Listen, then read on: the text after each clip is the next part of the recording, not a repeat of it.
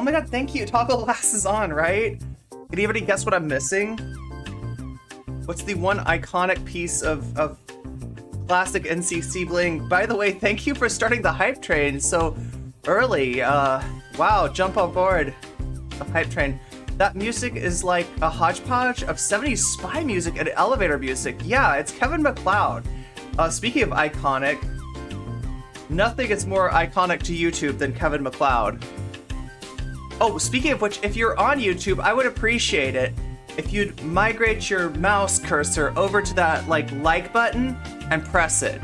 You don't have to press it super hard, you just have to click. Just click on there, it helps me out immensely. I know it sounds like a menial task, and I hate to ask you to do menial tasks, but I swear this is a menial task that will open up massive possibilities down the road. Every click that you do now is like an amazing guest that I get down the road, right? You know, like when Alimi shouted out Demon Mama because she looked up some trans-related topic, and there was a Demon Mama stream on it. That is one time where instead Alimi will find No Comment Chick and shout out No Comment Chick. Also no cat ears. Wait, did cat ears get activated? I don't see them. Yeah, we were missing the butterfly. The debate was so painful to watch. The leftist mafia was watching it. Alimi was tearing it up. She is easily. Oh, I love Alimi. I really like Alimi. Or click it with the yeah, if you're on your phone or your tablet. It's a good point. That's a good point. I shouldn't make the assumption that everybody's on desktop. Spark That Blood, thank you for the 300 bits. Wow, we are going for like a bits goal today. We still got our sub goal from yesterday. And, oh my god, I'll have to like knock one off of the butterfly. That's right, the butterfly. Oh my god, I'm such a mess. I'm such a mess. Messy room, messy girl, but you love me, apparently. Thank you, I appreciate that. I think Lance did a good job considering they aren't a debate, bro. Yeah, I mean, it's a tough environment that Lance went into. And like I said, I got no problem with Lance's intentions. I know Lance, okay? And I think that Lance, just despite the fact that we've had probably some disagreements that Lance didn't really want to take up with me, but instead just kind of like, left me in the lurch, I still think that Lance is a good person, okay? People can follow who they want to follow on Twitter. That's, that's their business, not mine, right? So, but, and I get that the politics of streaming, of creating content are complicated, probably has something to do with that, probably has something to do with Dylan Burns, etc., etc. But I'm not really mad at that. That was a long time ago. That was ancient history. I have had some issues with some of Lance's strategic choices, right? And that's a different thing to have a problem with somebody's strategic choices. Now, this is a choice to go on Timcast, and in Lance's own words, he signed up for the dog pile, right? That's an interesting choice, for sure. That's definitely an interesting choice, but you're gonna hear Lance's rationale, because I'm gonna watch Lance's version of the stream, right? And he gives his rationale, and what he's thinking is that, like, Tim Pool's audience, it's kind of like a bubble, it's kind of like a silo, they're not getting a lot of outside views, right? If he can reach, like, 1 or 2 people in Tim Pool, oh my god, Hype Train, we got a Hype Train. You missed the hype train is long gone. Better luck next time. Oh no. Okay, well, I mean, like, that was a really idiosyncratic hype train to start this early in the stream. But thank you nonetheless. Thank you everybody who contributed to the hype train. Messy is my whole life. So Chad appreciates Messy, right? And like, I mean, like I'm not gonna criticize like Lance as a person for this, right? I don't think that I don't put him in the class of people like Vosh or Destiny, right? I don't think of Lance like that. I know him. I know what he's trying to do. I think he's well-intentioned. I don't always agree with his choices, his tactics, his strategies, etc. But that's a different discussion. That's a discussion of, different tactics, right? That's different than, somebody that I think is, has got some underlying hostility towards marginalized people like Vosh. I don't get that from Lance. So understand that that's how I'm seeing him, and the criticism that you can expect from me it's not going to speak to Lance's character, right? Because I don't really have a problem with Lance's character. It's going to speak more to the strategy used in the debate, or, you know, the choice to go in the debate in the first place. I mean, I don't know, like, right? Vosh has done this, Destiny has done this.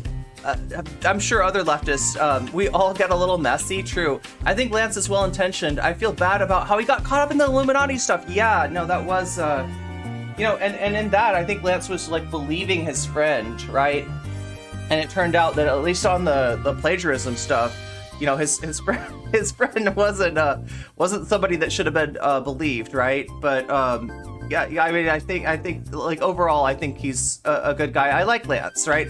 That's what I'm trying to say, okay? That's what I'm gonna say. In spite of everything that's happened, in spite of all the history, I still got love for the Serfs. I still got love for Lance, right? Now I'm talking about somebody who's in the White Leaf Network.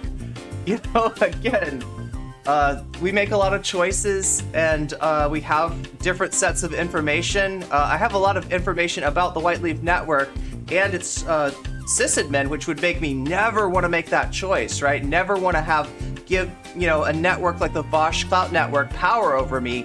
But obviously Lance has made a different assessment. But yeah, I mean, I don't hold it against him like on a personal level. I honestly wish that there was another option, right? So when you're talking about the service that they offer, which is like, oh my God, thank you straight out of bed for joining Weird Champs. And you too can become a member and get access to all of the old VODs, a bunch of old videos, a bunch of like history. You know, we want to see what this stuff is all about. I think I did cover the Lance Lauren Southern thing. You know, obviously was not a fan of that choice at all. And you know, all the rest, right? That you can get access to that with a membership on YouTube. On Twitch, we offer a sub, which gets you out of the ad break, which, you know, might actually be coming. I don't know. I left the stream going so long, just trying to get ready. I had to make my food, right? I had to make my big bowl of, like, somebody asked me if I'm a mukbang streamer. I don't know. That's a lot of food, right? I could see why you'd think that. I'm not trying to be, but maybe I am in spite of myself. But yeah, like I left it going so long that you may be experiencing an ad break pretty soon. There's different ways to get out of that, though. One way to get out of that is to pay $5 to Twitch, right? Buy yourself a sub.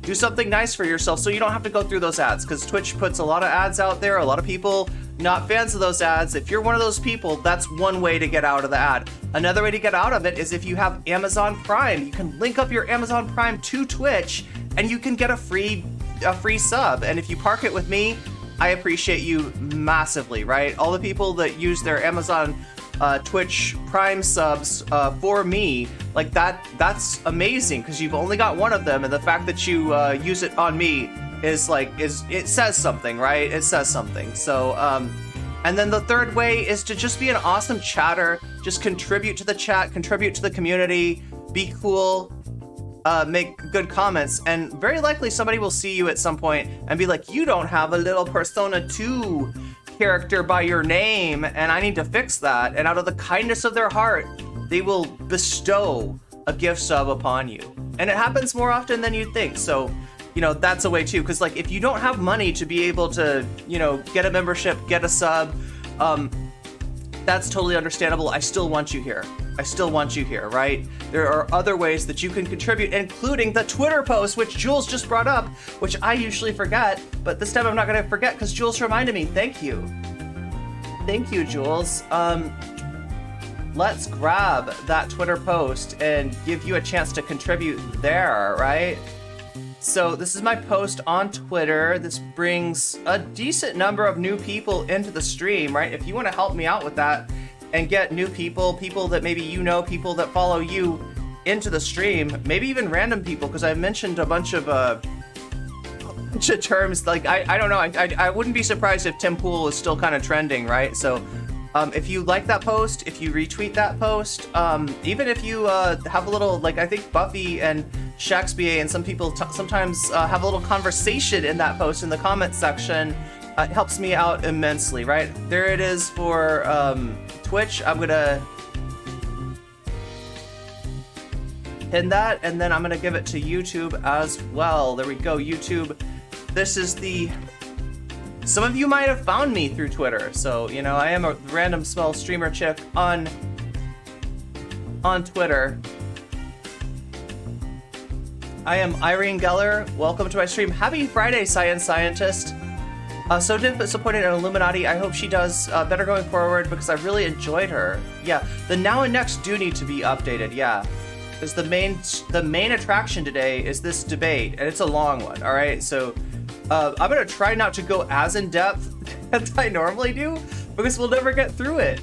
I know. Chat, what do you think? One in chat, if you think that I spend too much time on every little piece of content, right? I've been accused of not reacting hard enough. White Nervosa tried to pull my channel down, claiming that I didn't add anything to the content that I was reviewing. I think that's 180 degrees in the wrong direction. I think, if anything, I spend too much time going over every little detail, and I need to be a bigger picture girl going forward. So, Lance, Serfs TV versus Pim Tool. And it's really not just Pim Tool. Yeah, too. Okay, so people like the deep dives. People appreciate that. It's really not just Pim Tool. It's Pim Tool and his entourage, right? If you don't know Pim Tool's show, if you've never experienced the glory that is Pim Tool, and I don't even know what we'll do. We'll probably do something after that. We'll do something fun. We'll do something fun after that, right? But yeah, Pim Tool is not just Pim Tool. Pim Tool comes with an entourage. He always has that entourage behind him. That's one of the reasons that I would say I don't know about the wisdom of going on his show, right? Not only are you gonna get dogpiled, right? And like, look, there's a weird little there's a weird little, it's like a gaming dynamic. What is the word for that? There's a weird little dynamic that goes on there, right? Because if you get dogpiled, it kind of looks bad on the dogpilers at a certain point, right? So you could say that there's like a natural balance to that a little bit. But you've also got like social conventions enter into how a debate, and almost like the Timcast is more like a panel, right? You're not ever debating Tim one-on-one. That I've never seen that happen, right? I don't think that Tim will 1v1 you, right? He will 7-on-1 you, he will 5-on-1 you, he will 4-on-1 you, but he will not 1-on-1 you, right? So, but there's these like little manners, you know, like how people can relate to each other. That kind of enters into how a debate works. And when you're in a conversation with a bunch of people, you want to let everybody get in and have their say. Now, wait, if there's like 7 friends of Pim Tool, 5 friends of Pim Tool, I don't know how many friends he's got today, right? That's like 7 people that have got to get in and get their say, right? So when you're trying to push back on what he's saying, you're gonna get interrupted a lot, and it's gonna be justified, right? Because all those people have gotta. Oh, thank you for the 20 likes in chat. Can we go for more? Yeah, the likes are amazing already, and we want to see it. Like, look, our record is at like 97. Okay, that is how many likes I've gotten during a live stream. I would love to push that to 100 today. Let's see if we can do that. Right? This is pretty interesting content that we've got. What am I trying to do? I'm trying to change my window to be the actual debate itself. Thank you, DimDim999. Thank you for the follow.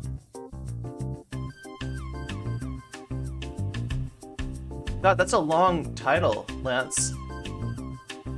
That's a long title, but like, I don't know, maybe it works for him. Who am I to question Lance's social media, you know, methods, right? They seem pretty successful.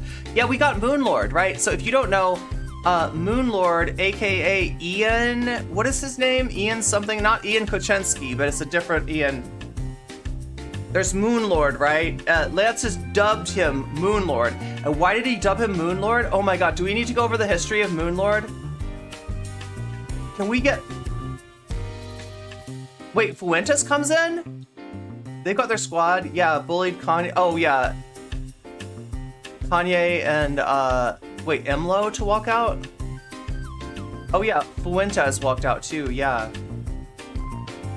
Mine the moon. Oh my god. Let's see if I can find that clip really quick. Because that's a killer content. Anyway, Lance has been, reacting to Tim Pool probably for, yeah, definitely for longer than I have, right?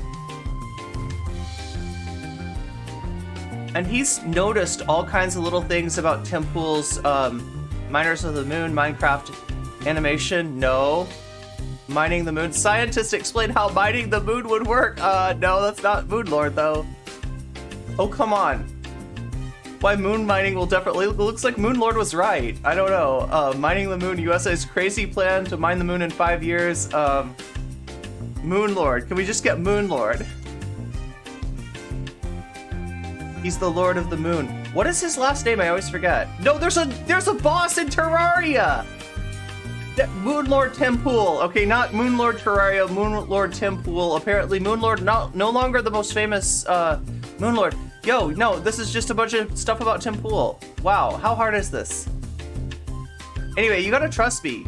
He's called Moonlord because he had this wild idea. I think he was high. I think he was a little faded at the time. And he did, his own videos on his own channel. He's like, why don't we mine the moon? And it wasn't just like, here's a weird idea that I got. Maybe we could mine the moon. Maybe there's be some cool minerals up there, right? Good stuff, right? Milo, that's who. Okay, sorry. I saw Emlo. I'm like, wait, I'm drinking some Mio here. Oh my god, I need to get paid if I'm going to show them. I'm going to show you as a sponsor, Mio. I should get paid by you. But yeah, he goes off about mining the moon, on Flight of Fancy when he's faded. He's a little close to the moon himself, right? And it's not just like this idea of like, yeah, that would be a cool idea, right? It's like, you stupid scientists, why have you not done this yet? Why are we not doing like right? He's calling out all of humanity for the fact that we're not mining the moon yet. We are all apparently, yeah, all the scientists, all the astrophysicists, who designs like all the engineers at NASA. Why haven't they thought to mine the moon? This is just such an obvious idea to Moonlord, right? And he's like thinking about obviously space travel is expensive, is dangerous, it's a big undertaking, right? And he's like, well, we could just build an elevator. Like how there's elevators in buildings? Buildings are pretty high. Skyscrapers are pretty high. You got an elevator to the top of the skyscraper. Why not an elevator to the moon? And we could just bring back the resources on the elevator, send people up to mine the moon on the elevator. Get your moon suit on, get your moon pickaxe and your moon shovel and all the other things you're gonna need to mine the moon, and go up there and get at it and get those minerals. That's what Tim Pool wants to know. He wants to know, why are we not mining the moon? So he's wild. He's fun, he is content. That's why Tim Pool has him on. Also, Tim Pool Moonlord makes Tim Pool look a little bit more serious, right? Everybody in the entourage is there for a strategic reason. You're gonna see that anyway. Anyway, I feel like I have been edging you too long at this point. Let's get into the content. Since I can't find the original Moonlord clip, somebody will. I bet Sarah wants I bet either Sarah wants a cookie or it's me, Natalie Marie, will find the clip and we'll put it in stream suggestions and we'll watch it during this thing. I don't know. Who will get to it first, right? It could be somebody else. It could be Shakespeare. It could be Buffy. It could be any of you if you join the Discord. Join the Discord! Why have you not joined the... No, just kidding. Why are you not joining the Discord? No, seriously though, if you haven't, you have no excuse. Join that Discord. Make sure that our link is current, right? Because sometimes they need to be refreshed. Let me just get you a fresh link to make sure that the link that you've got to the Discord is a working link. There it is in Twitch chat, boom. And here it is in YouTube chat. Join the Discord and mine the moon with me. Mine the content moon, that's what we're gonna do. Shovelers of the Moon unite, exactly. Elon, get on. Yeah, what the heck, Elon? What the heck? Best Discord on the net. Yeah, awesome stuff in there, and you can post pictures of your fur babies. And you can see the pictures of some really cute pets that people have, including Dragon Princess's pig, Neville. You got to see. Look, trust me. You got to see the pictures of Neville. Neville is adorable. All of your pets are adorable. Everything that gets posted there is wholesome and beautiful and wonderful and enriches my life. And I try to get to your stream suggestions too as much as I can. There's just so many. There's so much going on. I'm edging you again, aren't I? I'm edging you. Okay. So let me ask you a question. Why do you think we're seeing a rapid increase in the past few years of young people identifying as trans? What's that signify? The history of What's that, Lance? What do you got there? left-handedness. This is the history of left-handedness in the United States. Do you see what happened? So if you're gonna go on Tim Pool, understand that you're like, I mean, this is one thing that I'm like giving advice. Like, you're all getting, somebody out there is gonna go on Tim Pool. No, I don't know. Maybe you will, right? Maybe you won't after this. Maybe you'll decide better of it, right? But if you go on Tim Pool, you're not gonna have access to a computer. They've all got computers.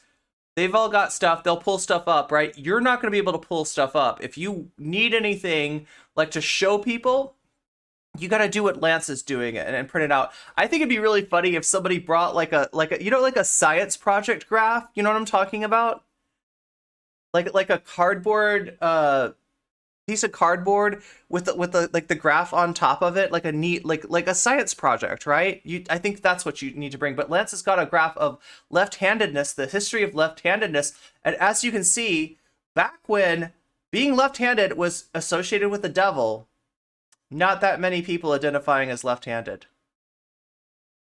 A lot of people said, "No, I'm not left-handed. Haha, I don't consort with the devil." And once people started to say, "You know what? Some people are left-handed and that's okay," right? You see the graph go up and then it stabilizes, right? Tim Pool's asking, why are there so many trans kids now? What's going on? Is it a social contagion? Is it coming to get your children? Is the social contagion out there getting your children? No. Is it TikTok? Is it TikTok? I know it's those TikToks. No, it's not the TikToks. It's that this is humanity and more people are trans than you realized. And you know, reducing the pejorative, like reducing the taboo against being trans is the way that you find that out. Curiouser and curiouser, yeah. Edging and edginger. Goes up and levels levels. We used to treat people who were left-handed as satanic, as the devil, all that kind of shit. You remember that, right? And that's why there was a lot of people who didn't record themselves. You remember that? Tim's like, oh yeah, back in the 1800s, that was being left-handed, and then boom, when we stopped doing that after the 1880s and in the 1900s, it spiked. Now this spike isn't because there was a whole bunch of indoctrination, or Alex Jones was like, oh, left-handed ideology, everyone has become left-handed. This has nothing to do with that. This is naturally how many left-handed people there were, and then it plateaued. We are in a situation right now where it is safer than ever for people to come out, and if they're queer, bisexual, whatever it is, and because of that, they feel safer expressing that. That's why Gen Z of all generations... I was concerned there was a trans genocide. Yeah, so here's... This is the actual statistics on people increasing. You can see the red one. That is Gen Z. That is the amount of people who in Gen Z, it's skyrocketing. It looks like they're identifying more than ever because their generation feels more comfortable talking about this kind of stuff. So you don't think that there's like a trans genocide or anything like that? I don't think that there's a trans indoctrination that is coming through media. Genocide, I said it. Yes, and I'm saying that I don't think there's a trans indoctrination coming through media that is programming kids to become trans. I think that's ridiculous.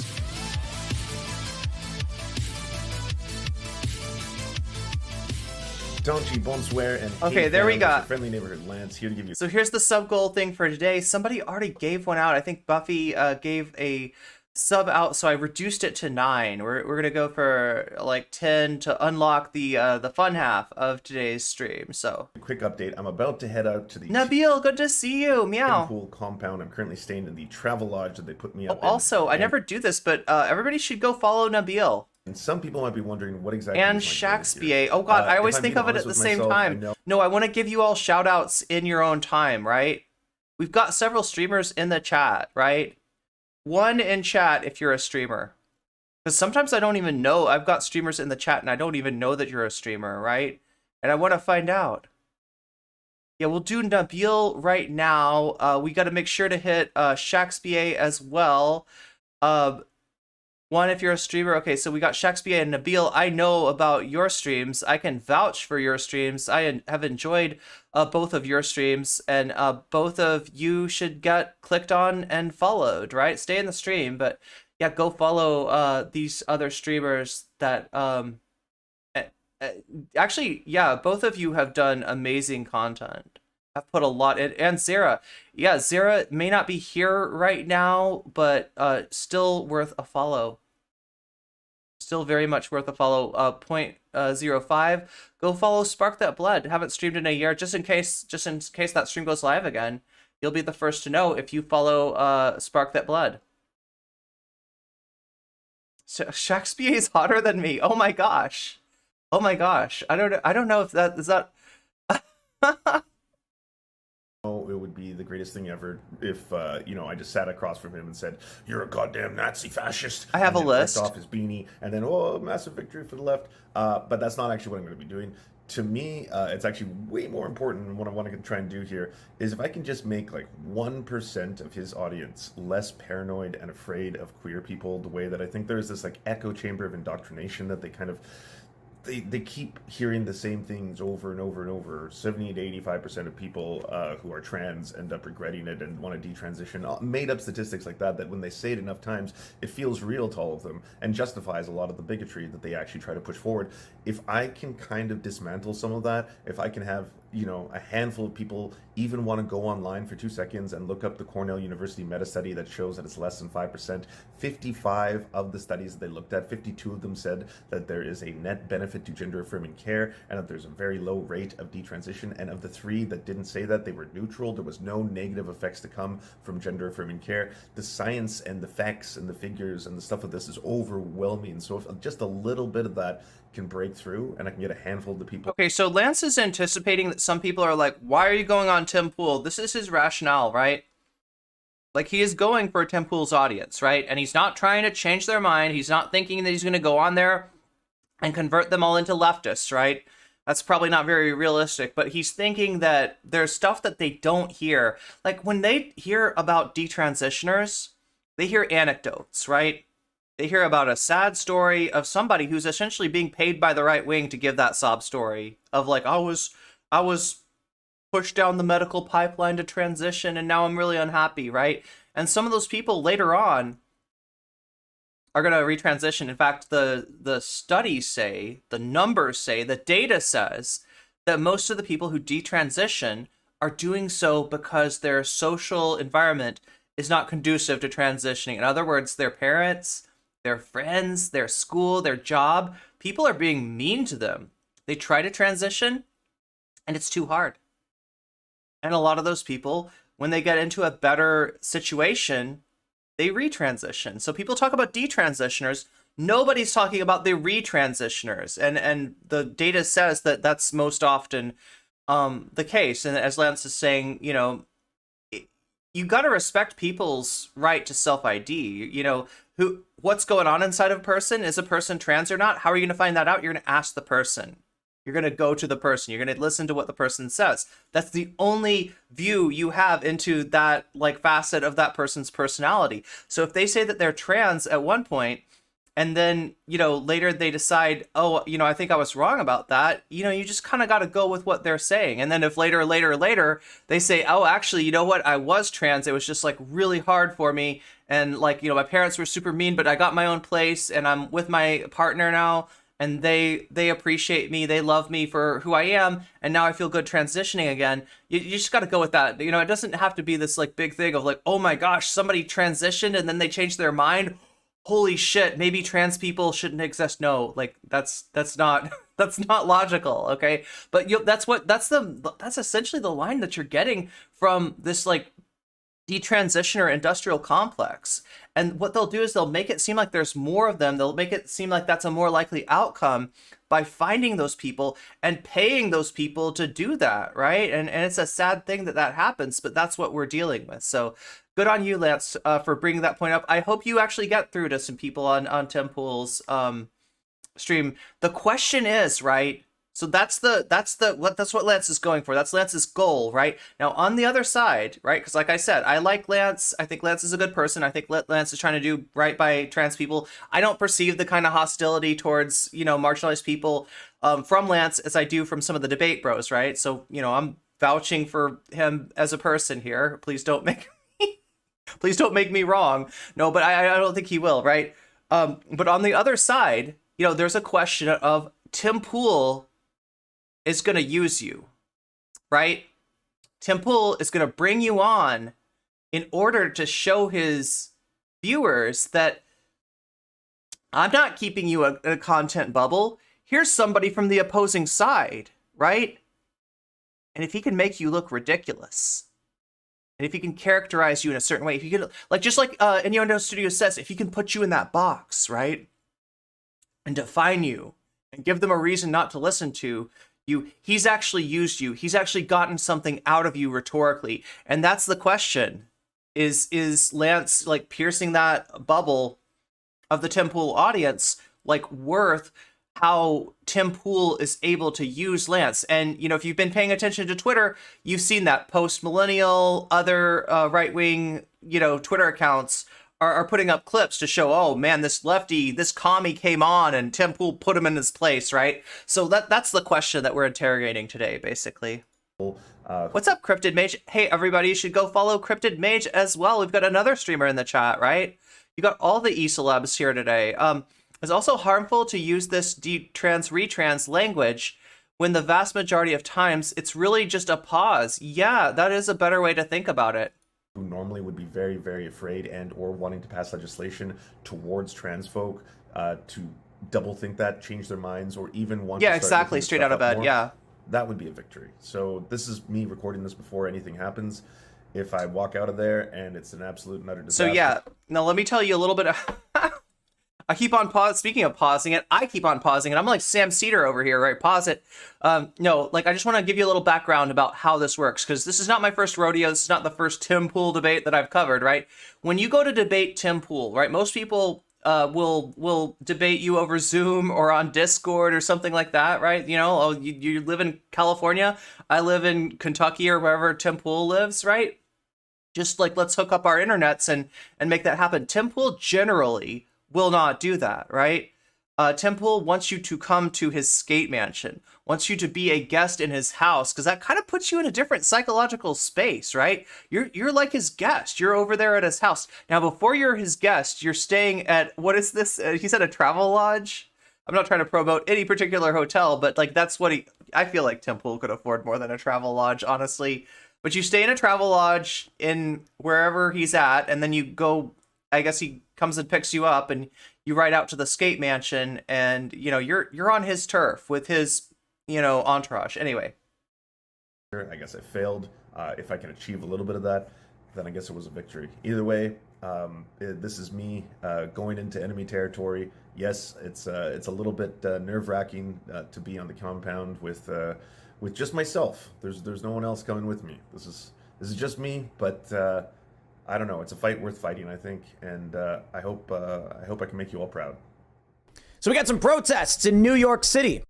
Straight Out of Bed says he wants you on his turf, which is a power tactic. It's establishing a dominant position. Exactly. That's what he's going for. Cyan Scientist says he puts you in a van and knocks you out like Squid Game. Maybe, possibly. Wait, Tim Pool's princess? What is this about? I know someone IRL who thought they were trans for a little bit, but then they realized they were cis, and that's that. It's not a big deal. People need to be able to decide.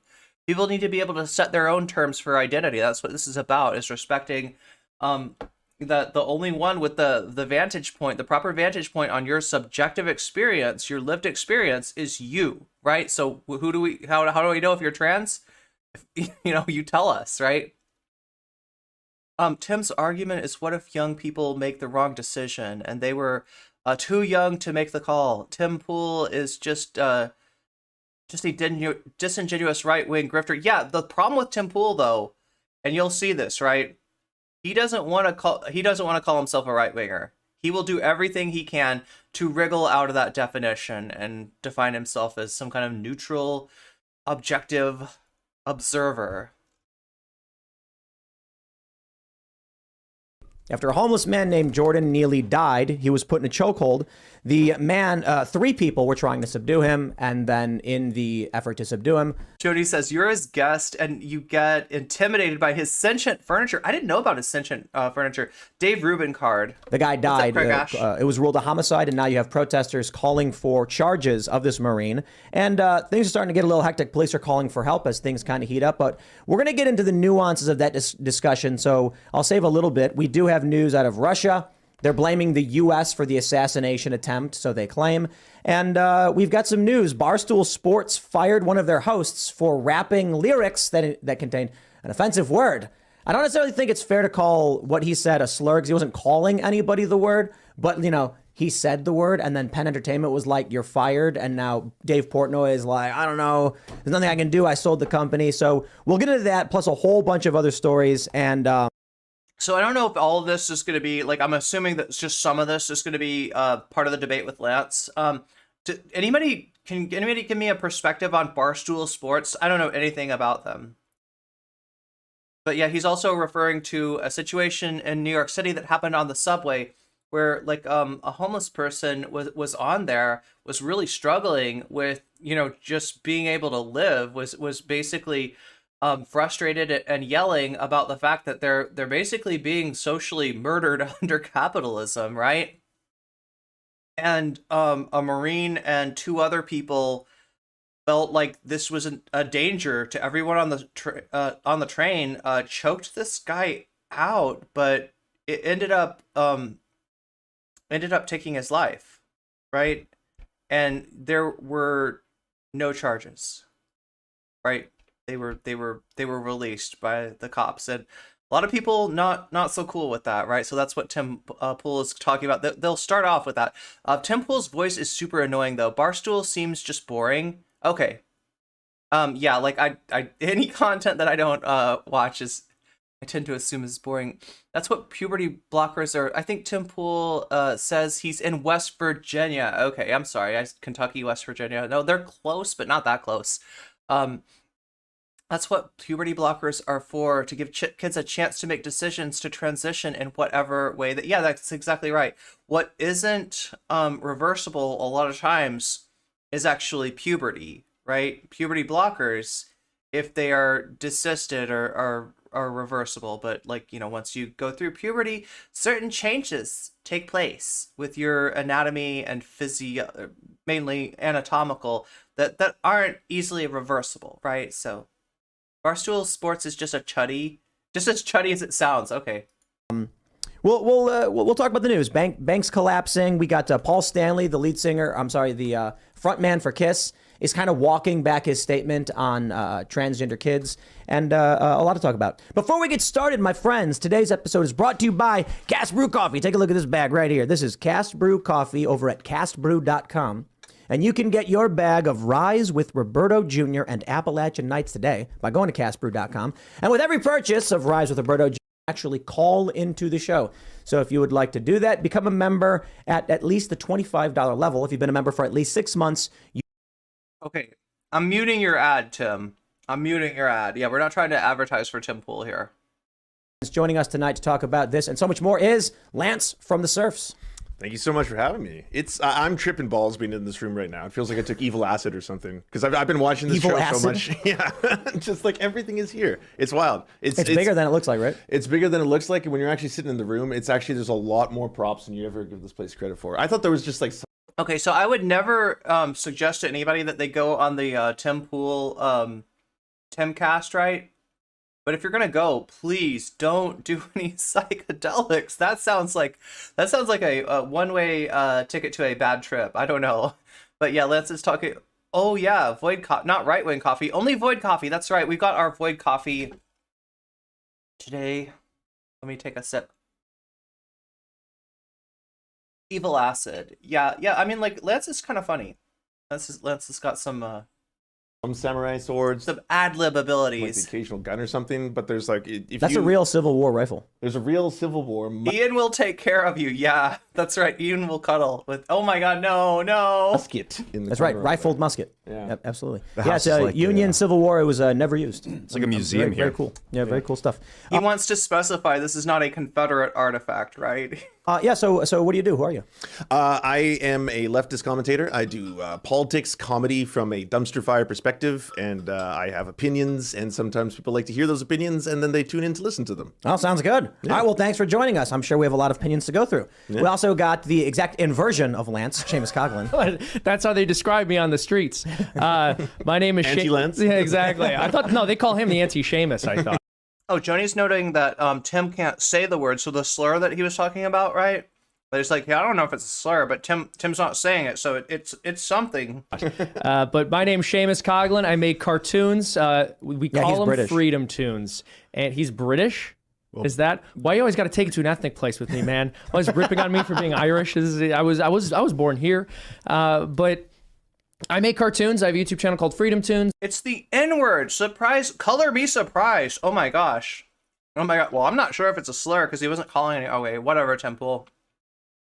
Really suspicious of people who are into the Civil War or World War II. Yeah, I mean, I could, a rifled musket is a rifle. It's in the name, Tim the Fool. What's up, Hilmandra? Oh my God, Freedom Tunes. I don't know this dude. Based Hogs? I'm also a podcaster. We uploaded a cartoon today, by the way. Y'all might want to check that one out. And I also have a stream on Rumble called Shamer. If y'all want to take a peek at that as well. Now we have Now, my question is, like, were you on YouTube first, right? And if so, like, why did you get banned, right? I don't know. Or did you go straight to Rumble? Moon Lord himself. I am the Moon Lord. He knows. No longer Weed Lord. I have evolved. Is he a brother sayer? Does he say brother? Does Freedom Tunes say brother? I have become. Okay, so now he's acknowledging it, right? So Lance gave him that name, right? Because of the clip that I was talking about, because of the whole why don't mine the moon? Why don't we mine the moon? We should be mining the moon, right? Lance called him Moon Lord. Lance gave him that, moniker, and apparently Moon Lord is aware that he's Moon Lord, right? Lance has made enough of a ripple in social media that Moon Lord is aware that he's been named Moon Lord. I hate people who give credit to chuds for being good at argument. Any non-asshole cares about the message, not as much the person that wins the argument. Oh, good to see you, Iron Orchid. Yeah. No audio. Okay, well, you're gonna pop into chat from time to time. Good to have you. Good to have you. Welcome to the stream, Polly. It's not very heme-pilled. Oh, that's right. Wait, is Heme still streaming? I never, like, some of these people, like, I knew back in the day, like, I knew Heme. I think I might have even, I think I had Heme on at some point. I think I talked to Heme on stream at some point a long time ago. I don't even remember what about, but, like, I always wonder if they're still going on. Are they still there? Do they still have a presence? I saw some Freedom Tunes on YouTube. So he probably got banned, after his work regarding the panini. The panini, right? I can't think of a funny joke there, but He knows. One with the essence of the vibration and the fabric of reality. So good to see you, Lance. So good to be here. And if you don't know, you don't know. But I am the Moon Lord. Let's get hot. And I am Serfs.com as always, guys. Let's get to it. Let's jump into this first. You're Wait, actually, pressing the wrong button over this here. is I gotta flag this. This is the first time Ian and I have the pandana. done a show together in almost a year. Since we It's screamed not about, done. I was yelling at you about religion or something. Exactly. Oh, really? And This is alcohol, our I first think, show. too. Yeah, that's our first Welcome show back, back. Seamus. Yeah, It's great it's good to be here, man. Yeah, I've evolved on my stance on Wait, religion. what We've happened? also talked off air. We've talked off air a good bit, but it's just funny that it's like I just realized this is our Everybody go give Shakespeare a follow. I don't understand how people like this dude can claim to be Irish eternally, regardless of how many generations it's been. But other people, like me, for example, are always considered illegal and alien forever and ever. I don't know if this makes sense, but Irish Americans and German Americans always want to claim themselves as if they were born and raised in those countries when they're just white dudes from Kansas. first episode we're both doing together because I've been seeing you for the past 2 weeks. Yeah, you know. We went last time we talked. We were talking about like I brought up vice. I was talking about alcohol. It's your vice or whatever. I said I think that was the real point of contention, and everyone's like, Ian, you're such a dick. I was like, I was just talking to Seamus. Like, we were just talking. Like Yeah, we were but bro, talking. he's Irish. You can't say anytime. that. No. What's better than a weed head is somebody that's like into weed, but they're gonna judge you for your like personal habits, right? That's racist. I don't remember exactly what it was, but I don't really care. Do you? No, yeah, what well, was it? I was just, it was a discussion about alcohol because I was saying that alcohol is not inherently sinful. Like Christ turned water into wine. It was his first public miracle. I've gone His through. blood was made of wine, right? I've Well, gone no, through- with transubstantiation, the properties of bread and wine remain, but it actually becomes his flesh and blood. I've had like serious problems with alcohol personally, which is probably why I was projecting issues. What were you saying? Oh, I was just asking, like, when you actually eat the blood of Christ, is that Christ is inside you? And Yeah. Look, I mean, I don't think that everybody needs to explain their like religious beliefs and stuff like that. But like, wait, I'm a little confused, right? So it's not like it's actual blood or anything like that, but it is his blood. Okay, you don't need to justify yourself. You don't need to justify yourself. but like his blood is alcoholic. Is that why it's wine? Jesus turned water into funk. So the properties of bread and wine remain, but what we believe as Catholics is that it's his literal flesh and blood. Okay. By his body, blood, soul, and divinity. Interesting. But he's not made of bread and wine. No, he's not literally made of bread and wine, no. And get crunk. All right, let's read the news. Here we go. Wait, got we the also story. have Serge Dupre. I Serge, didn't mention. We already did say what's up. Yes. Okay, cool. Man, Moonlord. Thanks, Doc. All right, here's the story. We got this ABC 7 New York police issue call for help. Outrage continues to grow over deadly subway chokehold encounter. So the death of a subway rider who was put into a chokehold by a former Marine on the train has been ruled a homicide, and now activists are calling for charges to be filed. They have planned several protests and rallies on Thursday as the NYPD has issued a call for public help in their investigation. Not made of bread and wine. Yeah, good point. Jesus is what you got when you order Dionysus off Wish. Jordan Neely, 30, died from a compression of the neck, the city's medical examiner determined Wednesday. Neely is recognizable to some New Yorkers as a Michael Jackson impersonator who regularly danced in the Times Square Transit Hub. On Monday afternoon, he was yelling and pacing back and forth on an F train in Manhattan. Witnesses and police said when he was restrained by at least 3 people, including a U.S. Marine veteran who pulled one arm tightly around his neck. A physical struggle ensued, leading to Neely losing consciousness. He was rushed to Lenox Hill Hospital, where he was pronounced dead. On Wednesday, a medical examiner determined Neely's his death was a homicide. However, that does not mean the case will be prosecuted as a homicide. Okay, so I want to notice his sources right here. Let me actually go to this scene right here. There we go. All right. So this is ABC 7, like a local New York City like local news, right, for New York City. Now we notice that it at least in what he's read, all we've got so far is he was yelling and pacing back and forth on the F train. Now, right now, depending on how you feel about unhoused people, right, you might project more on that. Oh, that sounds dangerous, right? They haven't described a threat. They haven't described a danger. They haven't described a menace, right? But just like with Ronald Reagan talking about the welfare queen, he'd never had to say that the person that he was describing as black. The racist voters for Ronald Reagan canonically filled that in, right? So, like, notice that in the news story itself, there aren't like a lot of details, right? And that's going to become an issue, right? You know, what actually was the nature of this person's presence on the train? Because, you know, while yelling and pacing back and forth can be scary, it's not. They're not describing a threat, at least not in this, right? We're also gonna note that Tim Pool is pretty specific about the news source that he gets. He uses the Daily Mail a lot. I guess in this case it's a New York story, so he's using a New York local news source. But in a lot of cases, he'll pull up the Daily Mail. That's the stupidest bit of writing I've ever heard. As a murder, they mean. Homicide means death. How much anxiety and sensory overload one would have to have if one were stuck on a crowded moving train in Manhattan. Caused by person, it doesn't mean criminal. So what they're trying to say is Though the death was ruled a homicide, it does not mean the case will be prosecuted as a murder. That is up to the Manhattan DA's office, which is investigating. But I suppose I'm probably being a little bit too harsh because you can, they're not being clear here. You can make the argument there's reckless homicide, there's negligent homicide. And so what they're saying is it's not clear that he will be criminally charged. They probably just should have said.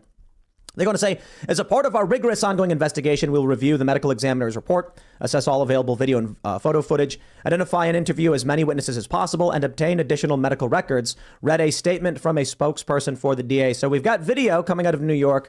Protesters, I believe this was yesterday, were seen in the... Oh my God. Okay, so why did they have him in a chokehold in the first place? That's what I'm wondering. No deets on that, right? They claim that they were trying to subdue him, but there's no evidence he was doing anything threatening, right? It's just that, like, right, if you have certain feelings towards unhoused people, you know, you're going to read stuff into that, right? That's not there. You're going to make assumptions based on how you see people like that, right? And that's what Tim Pool is counting on. He doesn't have to say that part. His audience just fills it in for him, unfortunately. Wasn't one of these guys a Marine? How is a Marine afraid of someone yelling and pacing back and forth? Literally how a drill sergeant says good morning. Streets, and the police made some arrests, and we'll get into it in a little bit, but one of our reporters, Okay, so now he's going to say a lot of things about this protest, right? Just for the record, the protest was about the lack of any sort of investigation, the fact that the police just, like, you know, essentially decided this was a justifiable homicide, and they just let the guy go, right? That's what they're protesting about. Tim's going to characterize the protest as being, like, what, pro-violent criminals or something like that, right? It's not exactly. Lee Atwater over here, right? People have been more compassionate on Jordan because it's not like he had somewhere to go. He was hungry. A lot of factors led to, yeah. And my understanding is what he was yelling about was the fact that he doesn't have food, he doesn't have water. He's like, you know, being essentially murdered. He's being unalived by capitalism, like, and no one seems to care. Who was physically assaulted by one of the protesters and had his property destroyed while he was in the process of doing journalism. But let's just get down to brass tacks here, because I'm sure there's going to be a lot of arguments about this one. This is the story of a guy who was having a mental breakdown. I guess the news that recently came out was that he was a subway performer and his mental health collapsed after his, I think his mom was killed, is what they're reporting. And after that, he kind of just lost it. And then he had been arrested 40 times. He had once punched a 67-year-old woman in the face. And so as he was belligerent and on the subway, reportedly threatening people, saying that he would take it, he was ready to die and he would hurt people. This is when the three men subdued him. Reportedly, the Marine told everyone to call 911. Okay, so my understanding is that there's no footage of the incident leading up to him getting choked, right? But I heard things a little differently than what Tim's saying there. My understanding was that he was saying he doesn't care if he gets arrested, right? Like doesn't have anything to drink, doesn't have anything to eat, and he's suffering, and he's like basically saying, I'm at the, you know, end of my, I mean, he's yelling it, right? He's pacing around and he's yelling it, but like that was what he was saying. I didn't hear like that he made threats, and I didn't hear that he said like that, not afraid to pass on part. I think Tim might be embellishing, right? I could understand being scared. Yeah, an NYC medical examiner ruled it a homicide, and yet the DA won't issue a warrant because more investigations need to happen. Yeah, whereas like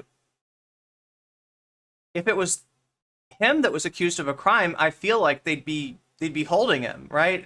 But this Marine who's been exposed to belt-fed boom booms, fallen asleep on earth-shaker batteries, witnessed high-velocity surgery, was terrified of a 90-pound Michael Jackson impersonator having a moment. He wanted to go to jail. Yeah, that's my understanding. Craig Ash is saying he wanted to go to jail to be given food and shelter. Is what he said, right? So that's what I heard, right? I feel like Tim's just kind of running with this, right? There's reporting that he threw his jacket on the ground and was yelling about his suffering. No reports of him threatening violence or threatening anyone. Yeah, so Tim is totally embellishing here. There you go. So it's not just Tim's audience that's like embellishing, that's adding details, that's making assumptions based on, this the guy's unhoused status. It's Tim Pool himself. And get the police down there, and then he ended up dying, which has resulted in the left, like AOC, whether or not people, I don't know if you consider her left, but AOC, Yeah, she's progressive. she said this was a public murder. And now you've got protesters calling for this guy to be arrested. They're saying he committed a murder. And I think this is actually a really good example of what is described as anarcho-tyranny, in that you had 25 people pushed onto subway tracks in the past year. You've had like a woman get raped on a train in Philadelphia. And we don't hear a single peep from any of these politicians, from any of these activists. Anarcho-tyranny. So this is just like a term that Tim's got, like that he's going to obsess about for the next few months. Until someone actually stops the guy. If you go back 7 years, Kills him, right? The specious threat of violence is after the fact is pretty much just a classic lynching justification. Apparently, this is the quote: "I don't have food. I don't have drink. I'm fed up," the man said, according to Facebook post from Vasquez. "I don't mind going to jail and getting life in prison." So, like, I mean, you could read a threat into that, but it literally isn't. It's not there. It's not there. It's not explicitly there. You have to, interpret that in a certain way to see that as a threat. In other words, like, God, it sucks because like arguing with somebody like this, like they're like, "Don't you see the threat's right there? The threat's right there. The threat's right there." And it's like, no. The threat is in your head. It's in your noggin, Tim. That's where the threat is. You're adding the threat to what was literally said, right? It's not there. Kills him. He killed him. Sure. Yeah. So when someone is being violent and then someone else acts in self-defense of others and the person dies in the process, now there's all of a sudden calls for, okay, so this guy should be criminally charged. So we got to bring up Innuendo Studios, Ship of Theseus, right?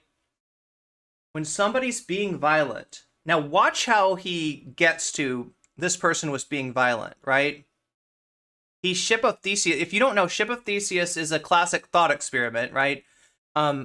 That Theseus was a person from Greek mythology. He traveled on a ship, I think, was it Crete? Or I don't remember if it's Cyprus or Crete. I think it's Crete. Yeah, it's Crete. Okay, so he travels to Crete on a ship, right? So this thought experiment says, let's say that Theseus is on the ship, and as he's on the ship, something breaks down. But he finds another piece of floating wood, and he tacks that on there, right? Another thing breaks. He pulls that out, he substitutes it with something else, right? So by the end of the trip, Theseus is sailing on a boat where none of the wood on the boat, none of the sails, nothing else on the boat, right? It was what was on there in the beginning. Is it the same ship? That's the question, right? And Tim Pool's doing this with argumentation, right? So we just read the quote. There's no threat in that. There's not even really an implied threat in that, right? But Tim Pool's going to talk about the legal definition of, I don't remember if it's like assault in New York City. And so he's going to argue that what he did meets the legal definition of assault, and therefore assault is violent. And you see what I mean? It's Ship of Theseus, like, right? He doesn't just go right there. He's like, okay, so this is kind of like this, okay? And you don't really have time to be like, I don't know if it's really like that, Tim, but this is like this, and this is like that, and that's like that. So therefore, A equals B equals C equals D. He was violent. No, Tim, he was. That's not there. We're not seeing that. Just me. Thank you for the follow. But there was no call for stopping the 25 people being pushed on a subway track. Theseus actually sails the ship to the island of Delos because they go to worship Apollo in the story, who is said to have been born on the island where is the center of his worship was. That's an ongoing and acceptable thing, I suppose. I'm never going to sit here and try and defend people pushing people on the subway tracks. That's a crime. Like, that's terrible. Attempted murder. Yeah, exactly. Especially if they die. So that's horrible. Which is before or after Crete? Well, no one's going to be on the other side of that argument. But in terms of like the guy who just got killed, isn't, and you can correct me if I'm wrong on this, doesn't in self-defense the proportionality of what you're doing has to be in response to the actual aggressive actions of the person, right? It has to be proportional. Is that correct? So you feel in your mind that it was a proportional response for him to choke him out to death in that situation because he was going to become such a threat to the person who choked him out. But you made a big leap right there. What's the leap? You're ascribing intent to the Marine to kill. Oh, I'm not saying he intended to kill him. I never said that, but he. Who's ascribing intent, Tim? Who's ascribing intent, right? We literally read what the quote is right now, and I'm to understand that this is what the people that were there reported that he said, right? Who's ascribing intent? You are. You're ascribing intent to the victim. You're ascribing that, you like some kind of danger, that not just intent but a threat, right? Oh my God, he's so disingenuous. He's so disingenuous. Did end up killing him, right? That's immaterial. But what has to be material? Is that a truth bomb? Oh yeah, I guess so. What is that behind Lance? Tim has to be. Is Are he you doing making what he's doing? It looks like a bomb. Personality argument, or are you making? Yes, I'm an asking. intent Well, I'm argument? asking you that because is It what is he proportional? did proportional to the threat? Yes. So the threat that he was going It to is do. proportional to subdue someone that is threatening other people and saying he'll die in the process. and end up killing him, even if that was So see now you're doing it again. You're ascribing intent. Okay, now I'm gonna go out on a limb here, right? There's no video of this as far as I know. There's a description of what happened. There are eyewitnesses there, right? But if I'm those people there, the people, the three people that subdued him, right?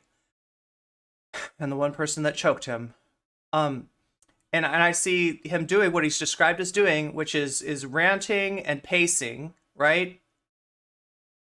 And maybe I see something that's not described in, like maybe I perceive like an aggressive movement or something like that, right?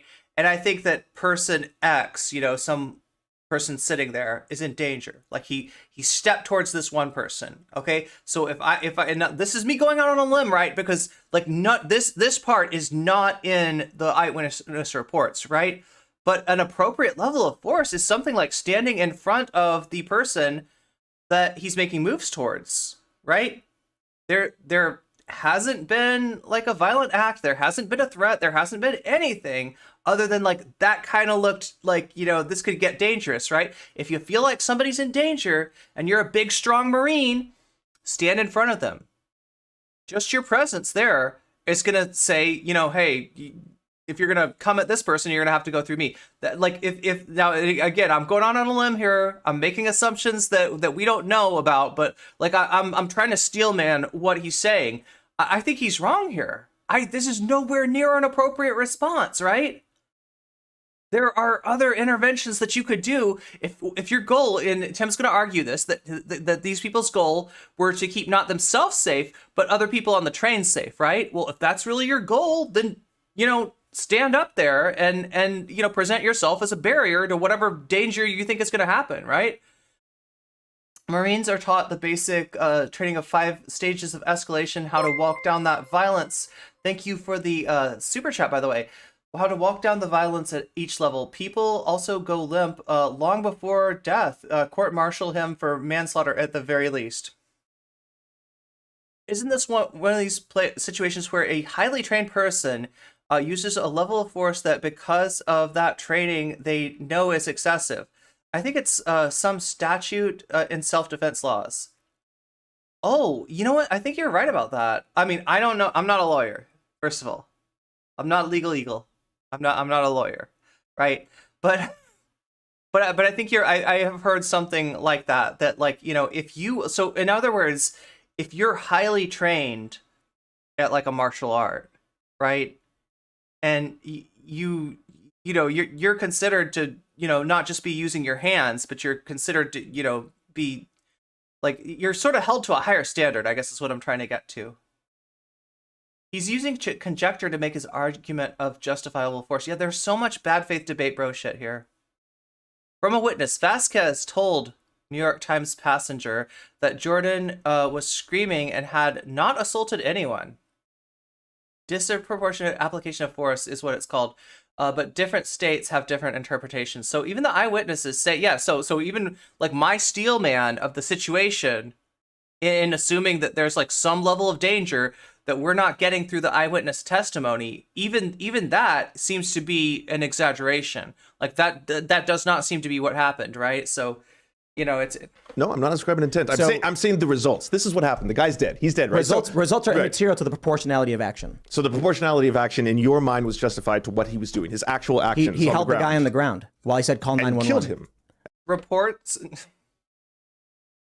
Results are the only measure by which we have to gauge the proportionality of his actions, right? Tim is so off here. And choked him out until see, he died. You're doing it again. No, you keep saying I'm doing it again. I'm saying this is You the are. end results. I'm not saying this is what he meant to do. Doing what? Maybe he did. Making you look bad on your own show? Didn't. What? I don't know. I don't know what's in his heart. Right. Neither do you. None of us know what he meant to do that day when he woke absolutely. up. Right? If someone is threatening other people, you are allowed to subdue them. And then would it be like an point of involuntary death. manslaughter? So Is that- see, you No, but this is what happened. It's to the point of death. So you have. It's not a criminal- It's not. I'm not saying he intended to kill him. That's a Let's get difference, some right? sody But if pop. he ended up dying as a result of that, was that proportional? Yes. He needed to be killed. No, Or you he see, could have killed see, someone else. Hold on, stop that. You can't. What? You keep trying to say needed to be. No. But that's what happened. The Marine. That's the end result. You're saying the Marine tried to kill him. No, I didn't say that. Then why? you why are would- saying then that I'm why saying would that. you You're putting say- words in my mouth. I'm saying that's what Hold ended on, up happening. Let me respond. Then So- why would you? I will say that a Marine, more so than other people, is going to know what level of force is potentially deadly, right? You're not just an average Joe off the street that, like, you kind of know how to do a rear naked choke. You don't really know how to do it right, and you got scared, and you were, this is a Marine. This is somebody who's trained. The whole podcast is wild. Tim does the biggest debate perv tactics. He didn't hold the man down. Yeah. He choked the man and uses lethal force. Watching the leftist mafia stream discussion right now, but this ended up being in your feed. Whoa, nice. Go Lance. Say needed to be killed. Because Why did you what say he needed did to to be him, killed? his chokeout ended up with the guy dying. So that was the right. end result. So his proportional response to what he thought was a threat was that I'm going to choke him out. I'm not trying to kill him, but I'm going to choke him out.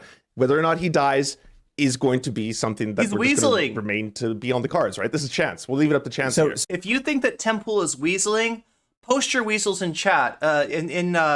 In Twitch, if you've got a sub, you've got weasels. In YouTube, if you've got a membership, you've got weasels. Post your weasels if you think that Tim is being a weasel here. Hey, what's up, Gomez? So you are making a huge Weasels, leap right we got there. weasels. There's no Hey, lead, Tim. We got weasels, What he's weasels, doing weasels. is Yes. that proportional. Is choking Weasel. someone with the possibility of death. With the possibility of yes, it death. is. Yes, Okay, so absolutely. so that's I'll just tell you sense. this. Yeah. Let me tell you. So if someone tried illegally entering my You home, have no weasels. I will use yeah. whatever force necessary to stop them from illegally entering my home and illegally entering my home. Right? I have the He's not entering anybody's home, Tim. He's entering a public space. Do you regard that as a trespassing situation? For an unhoused person to enter a public space? You're comparing that to somebody breaking into your home. You're comparing that to home invasion. Are you gonna call this a subway invasion? What the hell is wrong with you? What are people like? What are people supposed to do? And you know the answer. You know his actual answer, right? The actual answer that he has is like not to exist, right? I'm pretty sure.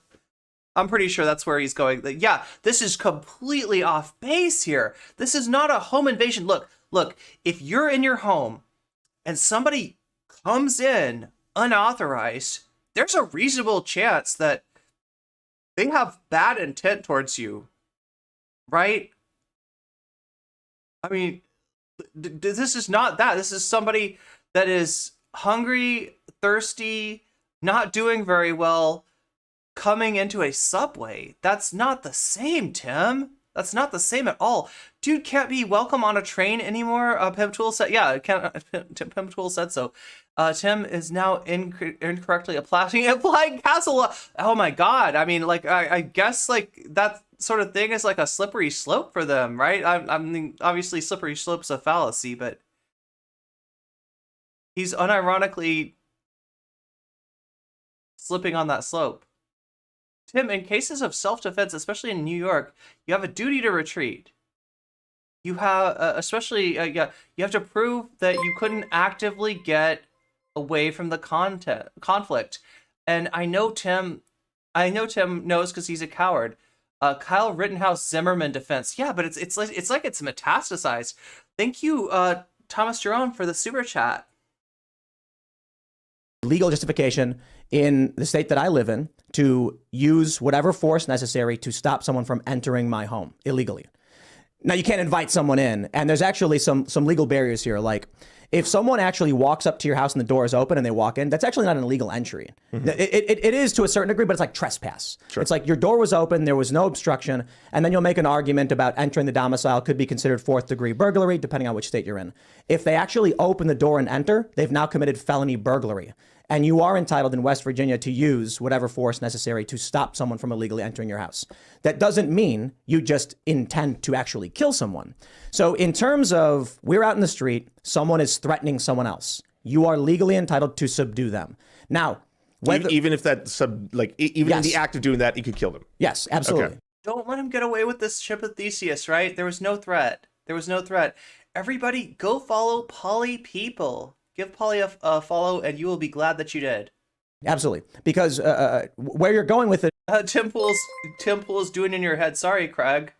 That leads to children being shot at the doorstep. Yeah. NYC is aware of this due to Bernard Goetz. Or Gates. Yeah, exactly. Basically, this castle doctrine. I'm not talking about the law. But I'm talking about the concept in people's head, right? They get this in their head. They're like, oh yeah, it's castle doctrine, right? It does, yeah, tend to lead to people, especially when you combine this with privilege, right? That's what puts all this stuff on steroids, right? Is the privilege that somebody with the privilege to have a house and be okay financially and have their needs more or less taken care of. Is like, feels like that somebody coming in there, not in that situation in the subway, is somehow they're breaking and entering into a subway train, right? That there's nothing that really gets you there other than entitled brainworms. There's like, what act of subduing Nina? would be permitted in your mind then? Like holding his hands tightly? Yo, you want to prevent an assault that you think is going to happen. Now, this isn't what we heard in the eyewitness reports, right? This is me exaggerating in order to steel man Tim's argument, right?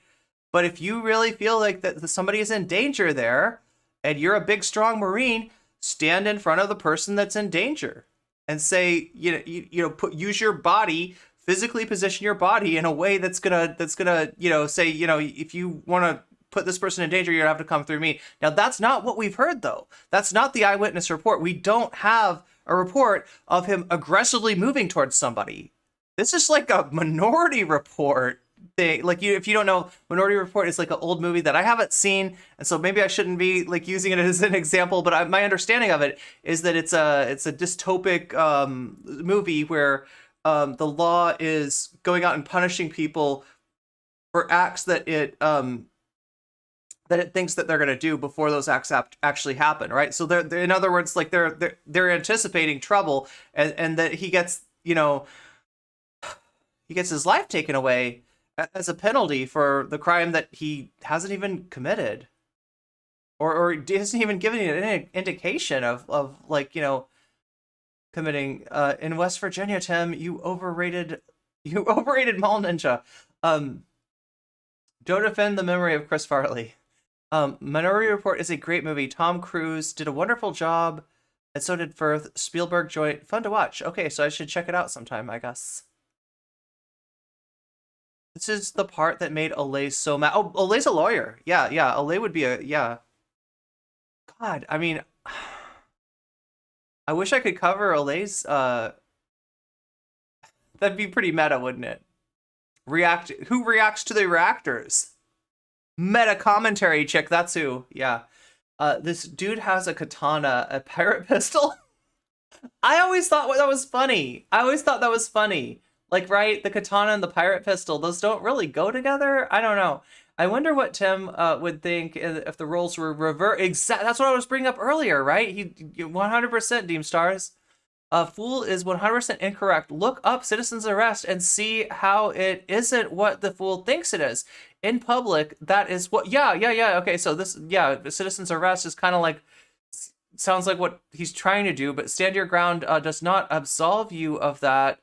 In the end, they were basically making a citizen's arrest. I hadn't thought of it like that, but it makes sense. He's actually, Tim Pool's a really good musician. I really haven't listened to his music yet, Fortress 13, but I'll take your word for it. Irene would know this as a kickboxer, cat boxer. I mean, I don't know about weapons, chat. I'll be honest. I don't know anything at all about weapons. Eliza Orleans would have some interesting points on this. Tim wants to be a predator. Okay. What is that picture? A chicken? Wait, is there? Yeah, you're right. It does look like a chicken. I was about to say a different name for a chicken, but I realized that might be TOS. His music is cringe, says Natalie Marie. Isn't Tim Pool half? I don't really know about Tim's background. That's his rooster. Oh, that's his rooster, Roberto. Oh, I remember him talking about Roberto the rooster. Yeah. One that doesn't have a possibility of death, I would say, because give me one. Give me one, and your martial arts expertise. Zero, absolutely zero. Okay, so zero. there's a and I think I can contend. Chat, what would you say that I was drinking? Right? If you see me like this, does it look like I'm having? It's kind of early for the. I know it's Friday, no comment chick, but it's a little early, isn't it? Does this look like what do you interpret this as? Right? When you see this, do you think like this is like? Is this a Shirley Temple that I'm drinking, or is this like a tea? It could be a tea. It definitely be like a raspberry tea. There we go. Looks like a Long Island iced tea. I wish it was a Jack and Coke. Okay, well, I mean that sounds kind of yummy. Although, wait, maybe a SoCo and Pepsi though. I like sweet things, chat. I like sweet things. Tucker Carlton's tears. Yeah, sweet or unsweet treat. Hey, how did you know that I'm a southern gal? I mean, technically, I don't know. I don't know what I am, Chad. I lived in all kinds of places. Pure vodka with food coloring. Right. It needs a parasol. It does, doesn't it? No one here has any, right? Well, sorry, am I in a judo room? I just watched a lot of movies. It's actually just caffeine, right? There's no. Not to disappoint anyone. No, but Sharp elbows. but no, none of us have black belts. We don't know this shit. We're just a bunch of people who talk on the internet. But now right? going black belts. Now, I mean, here's the weird thing though. I've never had a Southern accent, right? I've never had a Southern accent. Some people in my family do have Southern accents, right? But I just never got one. I don't know. Maybe I was raised by TV. We're only one like away from 30. Can we get to 30? Who's going to be the awesome person that hits the like button to make it 30? Yeah, we're trying to farm those likes today. So, if you want to be part of the No Comment Chick like farm industrial complex, hit that like button. I have hostile environment training, and I have some minimal martial arts training. Minimal. I've done some kung fu, taekwondo. So once again, there's no experts here to talk about this. Yeah. So certainly will contend I am not an expert. However, if What's up, Sapphic? someone is threatening harm against another person, and 3 people find it reasonable to subdue him. Now, what do you think here, right? Should Lance bring up the fact that there was no threat? I mean, there's got to be a reason that Lance is not doing that, right? I don't know. I mean, I don't want to play backseat driver too much. Because Lance is in Tim Pool's house. Understand this, right? If you're on Tim Pool's show, you're like a guest in his house. He doesn't just do this in a studio or something. This isn't in an office building or anything like that. This is his house. If you're on a show, he puts you up in a hotel. He paid for your hotel. I think he sends a car out to come get you. And he brings you to his house. You're like a guest in his house. In this massively overstimulating environment with katanas and pistols and Fender, I think that's a Fender guitar, right? Like I don't want to backseat drive too much, but like I would have really liked to see some pushback on the idea that there was a threat made. Tim Pool keeps mentioning it's reasonable to subdue him, but isn't defining what subdue means. Yeah, there's a lot that he's sloppy. He is absolutely sloppy. Lance may not have access to the news reports. That's the other thing. Yeah, so understand, Jules is bringing up an important point. Lance came on to debate about like the rates of LGBTQ, the rates of queerness essentially in younger generations, right? The fact that there's more, queer identified Zoomers than there are of millennials, and more millennials than there are Xers, and you know what I mean? So we're seeing like rates go up. Tim Pool's probably going to argue something like tofu. You got tofu in my brain. One Love, you implanted that into me. You said beanie style kung fu, and somehow I read bean and saw fu and made that into tofu. Why did am I hungry? I literally just ate. I shouldn't be hungry. We're at 30. Yay. Good job, YouTube. Good job. Let's see if can we get it to 35 in the next 17 minutes? That's my question. I'm wearing a knit cap. What was I even talking about? Oh my God, I got so confused. Right. So yeah, that's Jules. That's what I was talking about. Was the fact that Lance came on to debate a different topic, right? And this is kind of a breaking story. Depending on like Lance's what happened earlier that day for Lance may not know all the facts here, right? But yeah, there was no threat made. Tim Pool is absolutely lying. Tim Pool would threaten someone with tofu. he'd wave it around. This jumps from Jordan Neely's murder to abortion to BoJack Horseman, and not even the show. The different BoJack Horseman. To trans kids, and then Lance is somehow the real. Oh no, God, yeah, he's so Tim Pool is so disingenuous. Base tofu, and the person dies. That person was in the process of committing a crime. If you lose your life in the process of committing a crime, I'm not going to blame the victims for this, right? Would you blame the victims for this? When you're saying victims, you mean the people who killed him? There's one victim in this situation, right? And it's the person that's no longer alive. No one was threatened. No one was assaulted. No one was harmed. Except for Neely. Tofu is delicious and nutritious. Yeah, I really like tofu. Especially when it's like baked in what is it, air fried? Have you ever had air fried tofu? It's my favorite. Martial arts experience, as if that qualifies him as an expert. I don't know. Maybe next he's going to be an expert in music too, right? I can play the guitar. Therefore I can have music takes too. I regret that I only have one like to give the YouTube stream. Everybody, go follow Cryptid Mage. You will be glad you did. Click that like button and get into Cryptid Mage's content. I highly recommend it. Tofu can be dangerous in the wrong hands. Oh my God. That is so true. Air fried tofu is so convenient. Yeah. And it's crunchy too. It's crunchy in a way that it's like, I'm at 35. Oh my God, I thought you said I was 35. I was like, wait, is time flying that hard? No, yeah, the likes are at 35, right? Not me. This is not yet. Dude probably watched those base root self-defense videos and thought he was Batman. No, he probably watches oh my God, what's his name? I almost said Gordon Ramsay.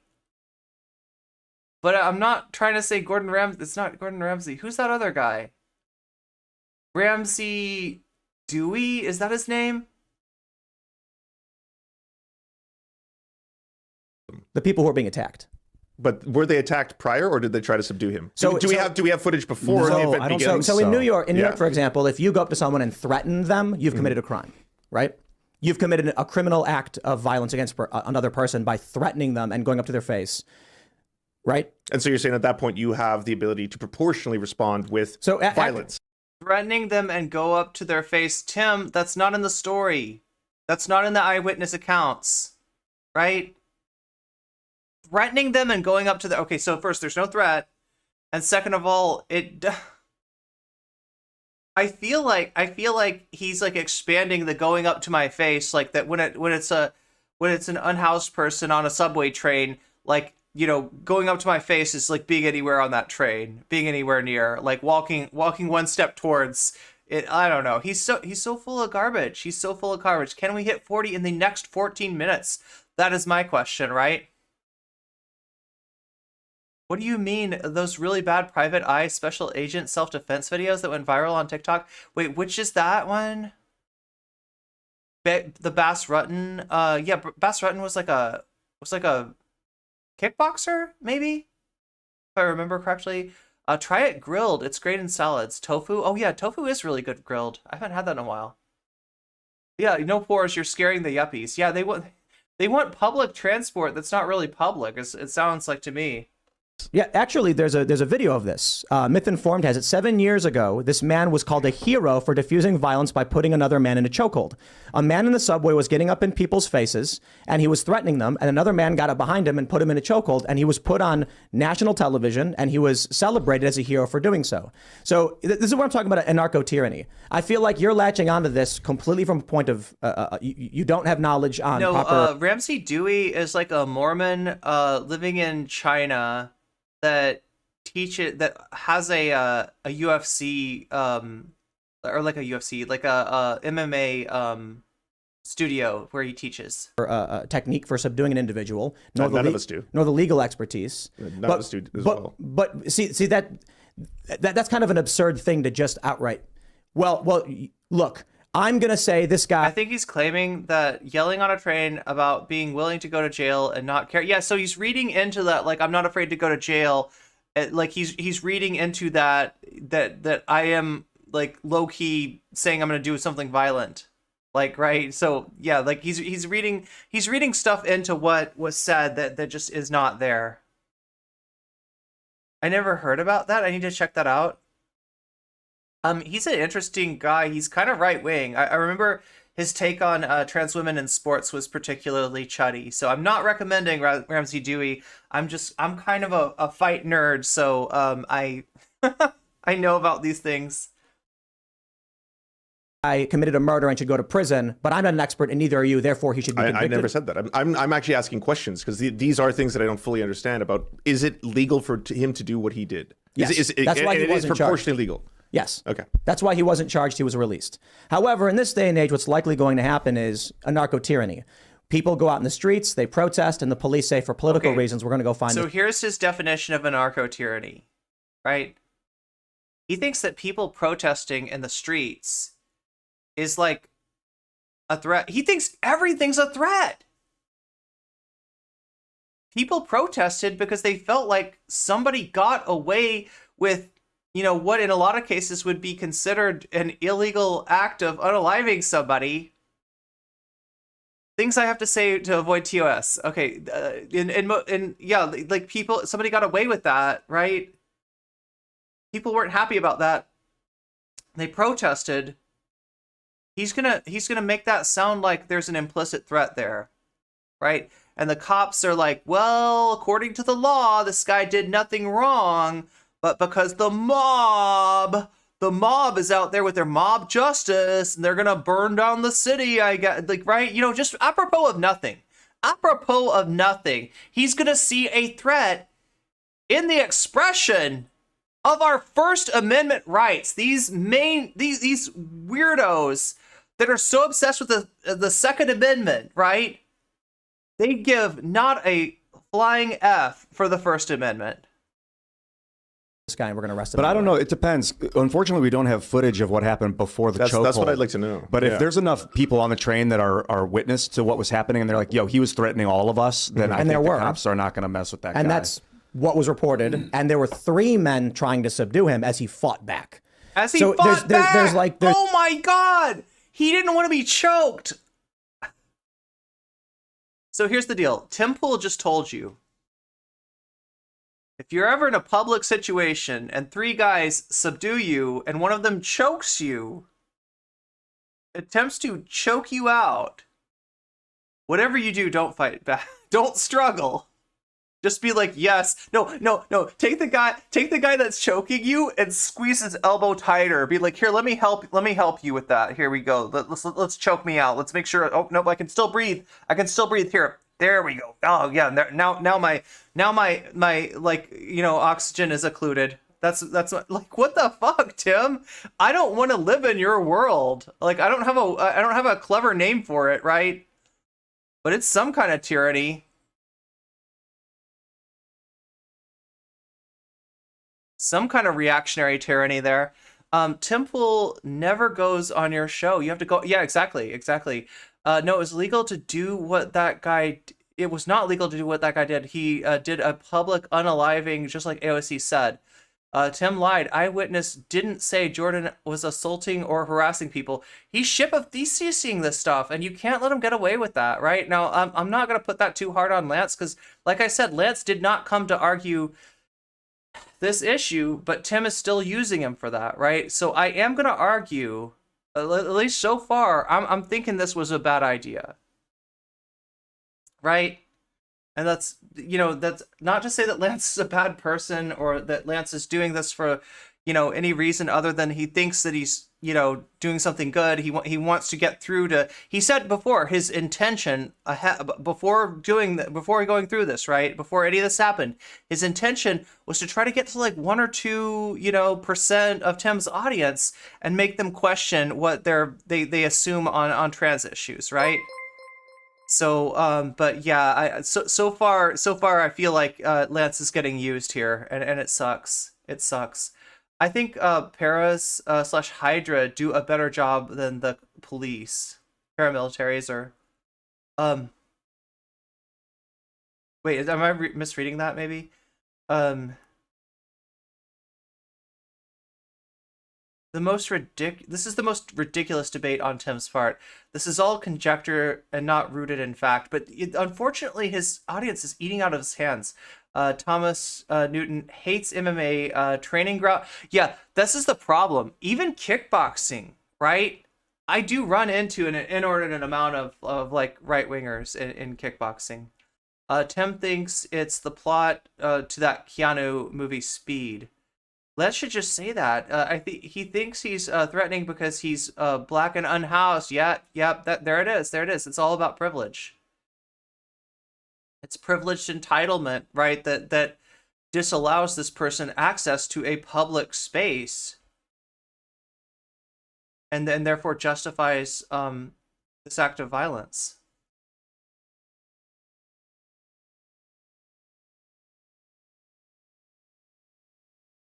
I don't know if it's Ship of Theseus. I feel like it's more of a straw man. What I'm saying by the Ship of Theseus thing, and maybe this is me having watched the debate prior to this and getting ahead of us a little bit, but Tim's gonna, he's gonna move from like A to B. He's like, okay, this is like this, right? And this is like that, right? And this is like that, and that's assault. Assault is violent, right? So therefore he was doing violence. And literally the guy was pacing around ranting about how he doesn't have food, he doesn't have water, his life is effed up, and he doesn't care if he goes to jail, right? He is making a scene in public. He, people might be scared, right? It's not, it's not a pleasant situation, but this threat of violence that Tim is ship of Theseusing into existence, it just doesn't exist, right? It's like just bad debate bro tactics. It's exactly what Innuendo Studios talks about in that video. There's no debate that this guy was acting violently and threatening people. Yeah, good point, Shakespeare. Tim and his buddies have laptops and stuff. Lance doesn't have access to anything. True. And also understand that Lance has been traveling. Lance has been staying in a hotel, right? He might not be up to date on this story. Very, very likely is not. People, and even said he was prepared to die. I mean, there's probably some. You're right. Electric Brain. There's probably some straw man DNA in there too. At that point, you have what could be a terroristic threat. I think if a guy got on a train and screamed, "Oh my God! I'm going to." Oh my God! It's basically a terroristic threat. He said he doesn't care if he goes to jail. What might someone do to go to jail, maybe a little bit of violence. Oh my God, Tim, it's not a terroristic threat. It's nowhere near that. Oh my God. Lance actually does have a laptop to look stuff up. Oh God. Okay, I didn't realize that. So he lets you have a laptop now. Vosh, I think, commented on the fact that he was kind of at a disadvantage because they all, had access to the internet, and he's kind of sitting there. Obviously, I mean, I guess you could pull out your phone, but like, can you imagine if you're like, and the camera cuts to you? Lance, wake up, Lance. Hey, Lance. It's kind of hard to, yeah. Cause harm to people and then said he was willing to die, you'd probably want to stop him because there's signs all over the subway saying if you see something, say something. And I suppose we could go the route of when Luke Rudkowski had that video. There was a guy in a subway with a knife stabbing people, and the cop said, "We're not going to get involved at all."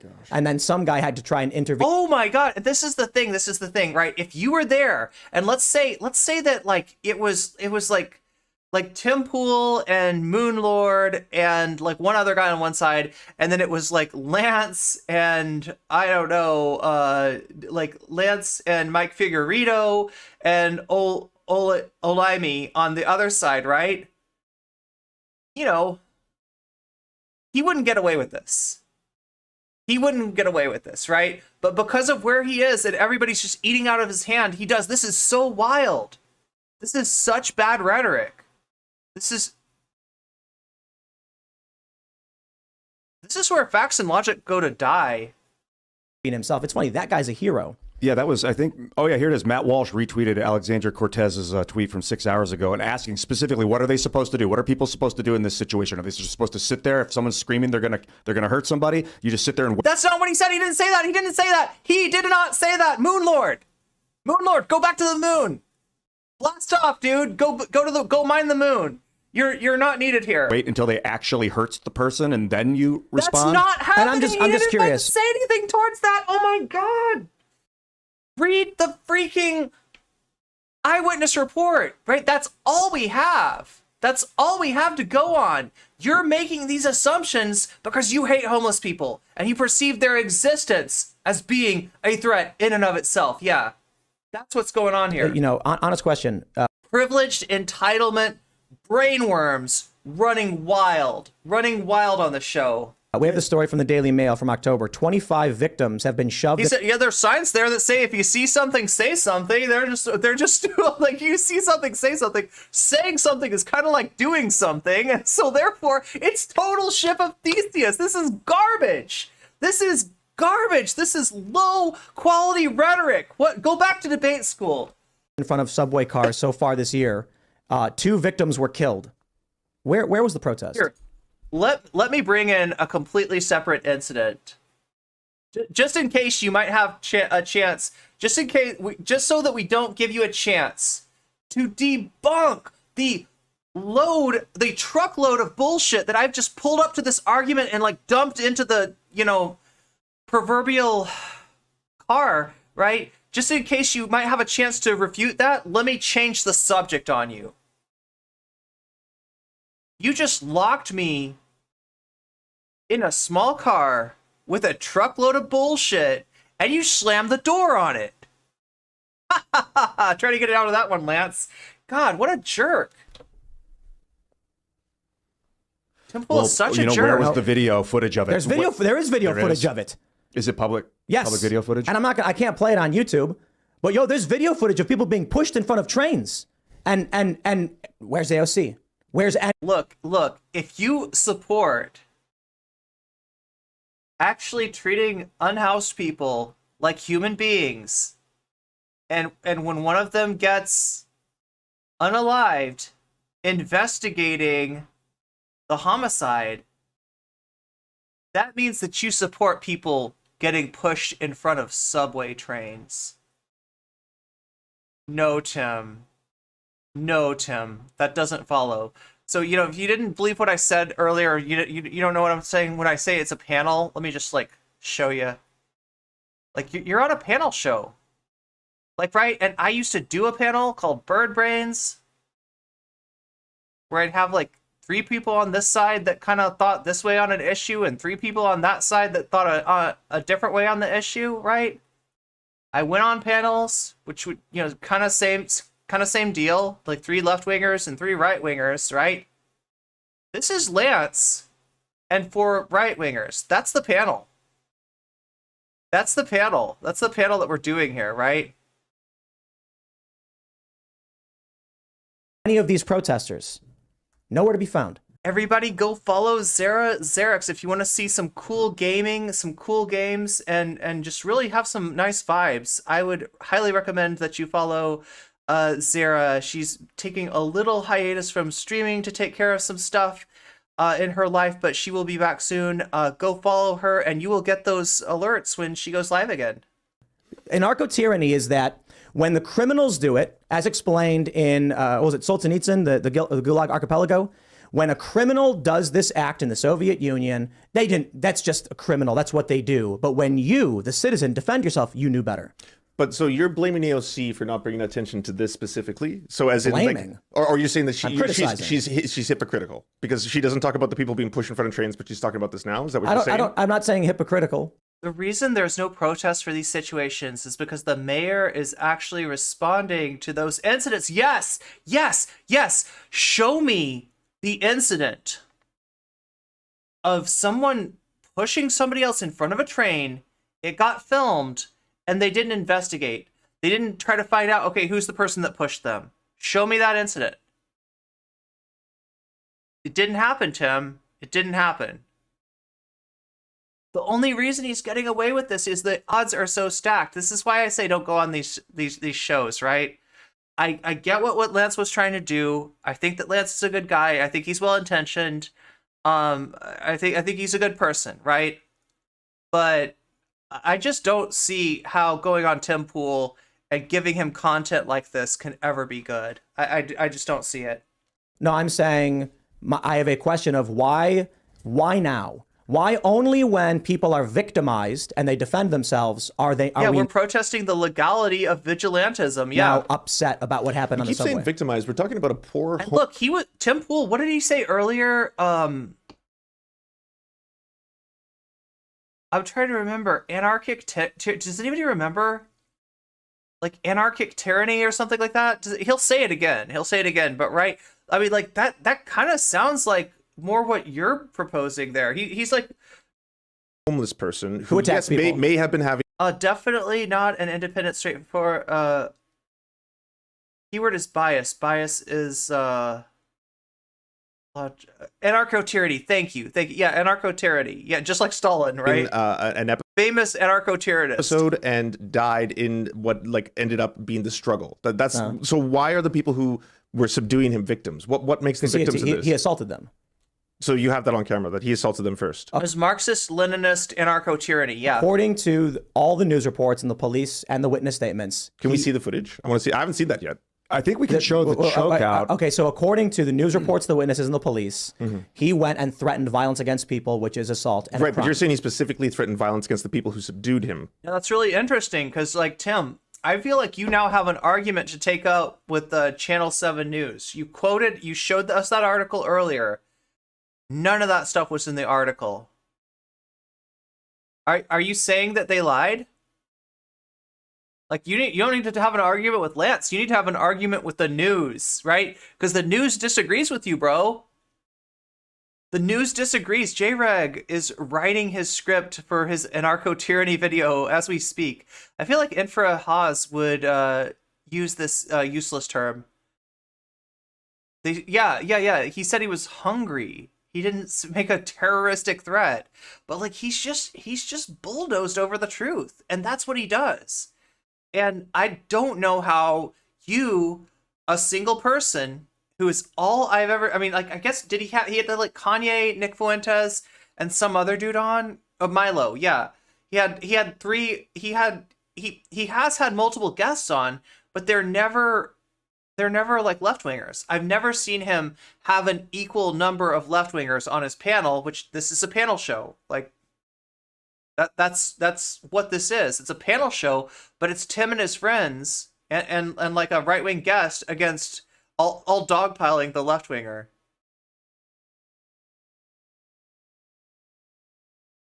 Damn. Do we have evidence of that? It's one thing for him to be in a see, train being like, I'm upset. You're not 'Cause winning an argument here. I'm not trying to win an argument. You're being I'm awfully asking you, pedantic. awfully pedantic. Tim, what are you doing? Horse race commentary on the debate? Is that what this is? You're not winning the argument. By the way, you're losing, dude. You're getting rinsed, Lance.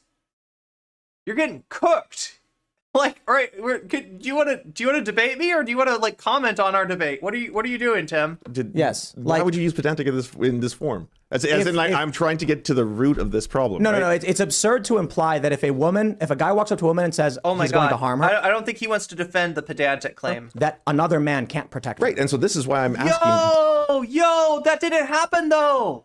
That didn't happen. Here come the insults. Jedi mind trick. Yeah, there we go. Anarcho weaselry. Did he say to the people who subdued him, "I'm going to harm you. Yes, I'm that's going to immaterial. hurt you"? That's immaterial to a self-defense claim in proportionality. Okay. If this guy was threatening people, right?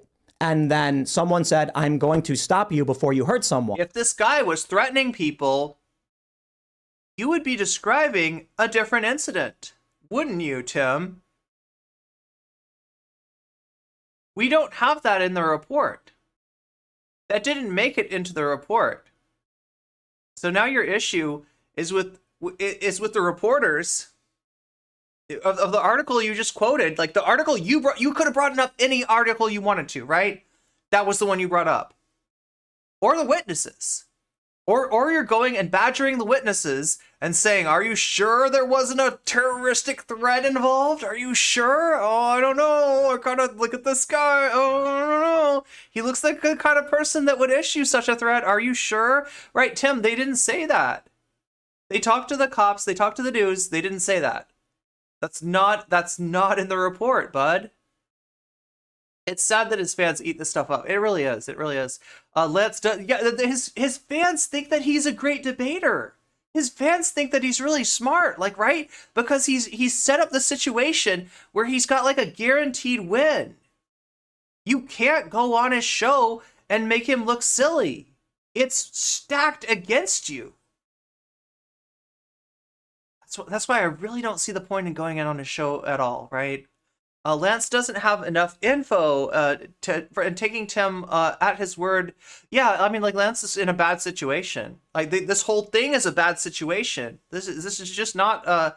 I don't see where you can do good by going on Tim Pool's show, right? But if you want to do good by getting people out of the top of the hour ad break or the bottom of the hour ad break or all ad breaks altogether on Twitch, you can make that happen through a community gift subscription to other people, right? That's one way that you can do it. And like, here we go. Thank you, Erica Rockme, for getting this started. Wait, why is this not showing up? Okay, for some reason, my notifications aren't showing up, and you didn't show up on the Twitch alerts, but I saw it on the Hype Train thing. So thank you for the gift subscription. I don't know exactly who from that was and who to that was, but that's one way that we get out of that. The other way is that if you don't have a sub yet, you can buy yourself one. It is like $5 to get out of those ads. I think it would probably be worth it, but only do that if you have the money, right? If you need that money for other stuff, I totally understand. I want you to stay here. Don't ever feel like, you have to pay to play or pay to stay, right? We want you here regardless, right? Another way you can take care of that is if you have an Amazon Prime, you can link that up to Twitch, and that entitles you to one free sub to give to your favorite streamer, and all the better if it's me, right? And of course, if neither of those things apply to you, just hang out, keep contributing towards chat, and people will notice the fact that you don't have a little icon next to your face, and hopefully somebody out of the goodness of their own heart will get you one. So those are the ways to get out of the ad break. 10 out of 10. That was peak. What? Oh, no, I don't know. Really? Oh, you're too nice, YouTube chat. YouTube chat is saying that my my sub push was 10 out of 10 peak Hasanabi. I don't know if I'm there that yet. Hassan is so good at that. He does it so seamlessly. I'm trying to work my way up to there, but yeah, that's and also if you're on YouTube, make sure to hit that like button. I don't know, I get embarrassed by asking for things like likes and subs, but we do need them to keep going. That is legal self-defense acting in the defense of others. That makes those people who are stopping the guy threatening people the victims of a violent individual who is trying to cause harm. Yeah, I just find it fascinating that there's an effort to defend. He was wearing his Michael Jackson outfit. This was 2:30 in the afternoon. It was hot, and the trains were packed in Manhattan, and Jordan was having an anxiety attack or something related to that.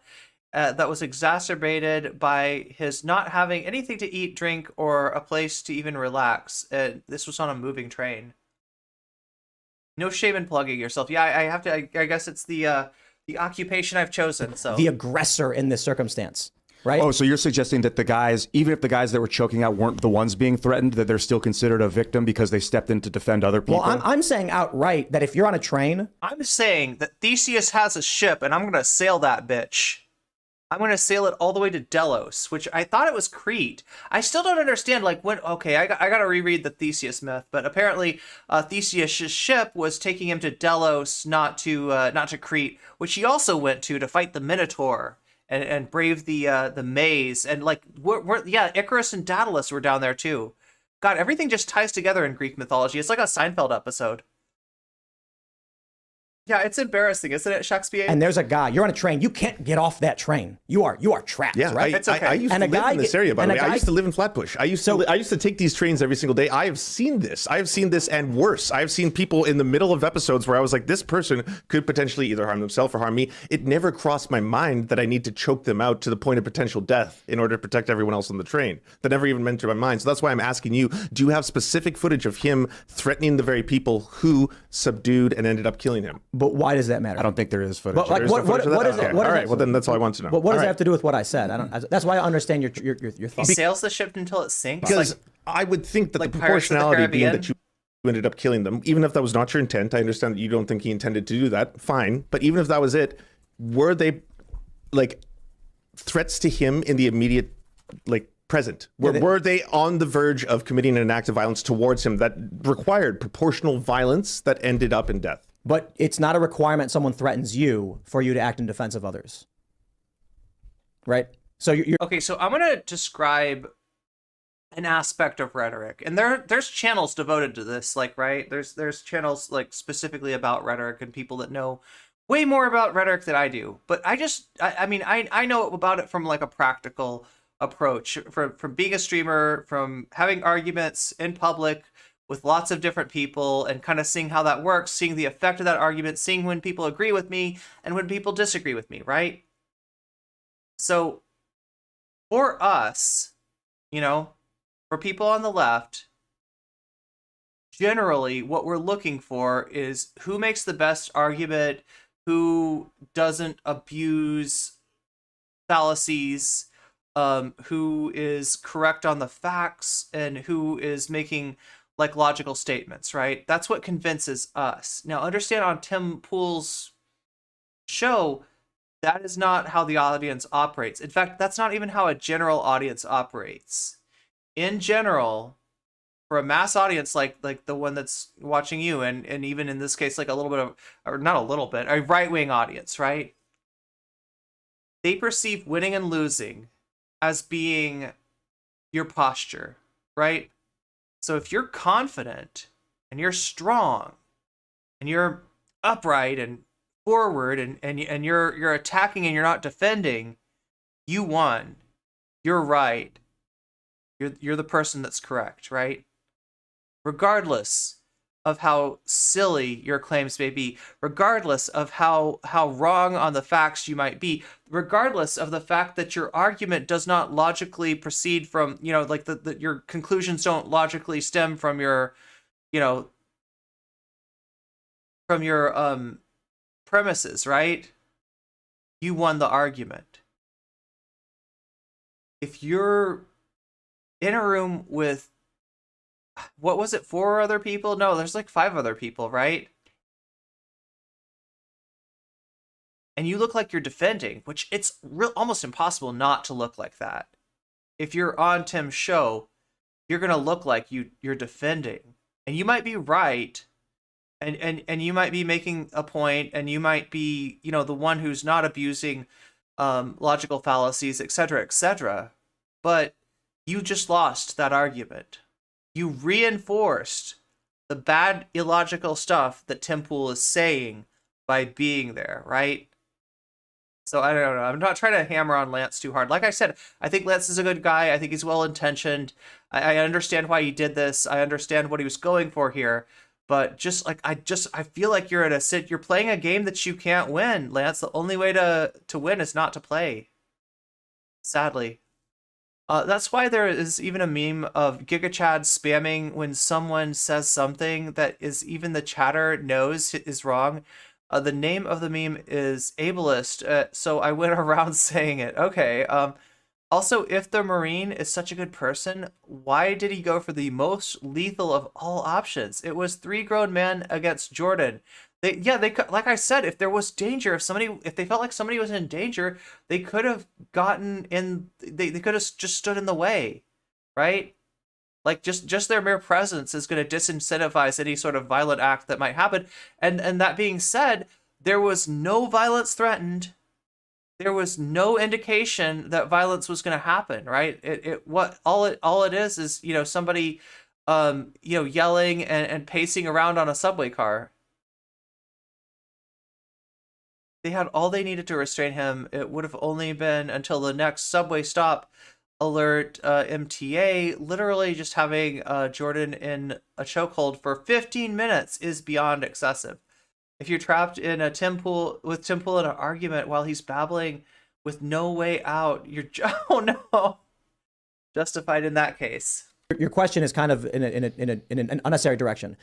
And I'll elaborate. If you're on a train and you're trapped in a box and someone is threatening violence, then yeah, you're a victim.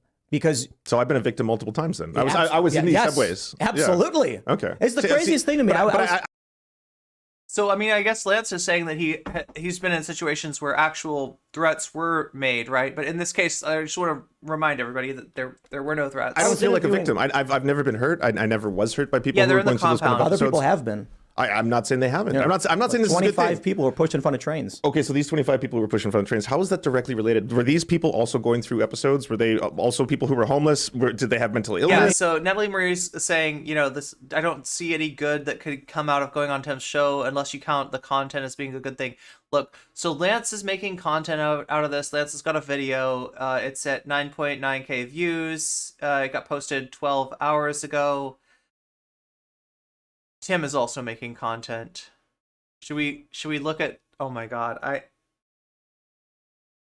I'll go in the background and look and see how many views Tim's getting. We're like, I would say anybody shoving here? someone in front of a train at random is like going through an episode. You know what I mean? The Okay, but like, why are we changing the subject, Tim? correlation is that crime and murder on the subway Oh yeah, this is another thing that Vosh noted about Tim Pool, is that he pivots in order to avoid getting owned in debates. has been increasing, or has at least been apparent. Like he'll just strategically pivot. Like before you can even respond to his BS, he pivots, and that's what he's doing here. He's bringing this story about 25 people were pushed in front of subway trains in X amount of time, right? That's, you know, now we're talking about something totally different.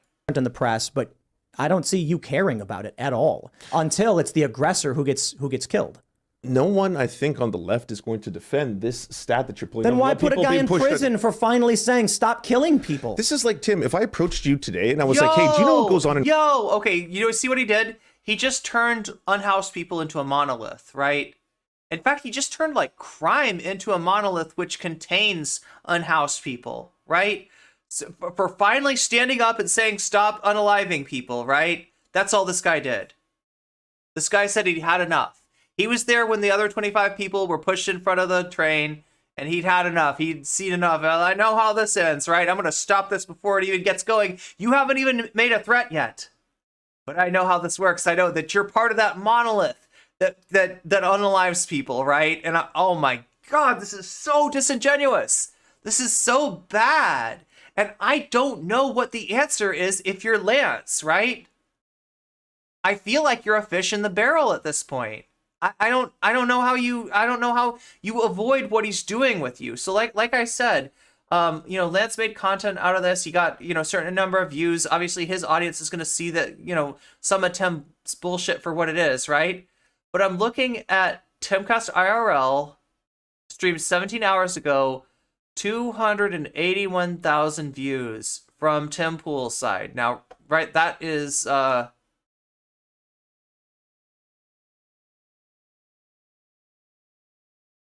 He makes multiple streams of content on this, though. Like, I'm trying to think.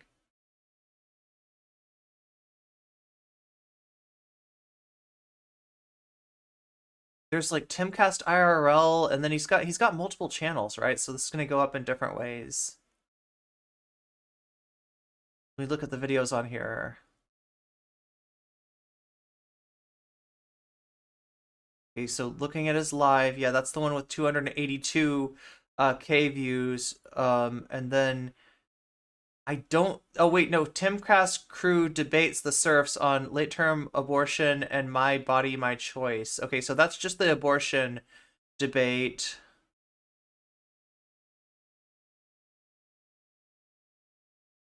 Anyway, it's hard to quantify how many views in total Tim is getting out of this, because he's going to use the debate. He's going to get views on that live.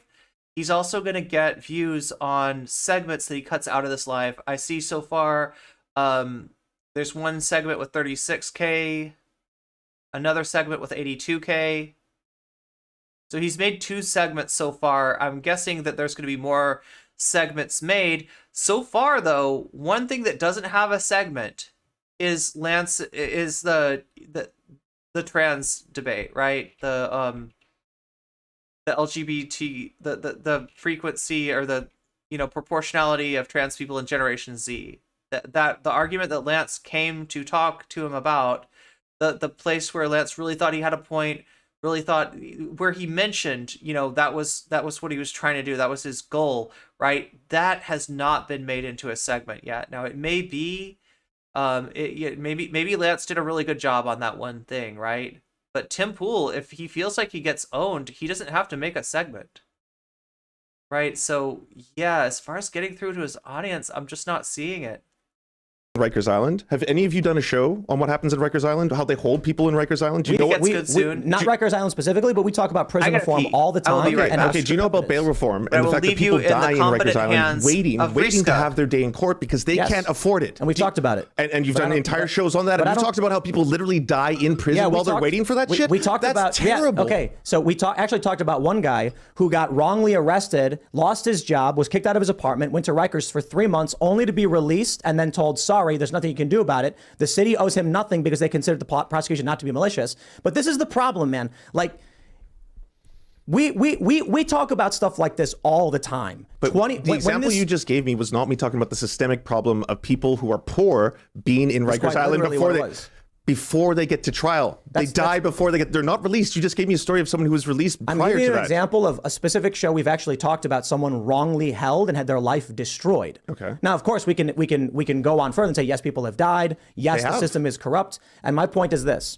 When we talk about stuff like this, like, wow, in October, we talked about 25 people being pushed in front of train cars. You guys just shit all over us and ignore these problems. Then finally, when three guys... ignoring this. I told you, no one's on the other side of this. No one is pro-push people onto trains. Where's your protest? Where's your protest? Where's my protest? Yeah, where's your protest? Where's your Rikers protest? We had it on the show, but you don't watch the show. You did a protest? You did an actual protest? You guys stood up and then walked to the streets or what? We don't go on the streets ever, but right? I'm not blaming you for not talking about that, Tim, because this is the problem of, like, you are judging someone based on absence, based on your absence of caring about something. Why haven't you talked about this, Lance? The fact that you haven't talked about this means that you don't care about that. That's not what I said. That's not true, though. That's not what I said. That's the implication of what you were saying right now. My implication is, instead of helping us deal with this when we talk about it, you make up garbage about us and then post nonsense on the internet. What have I brought up garbage about people pushing people into trains? This is the most random example. I'm not talking about you saying, I'm saying you don't talk about it, right? I'm not criticizing you for not talking about it. I'm saying finally, when there are people who are like, we've had 25 people pushed in front of trains, we've had 2 of them killed, I'm not going to let this person hurt somebody, it's y'all saying that person should go to prison. It's like, how is that solving the problem? You guys are making it worse. Your protests, your support for the criminals make this worse. So our solution to this, if you're asking, when you're saying you mean the left, right? Our solution to a lot of this is that you're speaking in support of the criminal, so I'm saying you. Okay, so I am saying that the solution to a lot of this would be investing very heavily in things like healthcare, like getting and making sure that people have access to it and not cutting the restrictions, like allowing people to have access to healthcare, not as a requirement based on how much money they have, based on their income, but allowing them to get the care they need. That would have gone a long way. Okay, so question in chat, what did they originally agree to debate about? As far as I understand, it was like the rates of LGBTQ people in younger generations. So in other words, Tim's, probably going to argue the social contagion theory, argue that there's people identifying as LGBTQ that maybe aren't because it's cool, it's trendy, it's like the society is pushing them in that way. It can't be possible. Where did all these trans people come from, right? And Lance is going to say they came from the fact that now society is starting to accept trans people, right? There have always been trans people, there always will be trans people. You're seeing more people openly identify as trans because it is somewhat safer, relatively speaking, to come out than it was in the past, right? That's the argument that they agreed upon. Yeah, obviously they're doing a lot. They're going so many different places, and I don't think that Lance was, I don't think that he was prepared. It doesn't sound like he really knew much about this, the Jordan Neely case or a lot of this other stuff. They've kind of moved on now, haven't they? They're arguing about mental health and to preventing a problem like this and future problems that are going to happen. I have no idea what's going on with the 25 people who've been pushed in front of trains. If it happens to be because people have mental illness, this is a tangible solution that we could work towards. This is something that are you against that idea about investing heavily into mental health care, public health care? Well, then there you go. So that's a much better line. So here's right? my issue. My issue is when this story came out in October, we talked about it. And we said, why is this happening? What are the solutions? What are the problems? When this story comes out now, you, completely ignorant of what's been going on in New York, side with the criminal. And so people like me are flabbergasted. Now he's a criminal. He hasn't committed a crime, but through Tim Pool's Minority Report,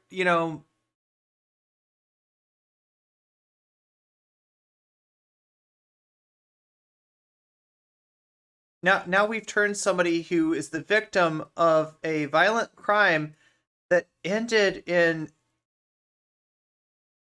his life ceasing is now a criminal, right? He was never charged with a crime. You can't say what his crime was. He's gonna say like assault or something like that, right? He's gonna say that there was a threat. That just is not. That's him jumping off on a limb. That's him being like having a weird hair up his butt about like unhoused people, right? That's nowhere. That's not something that summary public executions. Yeah, and like basically when faced with that fact that there's not actually a crime there that this person has committed, right?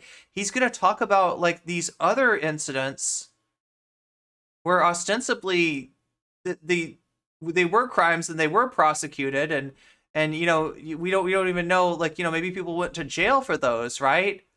But he's going to put those 25 pushings of people in front of a subway. Tim, like you're also, it's such a weird thing. Alakasha, thank you for the follow. It's such a weird thing that he's doing here, right? That we don't know anything about these cases other than a number. There were 25 cases, supposedly, of people being pushed in front of trains.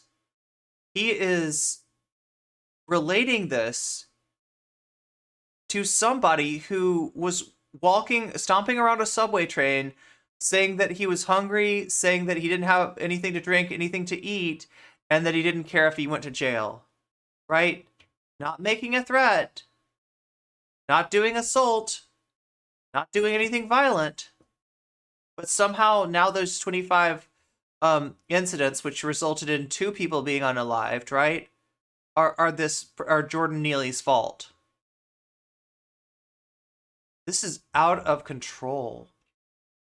This is absolute demagoguery.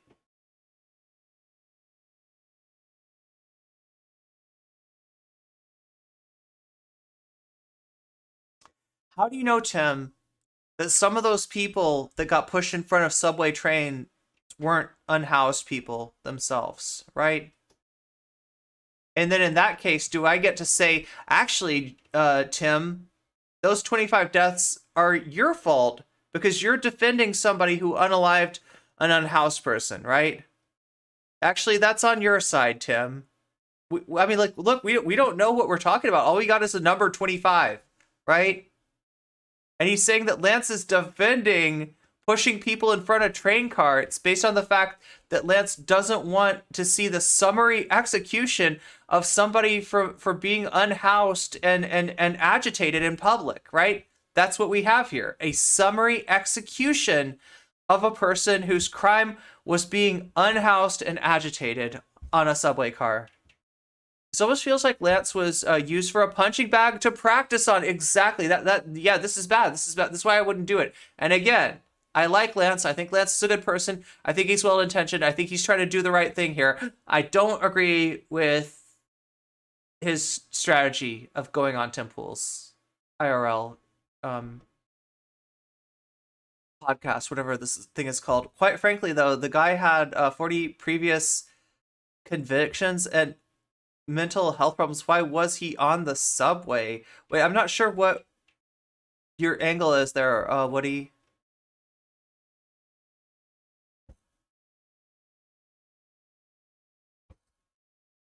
Like, he's on the subway because he's unhoused, and there's not a lot of places that you can go when you're unhoused. And like, it's like a lot of people in that situation do end up like on the subway because that's somewhere where you could at least sit and not be constantly like moved by the police, like, right? Maybe my memory is bad, but I think even Vosh also the people like I don't know. I don't want to like start arguing with you about this because I'm saying what's your angle because like I don't know what like that's pointing to what point that's pointing at, right?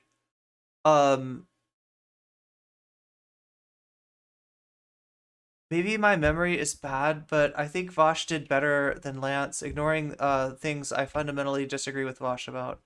I mean, it's a bad situation. It's a bad situation to go into.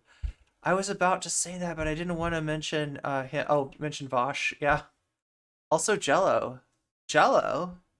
You don't say. Flabbergasted that we've been focused on the issue of crime, the issue of mental health, the entire time going back several years. And this is why I left New York because two cops got murdered outside of my apartment.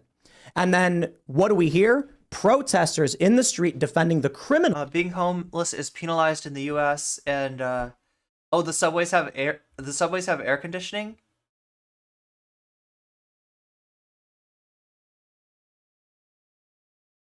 Oh, okay. So those convictions I'm hearing from somebody in YouTube chat had to do with vagrancy, which essentially is like the crime of being homeless.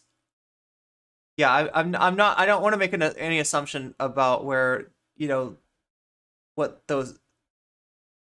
Also, like just in case it was about the people that unalived him, those people don't have access obviously to a criminal record, right?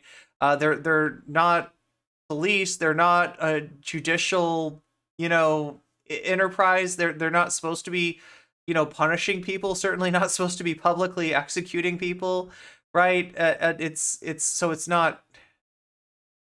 But again, I don't want to make assumptions. NYC is literally safer than West Virginia. New York City subways don't have air conditioning in the stations. Vosh even tried to sell Tim on socialist wealth distribution when they talked about reparations. Why are we... What was she wearing, the victim? Yeah, exactly. What's up, Taverdo?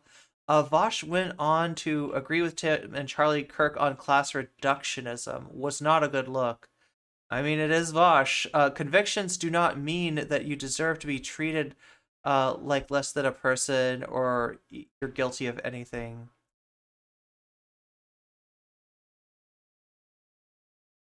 People like Lance argue for mental health as part of universal subsidized healthcare. You keep saying criminal. I have a problem with criminalizing people who are homeless or people who are poor or people who are mentally ill. And then suddenly, I'm not saying determining I'm not saying he's a criminal for being poor. I'm saying he's a criminal because he threatened people with harm. Like incitement to violence is a crime, just like AOC says, right? He didn't incite anybody to violence. He didn't threaten anybody with harm. Tim Pool is getting away with so much on this.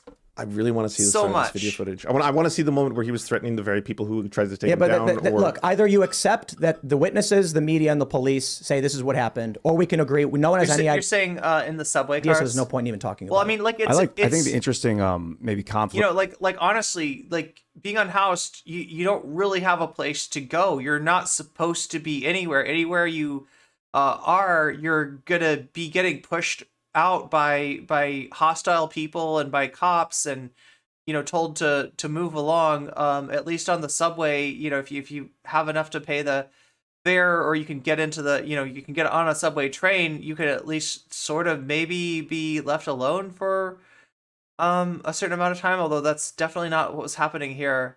They've made existence is a crime. Existence is a crime if you're unhoused, especially in the middle of Manhattan. Kenny asked him to pull up some articles instead of a video. Actually, never mind. I did see reports that he said I did see.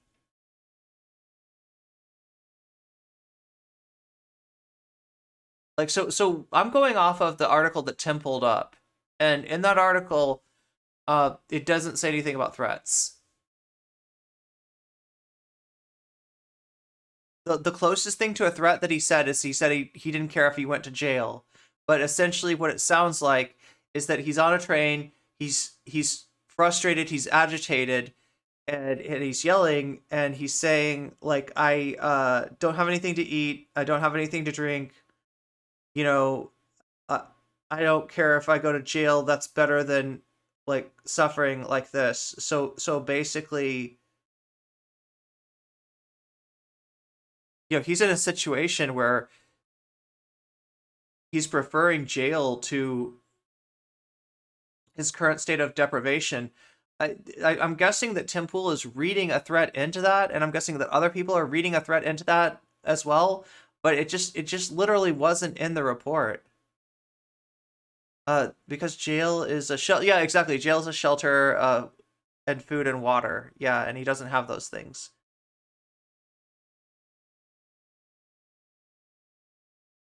Is that you were mentioning preventative measures are a way to go about it. What do you think about defensive measures? Like people should be armed and ready for this kind of thing, regardless of the prevention methods. I mean, when it comes to defensive measures and people should be armed, I'm going to probably be on the exact opposite as the rest of you. Wait, is that literally Moonlord's idea?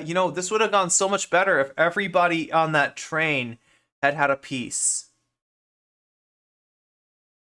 Yeah, they should have used a gun instead of the chokehold, right? Okay, that... Really? Other passengers were also trying to subdue him. Yeah, there was three guys, from my understanding, from reading the report. There was 3 guys subduing them. One of them was a Marine, and that's the person that put the chokehold on him, and that resulted in him being unalived.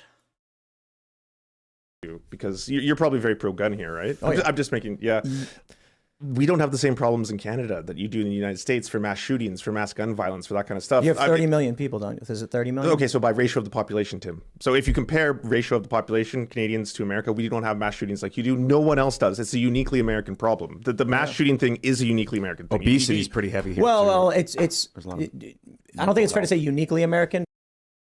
Moonlord, why are we talking about obesity? Does anybody understand why Moonlord brought up obesity? Because there are mass shootings in many other countries. Oh, there is, but it's a uniquely American problem that it's disproportionately happening here. Well, mass killings aren't a uniquely American problem, but mass killings done with the use of firearms is much more uniquely American. I don't think anyone's going to debate that countries that have fewer firearms are going to have fewer people killing each other with firearms. It then becomes a moral Australia question has of whether more it's per capita than the United States? Is that right? per capita? That is not true. No country comes close to the United States. List of countries by... No. Okay, I'm sorry. That was a mistake. Sorry, El Australia. Salvador, And Venezuela. when you're correct, Yeah. So, so when is you're it all right if I correcting just finish my thought? Sure. Yeah. And then I'll answer this. So my basic point. Yeah, that was is, way off. The United States is not the most. It is 1, 2, 3, 4, 5, 6, 7, 8, 9th. El Salvador. And so, of all the other countries in that list, which of them are considered part of the G20? You have to compare countries that have similar economic systems, similar economic, societal. So notice we've changed subjects again. There's just not even a chance. There's not even a chance of pinning Tim Pool down on any of his lies. Structures. The United States places number 1 when you compare them to any other G20 country. Yeah, no, so Yeah. it's true that as far as developed nations go, the Yes. United States does have a much higher rate of gun violence. I don't deny that. My argument is guns. simply that other nations. Tim Pool is relying on his own biases. Yeah, that seems to be what's going on here. It's 3. Are we talking about 3 versus 1 in the situation on the subway, or 3 versus 1 in the? I think might actually be 4 versus 1 on the Tim Pool show. Yeah, it's just like, it's not a situation that I'd want to be in to get anything done. You gotta wait. So here's the calculus. Okay, on one side you got Lance saying, I want to pierce that bubble that is the Tim Pool, atmosphere, the Tim Pool audience, right? I think I have information about trans people that none of them have ever heard. If I can get to like 1% of his audience and make them question that, I feel like I've done a good thing, right? And I would say that in the process of that, you've helped Tim Pool make content, right? You've given the appearance that his claims about Jordan Neely have been subjected to scrutiny and have passed, right? So and like there's a bunch of other stuff that gets debated too, and while you're trying to reach his audience, trying to reach that 1% of his audience that's open to what you have to say, he's making content on you, and he's reinforcing a lot of other stuff that he's trying to inculcate his audience with. All right, I think that overall it's pretty clear. Like, I mean, we're gonna watch the whole thing. I think we're only 30 minutes into a 2-hour and 30-minute debate, right? So I'm gonna give it a chance, but I feel like this is a net negative, right? And not that I'm not trying to criticize Lance personally. I don't think that he did this for the wrong reason. I think he's trying to achieve something here. I believe that he believes that he can achieve something here. Like I said before, I think Lance is a good guy, but I do think he's getting used here. 40 likes on YouTube, awesome. Twitch, can we keep track with those 40 likes? We have a sub goal for 9 sub points, right? So if you are somebody who does not have a little Persona 2 icon next to your head, you're possibly subject to the ad break. That ad break happens twice an hour now because that's Twitch's policy, right? And that's how we get out of the pre-roll ads, which are another nightmare unto themselves. So there's ways that you can get out of that. If you have a Amazon Prime, that's the easiest way, right? You can integrate it into Twitch, and you can get a free sub out of that. So if you have a Amazon Prime, you have a free sub. You can park it anywhere you want, probably with your favorite streamer, which hopefully is me, right? The second way we can go about getting out of that is it is just $5 to buy a sub for yourself. So if you have $5 that you're not doing anything with, again, if you can't spare the money, I totally understand that. I want you to stay here. I want you to enjoy the stream. There's other ways you can contribute, right? But it is just $5. And if you do have $5, that's one way to get out of it too, right? Like I said, there's other ways to contribute. If you're on YouTube, give me a like. If you see the Twitter thread up there in the pinned comments, go click over to Twitter and give that a like, give that a retweet. You can also just make contributions to chat, so if you're chatting, if you're active, if people see you and they notice that you don't have a little Persona 2 little icon by your head, then you might be the target of somebody's generosity, like through a gift or community sub. So those are the 3 ways that we get out of the ad break on Twitch. It gets better. He was really good in this disaster of a show. Lance was really good. Yeah, well, I mean, like I said, this wasn't even what he came on to discuss, right? He came on to discuss a completely different subject, and Tim has dragged him through now. What were you going on, like 3 subjects that Lance didn't even anticipate debating on? I don't like Lance. I'm going to be honest. Like, look, I understand that Lance is, part of the Vosh Clout Network. Through having a site through Whiteleaf, like I mean, obviously that's not great. I feel like there's some criticism, much needed criticism, that you never see from Lance towards people that he's allied with like that, right? Yeah, and I've had a complicated, history with Lance. I've not always been a fan of stuff that he does, like the Lawrence Southern debate. Saying all that, I'm just trying to make a point that I'm not going after him on a character issue. I think that he's, unlike somebody like Vosh, unlike somebody like Destiny, I don't think he has antipathy towards marginalized people, right? I think that he has some questionable choice in the way that he, judges character and definitely, kind of plays nice with some not so great people, but I think that his intentions are good in this, like, right? So I'm just trying to kind of contextualize this, right? But I understand, people not liking or liking different streamers. Used to watch Lance. Can't really discuss.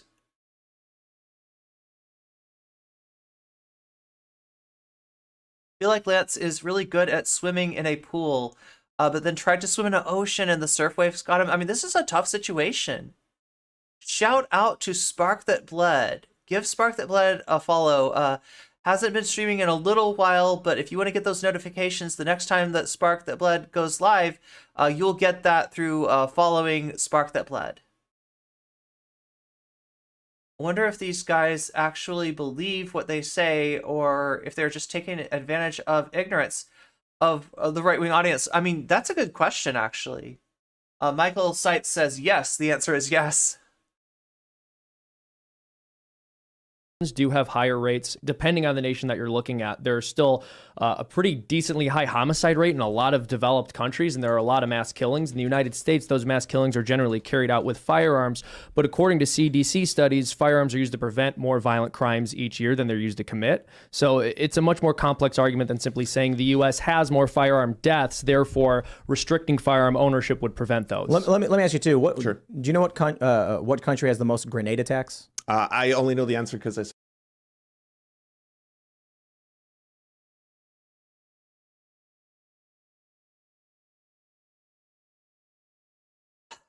What country has the most grenade attacks, Tim? I guess his point is that, like, right, what he's trying to claim is that if we didn't have guns in the United States, which, yeah, we have more guns than humans, from my understanding. More guns than human beings in the United States, right? But if we didn't have guns, Tim's trying to say that the violent crime would still go on, but it would go on maybe with less humane means. This is something that they'll always go to. Well, if you disallow guns, there'll be knife attacks. If you disallow knives, there'll be sword attacks. If you disallow swords, there'll be grenade attacks, maybe? I don't know, like, right? If you disallow grenades, there'll be spoon attacks. I don't know. And, you ever been stabbed with a spoon? It really, really hurts. It's like, it's a lot. It hurts more, I guess. I don't know. It's a weird argument, right? But, like, there's less mass killings is the point. It's not just that there are, like, you could...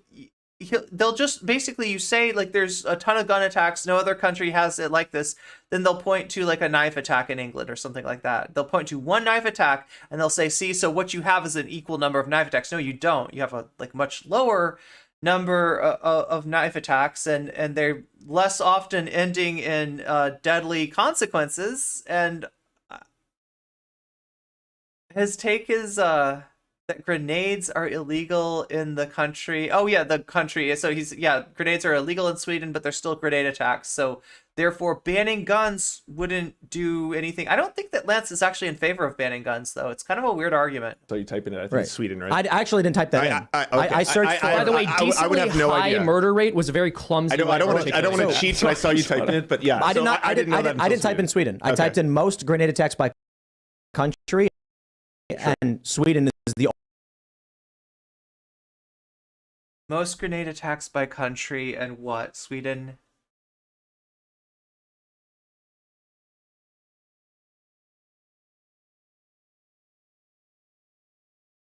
Yeah, even if the number of attacks is the same, the number of victims would be way lower. and you're not going to have these kinds of mass casualty events either.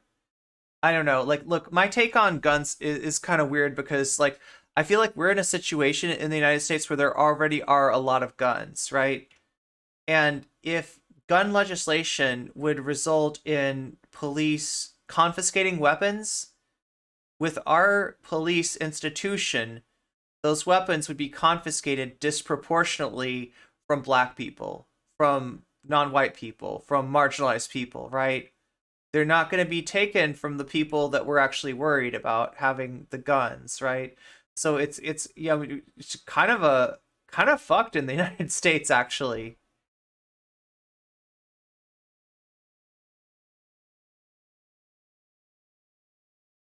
This power dynamic, I know, right? Is the only thing that comes up. Wow. And yeah, Sweden has more grenade attacks than any other country, but grenades are illegal there.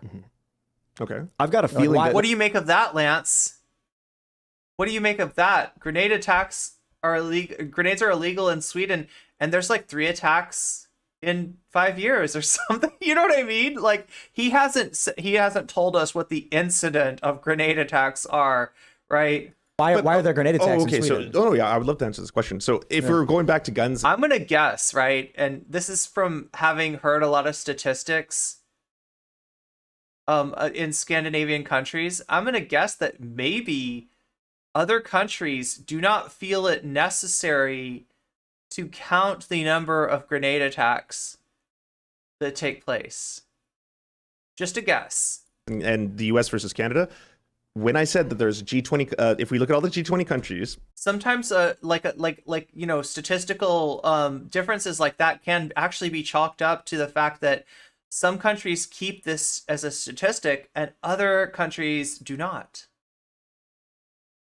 the United States disproportionately by ratio of the population has way murder more is illegal and that still happens. gun deaths, way more gun violence. And a lot of that gun violence, by the way, is people killing themselves, just so we're completely clear. Yeah. But if you look at it in the framework of Canada has a very different set of rules for firearms than the United States does. You can still have a firearm in Canada. You just have to take a 2-day course and you get a license and then you get gun training and then you have the ability to buy guns. And that way, everyone has a license. They know how to use firearms properly. They're not just going to be running around the streets, pointing them and then all that kind of shit. And you can also control for that. But that's not what's happening in the United States. Like people just running around randomly. Like No, I'm not saying that it is. But I'm saying that that is in my opinion, that is a better system. I'm not trying to take your guns away. Hell no. I think guns are fun. We all love shooting guns. I like having a second penis. I'm just saying that, like, at the end of the day, if you look at how it works with Canada, this could be applied to the United States federally. You could have a federal program where you have to have a 2-day gun training program. You tax the gun producers and the weapons manufacturers, and then you get them to pay for it so poor people could afford this program. Right, but you can't do that because gun ownership is a constitutional right. Or I should say, gun ownership is a human right, guaranteed, protected against government infringement. I'm all about training in schools. I think the public schools should have gun training for kids. Like they used to. They used to, Absolutely, yeah. Gun clubs. That's what we need. More guns in schools, right? More guns in schools. Yeah, let's have a club. Let's have an after-school club. That I'm sure. What could go wrong? These people are huffing their own farts. I don't know what else to say. I would highly advocate for more training, but you're just But suggesting you can't because having a gun is a human right, protected by the Constitution. that you can't force it on people. The Constitution. And by gun, I mean like a small nuclear ordinance, if that's what you want. I don't know. Clearly, and according to the writings of the Founding Fathers and to, I think, Heller versus D.C., gun ownership is a human right, and the Constitution protects against government infringement of that right. That being said, we got the NFA, we got the updates to the NFA in the 80s, so certainly gun rights have been infringed to an absurd degree. You know what? Not to mention, back in the days when they codified the Constitution, people owned warships privately, and Halliburton, Northrop Grumman. Well, I shouldn't say Halliburton; they're a construction thing. But Northrop Grumman, Boeing, etc. Lockheed. These companies are private companies. So I don't know if this applies to Lance at all, but imagine having ADHD, and if you have ADHD, this might not be that hard. Like for me, it's not that hard to imagine. But imagine being on his show with ADHD, right? He is continually, the people, guns, it's a constitutional right. Before you can even push back on that, it's like, yeah, and back in the day, people used to have warships. Everybody had a warship parked in their driveway back at... No, Tim, no. I should be able to own a tank, right? That build nuclear weapons. No, because then Vosh would call you a tanky. So we basically where we're at right now is that private corporations with no accountability can have the most powerful weapons of mass destruction in the world, but them and the government and it doesn't follow. Either the people have the power or they don't have the power, right? We've abdicated it to corrupt organizations. And corporations are not people. Right. Let's be clear.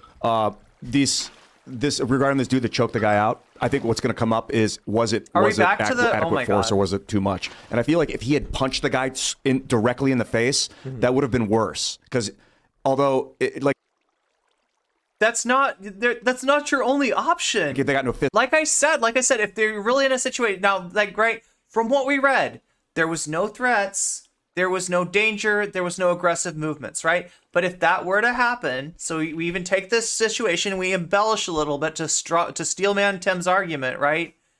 Then, there's a threat made or there's an aggressive movement towards somebody, right? You got three big guys that the people who subdued him and choked him out, right? Maybe instead of doing that, maybe these guys stand between him and whoever he's aggressively moving towards, right? If that's the situation, now reminder, that wasn't the situation.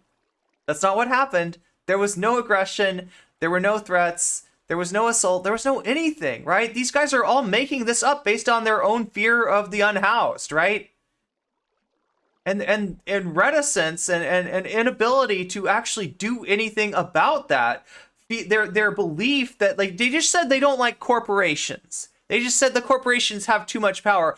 How about the corporations have too much power, that they can put you out on the street if you don't comply with having a job, right? If you can't find a job, that the social consequences of that are being in the situation that Neely was in, where you don't have food, you don't have water, you don't have medical care, including maybe, mental health care, right? But no, let's not talk about them there. We're only going to talk about the corporations. When it comes to guns, Anheuser-Busch has got a ton of guns. Why can't I? No, what? I mean, granted, there probably are, private armies and stuff like that. I don't know, but he just he doesn't ever even try to really, he's a debate bro, but he's not even trying to debate you. He's just trying to change the subject. He's just trying to distract you. He's weaponizing your executive function against you. I don't know. This is...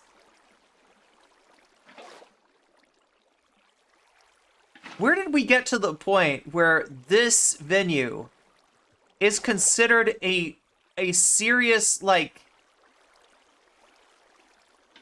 place for discussion, right? Where did we get to the point where somebody could stack the deck, invite their 5 best friends on to dogpile anybody who disagrees with their weird reactionary viewpoints, that they're arguing in favor of public execution without trial for the crime of being homeless?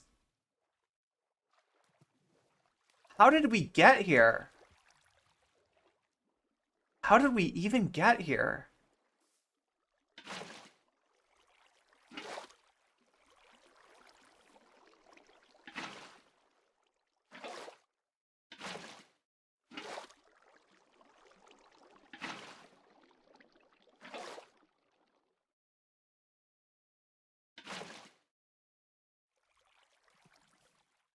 Tim Pool must be a fisherman because he loves red herrings. Yeah, Marine never mentioned any threats either. Yeah, this isn't in the report.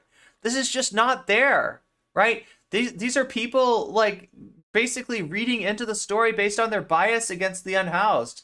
This is some messed up shit. This fight, because he could have fallen backward and hit his head. At least he was in control of the guy's body. It's really sad that the guy died, but I feel like this was a very low level amount of force to apply to someone that was threatening to kill people or hurt people. Why did 3 people find it necessary? He said it again. The guy wasn't threatening to kill or hurt people. This is gone so far. This is so far from the actual story. This is so far from the eyewitness testimony. They're literally just making stuff up based on their biases against homeless people. He was probably flailing and kicking and But screaming, what- you know, who Oh, knows? he was probably, you know how those homeless people are. When you try to choke one out, they're always flailing and kicking and screaming. That sounds pretty dangerous. Safer would be to just apply pressure until the person's not alive anymore. What? It is hard because you mentioned there's no footage prior, but something happened that resulted in 3 New York people who are likely not conservatives. Oh, okay. So now we've got like an ad hoc jury, not of the person's peers, but of people that are afraid of him and of people like him, like afraid of him based, you know, at the very least on you know, his unhoused status, if not, you know, for more reasons than that, right? But we're gonna try. The jury, 3 people decided you needed to be, you know, ended. Sorry, that was like, what is this crap? Side, this man must be subdued. Yeah. 3 people. Yeah. So when it comes to the idea of proportionality, I'm like, if 3 New Yorkers of all people were like, this guy's and gotta we be know stopped. what New Yorkers are like, right, Tim? That's kind of crazy Tell us about New Yorkers to me because, look, I'm a gun nut, right? My view is people have a right to defend themselves with a lot more force than people in New York do. But if people in New York felt they had to stop him, Tim would have taken out his gun on the subway, shot this person, and maybe, you know, his bullet would have hit other innocent people standing there. Like, on the off chance that, like, you know, like through ship of Theseus like logic, through the fact that, like, okay, so go with me if you will. Homeless people are dangerous. Homeless people are mentally ill. Homeless people are violent. Persons walking around and yelling. That kind of situation could escalate to a threat. No threat was made. No threat was made. No movement that implied, you know, violence was made. Nothing like that happened, but it could happen. So go with me if you will. I have this gun. I should use it to unalive this person in a crowded subway train. Tim, you are dangerous. You need to be removed from society 1,000 times more than Neely does. Having you in a public space is 1,000 times more dangerous than having Neely there. I don't want to be anywhere close to this guy or any of the gun nuts in his audience, okay? Fuck him. these people, you know, I doubt these guys are conservative. There's like no conservatives live in New York. It's like 20% Republican. And if they're Republican, they're Tim, have you ever been to Staten Island? What are you talking about? What are you talking about? probably moderate right. Because it was so peaceful. Something must have happened. Now there are freaking communists invading invading radicals. Stephen Harvey, thank you for subscribing to my YouTube channel. YouTube's doing pretty well today. How many likes are we on? Can I get a report on how many likes we're on YouTube? I feel like YouTube's kicking ass today. Twitch, you got some catching up to do. YouTube's making you look bad. Make Tim. Oh, okay. I don't know about that. I don't want to make anybody unhoused, right? We're at 42 likes. Nice. Only Bleeding Heart liberals have ever been elected. Yeah, that's right. That's right. Including, like, isn't the current mayor of New York City somebody that like, I'm trying to remember what their statement was on this case, but it wasn't good. New York is Democratic. That doesn't mean that it's not conservative. Yeah, Democrats, especially in big cities, are especially in cities with high cost of living, are conservative. Eric Adams is a cop. It's people like Tim who scare me. Yeah, me too. Me too. Occupy the Skate Mansion. Yes. Happened. But I don't even need to sit here and say what could have or what must have. What we know, what we choose to believe based on what the police, the media, and the witnesses have said is that this guy was threatening people with violence and said he was prepared to lose his life over it. Three men then said this man must be subdued, and they subdued him. and then the guy died, which sucks. It's unfortunate. Did he get a cause of death? It was a compression of the neck. Yeah. Homicide. So you've got a massive platform here. A lot of people watch you all the time. And so what you say, obviously, and advocate for is going to affect a lot of people's lives. If this is a problem that genuinely concerns you, why isn't it something that you would frame and want to advocate for more resources for mental health access and bring that up on a regular basis? And I'm not saying, and I'm sure, no, okay, hold on, Tim. I'm sure you've done it before. I'm sure you've had specials before. I'm what? We do it a lot. Okay. Why isn't that the focus? Why isn't today, hey, by the way, everybody, this horrifying tragedy happened on the New York subway. We got to talk about this. Yeah. Here's our angle. Our angle is we need to invest in mental health. We need to invest in giving access to public health. Look, like I said, like this is a discussion that's going on in the absence of facts. I feel like I need to majority report. I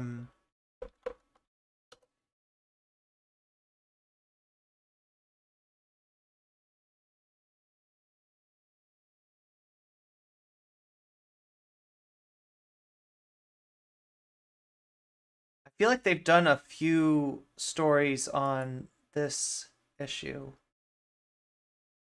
That one. Is there another one?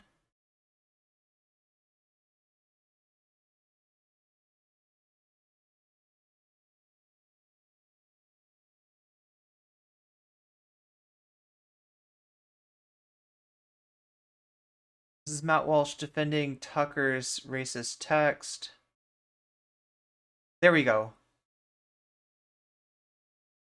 Attack somebody, assault somebody, use deadly force that we don't let police officers Why aren't your pronouns in the tags? Are those, can you do that? use on somebody just for that. So it's a crime that was on that. We actually need to get pronouns in the we actually need to get pronoun, like there's like a extension that I used to have for pronouns.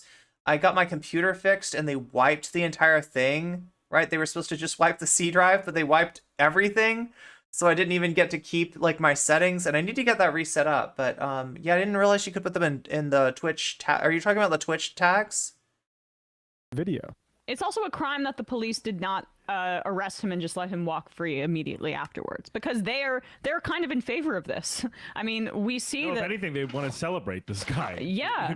For neutralizing a threat, so to speak. I mean, doing their job for them, essentially. Right. Citizen cop. I'm sorry. Is my mic better? Yes. Yep. Go ahead, Ben. Okay. Also, I think it's super important to really stress 15 minutes. Apparently, he had this guy crazy. In his hold. Like there are professional MMA fighters and people who study all sorts of different martial arts who are saying this is a thing that takes somebody, makes somebody pass out in maybe 10 seconds tops. What are you doing holding this hold for 15 minutes? That is, if you were trained to do something like that, especially as a Marine, you probably have the knowledge that holding it for that long can be lethal. So, I mean, the idea that this guy is just, trying to make this guy pass out, maybe if it was something that went wrong after 10 seconds, you would still be in the wrong, in my opinion, but maybe you could argue that something went wrong. This guy knew what he was doing, and to hold it for 15 minutes, I'm sorry. That's a fucking that takes it to a whole nother level, in my opinion. Yeah. Well, last I checked, police are banned from using chokeholds too. So I'm trying to add some context that wasn't there, right? Obviously, Tim Pool is a bad faith actor in this situation. Lance is in a situation where he's been traveling. He doesn't seem to know much about the story, right? And rather than just let them continue to go on in the absence of any facts, I wanna tap the our friends of the VOD, the Majority Report, and their knowledge of the situation. This is a New York show here, so and they deal with news a lot, so I trust their appraisal of the situation a lot more than I do Tim Pool's. They're not allowed to just put a sleeper hold on you, much less an improperly applied one. Because, like you said, he's just some, I hate to say it, like one of America's dumb veterans who, like, have not been properly trained probably to do this technique in a way that, let's say a black belt in jiu-jitsu might be able to apply it in a way that's still not totally safe. Like when you see UFC fighters like sleeping their fans and just like letting them fall out on the, at like a meet and greet. That's, I mean, how long was Eric Garner in the chokehold? Speaking of like NYPD using that to kill somebody. Yeah. So like how long? I mean, I don't know. But and like the broader thing about like let's say even after he said the thing about like I don't care if you go to jail, he pulled out a weapon and then he's choked out. That's still like we're still like in the confronting a massive social problem that has been has existed for decades and decades in this country, where we just don't care about people. Yeah. And like we push them to the absolute edge and leave them to themselves. And they reach a breaking point. And them having a human response is used as a justification for taking their lives. Yeah. Either through neglect, either through leaving them unhoused, or through something a little bit more active like this. Basically criminalizing their existence. And I just I mean, again, this wasn't the main topic also, that Lance came to debate, but practical standpoint, I just want to give a better perspective on this than advocate for this sorts of vigilante justice against this specter of homelessness in the population. They're on the other end of this, advocating for more policies that make more people homeless. Yeah. Exactly. They're advocating for things, and it's really easy to view the homeless person who yells at you on your way home as some sort of imminent threat that's static or that you wish would go away. But there are so many stories of there but for the grace of God go I, in a society where medical debt can take you from like a normal job to like bankruptcy in the course of a few months. And so it's in the best interest of the people who advocate for policies that reduce people to houselessness to also pretend as though get that out of sight, but then advocate that we treat them as dehumanized as possible. So you don't realize that ultimately that could be you.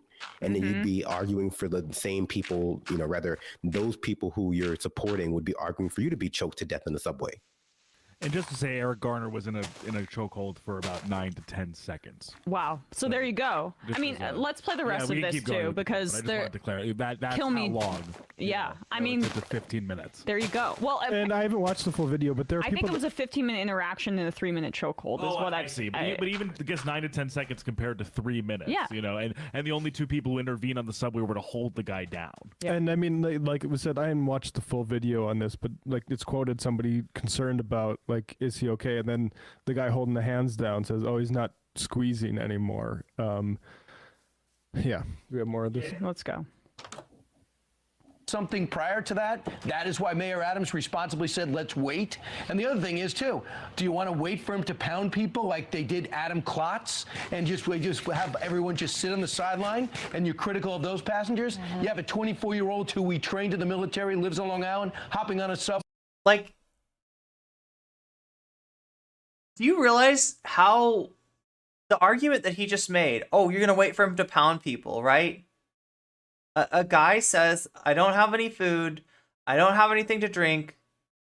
I don't care if I go to jail because jail is better than this existence. And on the off chance that what he's saying is that I am about to do physical harm to somebody on this train, right? Which you kind of have to be biased. You kind of have to look at unhoused people in a certain way to make that assumption, right? On the off chance that that's what's going to happen, we're justifying this person's death. We've come to a really scary place in our society where this is going on the news. On the news. Sorry, just pause real quick. I don't know what case. I don't know what case he's referring to there, but like in that case, if somebody does attack somebody and people intervene, like it's not a story. Adam Klotz was a Fox meteorologist who apparently was beaten up on the subway or something. But right, and it's like there wasn't a vigilante. Also, Also, you do have to wait for somebody to do something. Exactly, that's the law. Otherwise it's Minority Report, right? And in Minority Report, right, in the like, I haven't seen it, but like my understanding is that there was some kind of sophisticated AI that like would predict where crime was going to come from, who was going to commit crime, and if that AI predicted that you would be committing a crime, the police would come to your house and arrest you before the crime could happen, right? That's the kind of tactic, that's the kind of policy that is justified by what this Fox reporter just said. Right? Now, in reality, we don't have an AI like that, right? You could say thankfully, but think about it this way. We don't have the AI. What we have is prejudice. Prejudice against unhoused people, prejudice against black people, prejudice against trans people, prejudice against queer people, prejudice against immigrants, like, right? You name it. And so in absence of the AI in the Minority Report that's gonna make that determination of who's gonna commit crime, we're going to use our prejudice to predict who's gonna commit crime and basically justify, you know, this public execution of this person for the crime of being unhoused and agitated in a public place, right? That's now illegal. That's deserving of the harshest penalty that we have. Here, going to jail is better than freezing to death outside. Living in where we're just gonna go around and say it's okay to attack someone just what's because up, you get Captain a Ginyu? weird feeling about them. Yeah, you can't do that. Preemptive violence. Like, what do you? Yeah, exactly. It's insane.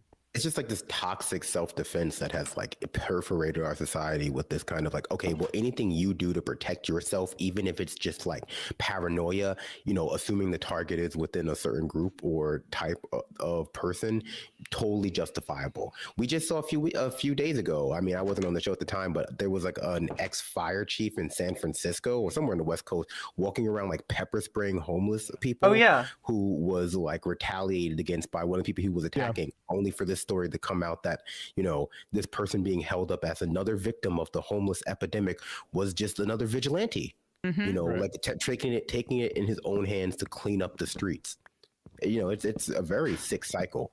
Freaking like Batman delusions of grandeur, And like psychos. Like I don't know, like the story of that meteorologist or whatever. Like, yeah, that's another story of somebody being failed and pushed to like a breaking point by society and lashing out. Like, and we need to do more about that because there's too much of that in this country. But yeah, like you can't.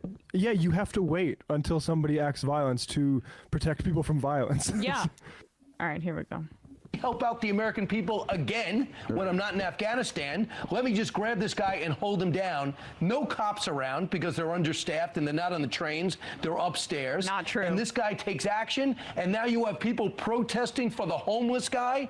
Were you protesting when he was throwing garbage at people and threatening people in their face? So I have no patience. I didn't read that in the reports. Is it like I literally don't know. I literally don't know. Is this like, where's he getting this, right? That wasn't in what Tim Pool showed. I didn't see a video of a man being subdued. I saw a video of a man being unalived through choking. Yeah. They just made this shit up for real.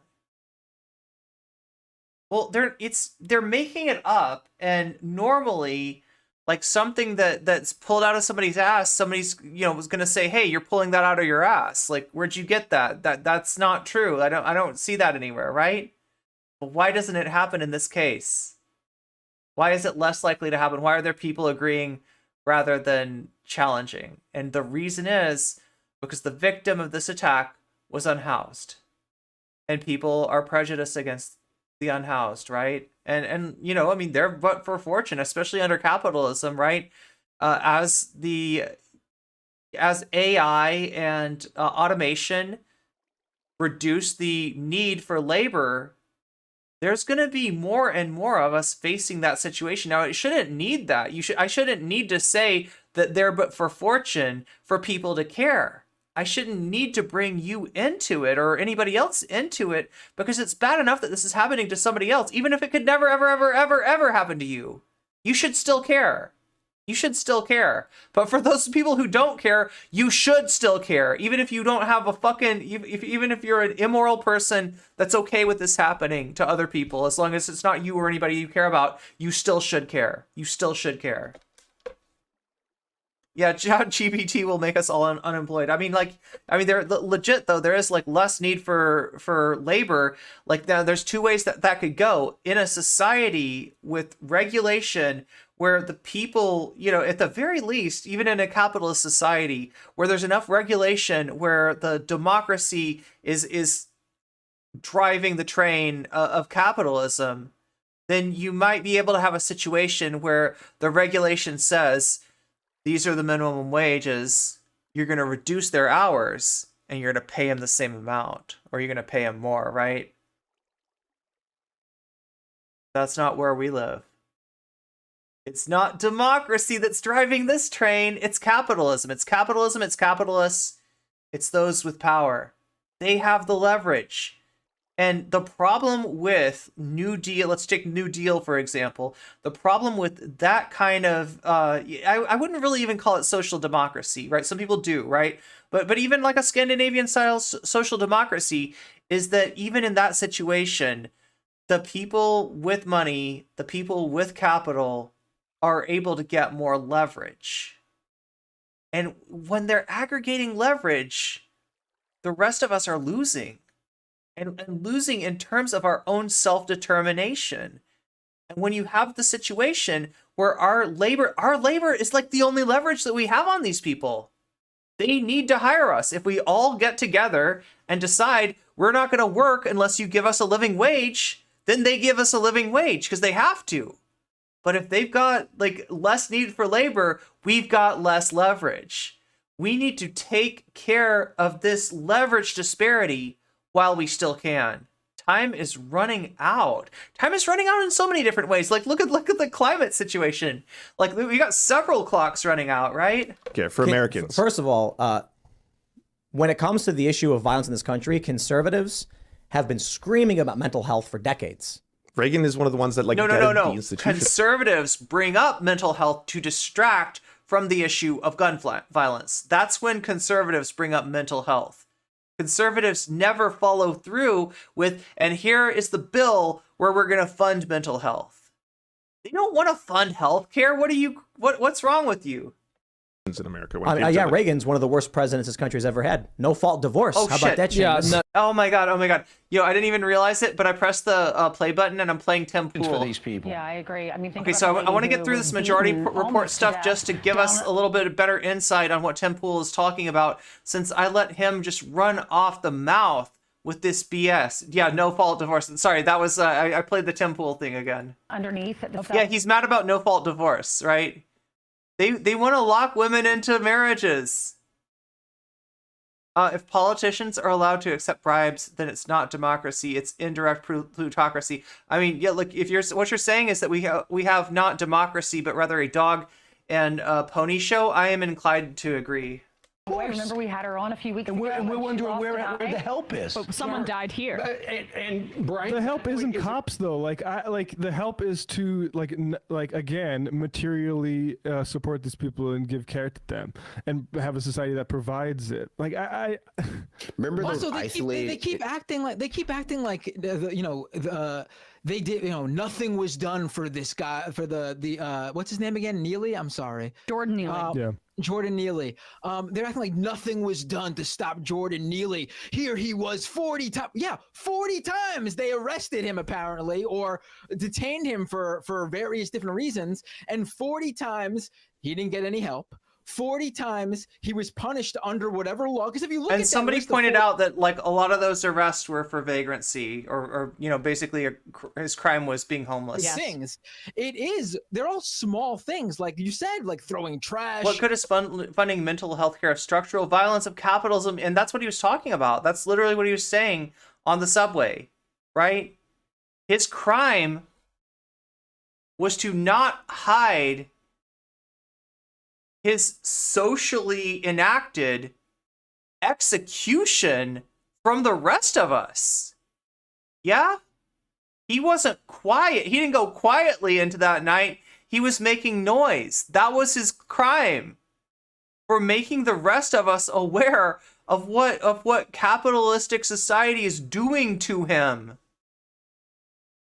Or I think there was a time where he punched an elderly woman. Again, these are bad things, but these are not lifetime in jail, throw away the key. This is things where you go in or pay a fine for the garbage, maybe a few weeks, maybe a few months behind bars for punching someone with no long-standing injury or anything like that.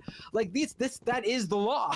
Like you think just because you rack up charges, you get a life sentence if you litter 40 times? That's just, I don't understand. The thing that this guy needed that didn't get was actual help for the underlying issue. Yep. But there's no system in place due to our laws and our health system to actually get this guy the help that he needed. And a lot of these things too fall right under conservative beliefs too. Like, do you want us to detain this guy illegally and force him into medical health or whatever that he doesn't even get provided to him for free, that he would have to pay for somehow or whatever?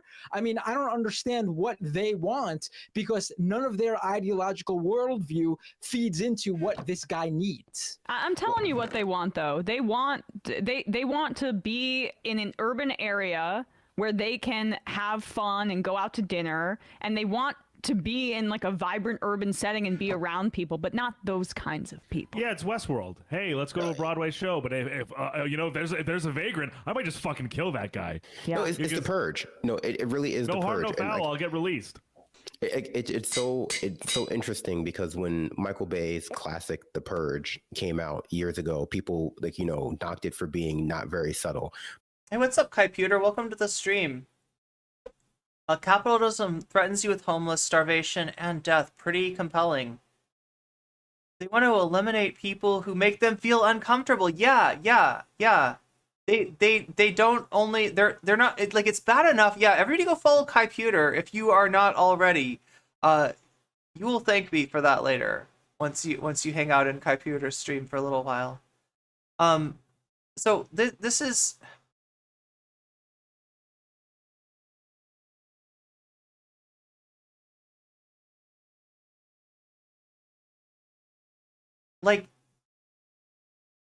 it's bad enough to be okay with a socially enacted, slow and painful execution through poverty, which is what it sounds like this person was experiencing. But even worse is to want that person's pain to be silenced for your comfort. That is messed up, and that's exactly what these people are asking for. But the older I get, the more I realize, no, the purge is just that's just the way things are. Yeah. On our side, that movie, especially the latter ones, that's just the way things are, told through the slightest veneer of satire. And as Michael Bay is not a very subtle person, but when you look at the way people react to things like this, you see that we're one or two bad days as a country from a national purge, because people are very convinced that our brutal criminal justice system that does not even the bare minimum to try to reform people really anymore is somehow insufficient to, I guess, de-incentivize this behavior. And instead of trying... Think about the situation in Seattle, during the protests, right? You had a situation where they tried to enact a curfew to stop the protests, right? In fact, they enacted it in a way where the people protesting couldn't possibly get home. So the mayor enacted a curfew in order to have an excuse to arrest and brutalize people, right? That didn't stop the protests, right? So the cops say, okay, we're going to take our non-lethal means. We're going to take our flashbangs, and we're going to take our, essentially chemical weapons, right? In terms of the tear gas, right? And we're going to use it on the protesters, right? That'll stop the protests, right? And they do that. And guess what? It doesn't stop the protests. The protests go on.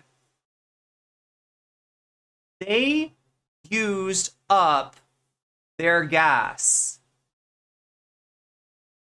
They shot those ordinances Like, you know, this are supposed to be shot at the ground and ricochet, right? So that they're a little bit like, that takes a little edge off of what they're doing. But they were shooting it in people's faces, right? They were violating their own policies, right? And it still didn't work to silence the protests, right? This is kind of what they're trying. This is that mentality, right? Oh, okay, so we have brutal law enforcement practices and we still have crime. Maybe our law enforcement practices are not brutal enough. Let's up the ante. Let's allow summary executions of people for the crime of being unhoused and agitated in a public space. Let's go Dirty Harry and see if that works. Oh my God. You're sending society down the drain. Anything else, the only solution really is that we start allowing for more summary executions, just based on like the grounds of like, well, we live in a society, I guess, where any violence could happen at any time, so it's better that it happens to you before it happens to me. And that's just not a real sustainable place to live. But I think that what we're forgetting about is all of the isolated incidences of violence that are taking place, essentially homeless people attacking people on trains and pushing them in front of trains, attacking a passerby. We're forgetting that, when you're in charge of a news program, you can find every isolated case like that, give it the biggest spotlight, and never once talk about just the entire... like not to bring up Noam Chomsky, especially after the Epstein thing, but like in, that was one of the filters that Chomsky talks about, right? Is the selection bias, the selection of the stories. Like, what are they going to feature, right? It's not, as often is noted, a lot of times the problem with media isn't like outright lies that get spread, but rather a bias that gets injected. And one of those, the biases are injected through filters. One of those filters is story selection. So, instead of talking about, like, for instance, like, let's talk about homelessness. Let's talk about the way in which that's being used as a very slow form of capital punishment and eugenics against people that, that are the most vulnerable, right?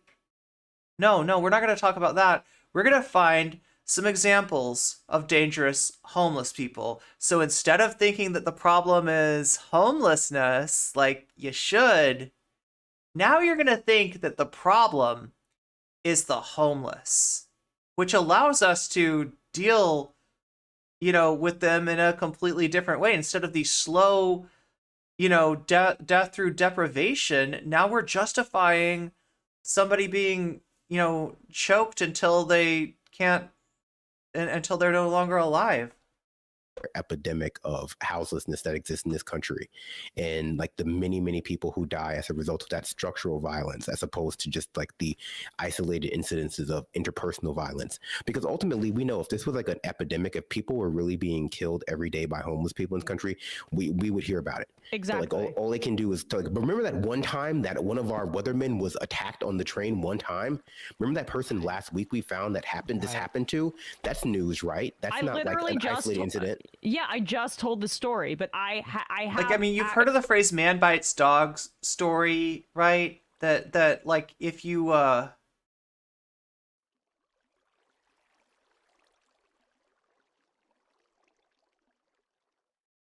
if dogs bite people every day, right? That's not news, right? If dogs bite people every day and somebody gets bit by a dog, that sucks, but it's not news, right? But when you have the man biting the dog, that doesn't usually happen. Wow, what's that about? Let's talk about the man biting the dog, right? So what they're I don't know. This metaphor is a little maybe this is not the best metaphor, but they're going to be more likely to find to cherry pick stories that. Yeah, in fact, like that metaphor is like completely the wrong one to use there, right?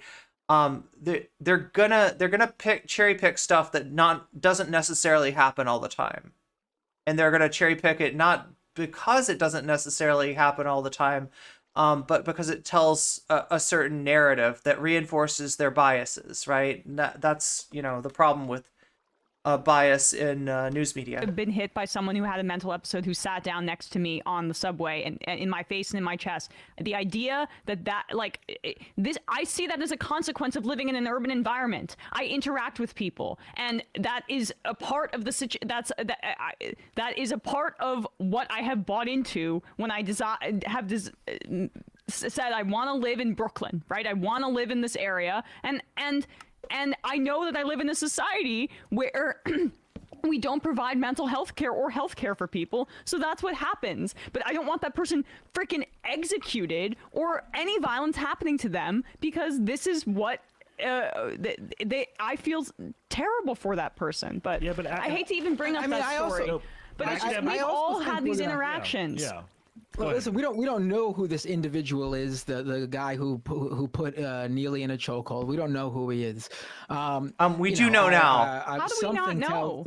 Some because they won't release who he is yet. I'm sure if they decide to identify him, they protected. Yeah, they did. I mean, they protected this guy's identity. Oh my god, I gotta take that out.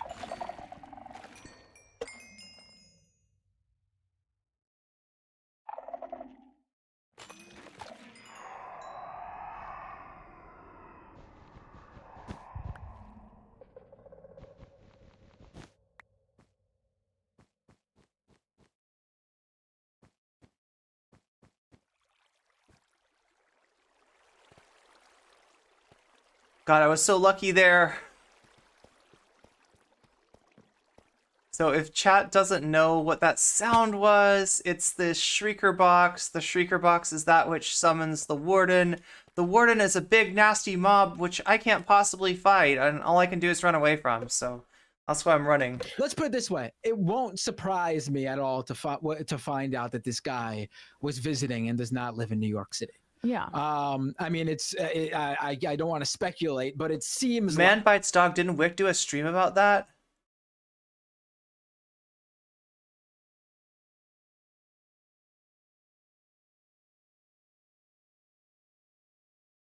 Wait, what are we talking about?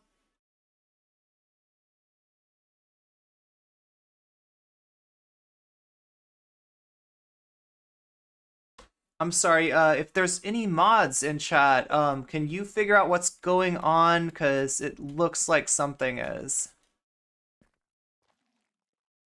It might need your attention. like that because, like Emma said, how has he not done that before then? Yeah, people who live in New York City know what to expect. Know how to stoking deal with mass situations hysteria like that. Just like someone who lives in a rural environment knows how to deal with some of the negative aspects of living in a rural environment, or some of the things you need to beware of in a rural environment. It's just you come to know your surroundings, and this guy clearly came in here thinking he was I don't know what he was thinking, but he clearly was not someone who has come across this before, because that's not how you deal with it. Yeah, Binder, I think in the Fox and Friends, I'm pretty sure they say at some point, and obviously hard to verify, it's a Fox and Friends report, but I think they say he was from Long Island. Yeah. But the one point I just wanted to make was to your point, Emma, that like it seems trite to be like we live in a society, but it's true in the sense that every stitch in the fabric of society is a stitch in the fabric. Like we don't live in a society where we can pick and choose and omit and edit out people we find distasteful or unsavory. Everyone exists here. Yeah. Everyone is a person here. Everyone is a beating heart here. The idea that the hero uses violence to conquer bad people contributes to this problem. Yeah, this is Dirty Harry. This is Dirty Harry logic. Everyone is blood pumping through their veins, even if they're distressed, even if they have no resources, even if they're thirsty, hungry, dying, mentally ill, disabled. They're all here. We all have to interact with each other, and we all have to be a part of this together, regardless of whether we like it or not. One of the biggest obstacles to things like prison abolition or police reform or any sort of police reform or police abolition is the understanding or the acknowledgement that if we do get more people out behind bars, and if we arrest less people, there are going to be less people who might be unsavory characters, who might be upset, who you might be upset about seeing them on the subway, that won't be shackled. that won't be arrested for nothing, that won't be arrested for fare evasion, that won't be arrested for turnstile hopping or disorderly conduct because like they got mad at a cop for pushing them on the subway. You know, they're like, there's room for these people. There's room for these people if we actually took care of them, and we don't.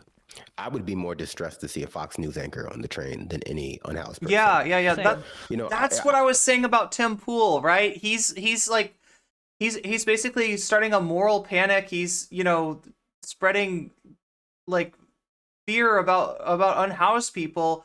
I'd be more afraid to be on a train with Tim Pool, especially given the fact that, like, you know, he says, well, the real solution to this, you know, the real solution to this problem is everybody should be carrying, right? It's like he's implying that a gun would have been an appropriate solution on that subway train. On a crowded New York subway train in Manhattan, Tim Pool thinks somebody should have pulled out a gun. Oh my God. No, I'm more scared of Tim Pool than I am of anybody that he's trying to make me scared of. I would just say that, you know, they said he was from Long Island. Who knows? Because the truth is, unfortunately, we pump anti-homeless propaganda. Thank you, Buffy. From all, I would say, from many of our corporate news Oh my channels, God. you know. And thank you again, Buffy. Give tier 1 gift sub to Kai Pewter. For people not in those urban areas. It's another person saved from the evil ad break. It's not. And I think that the reality is, you know, it attacks something that centrists, especially urban centrists, take very seriously. You know, I'll like group liberals and conservatives who live in urban areas in sort of the same bubble. Yeah. This is so true, right? I've been noticing this more and more. I think for a while I called it the Bill Maher effect, right? Just because Bill Maher is like was at one time considered a liberal, and you know, like as a, you know, what's up, Troll Life? It was on you know, and I was wondering too, because like I've seen Jink and Anna are a great example of this, right? People that were considered liberals, and then one day Anna's like, you know what? We need to get tough on crime. I don't want to hear anything more about police, you know, defunding until we take care of this crime problem, right? You have kind of an epidemic of like, you know, urban like liberals and generally like people with some money, just turning reactionary when it comes to especially issues like tough on crime, right? Basically, recycling Nixonian rhetoric from the 70s, like we're taking us back to like a, you know, this sort of Dirty Harry mentality, right? And I was wondering, like, is this a West Coast thing? Because I think I noticed it mostly like of like liberals, you know, wealthy liberals on the West Coast. I noticed that happening to them first of all, but no, it's not just the West Coast, right? Tax their comfort, and that's one of the central tenets of centrism within our political environment. Like, one thing that you don't want to attack is their feeling of comfort and well-being, and even the most vague sense, because they'll call for your head. You know, people who describe themselves as liberals. Who was the startup lady who wanted to lynch people for dancing in the park at night in San Francisco? You know, I'm sure she wouldn't describe herself as a conservative. Maybe she would, maybe she wouldn't. But I think a lot of people just, you know, think of themselves as being reasonable, just not wanting to live in fear or uncertainty or their comforts being violated. The same sort of thing that people have been trained to do when it came to broken windows policing. This idea of you just look at... and this is the problem with like liberalism, right? We think of liberalism as being, well, okay, these people are kind of on the right track. They're not Trumpies. They're not chuds. They're not, you know, this, they're not that, right? But they're also, one thing that they're not is comrades, right? One thing that they don't have is solidarity. And, you know, when in the right situation, they will absolutely stab you in the back. This is and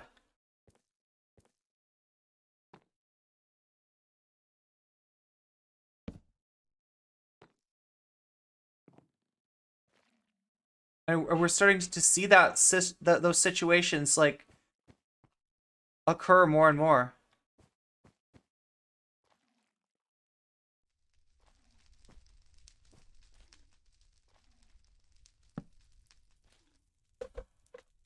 graffiti, and you should feel uncomfortable, and then that should justify you advocating for some sort of harsh like I guess my point is though that like the point to drive home is that liberalism is a form of conservatism.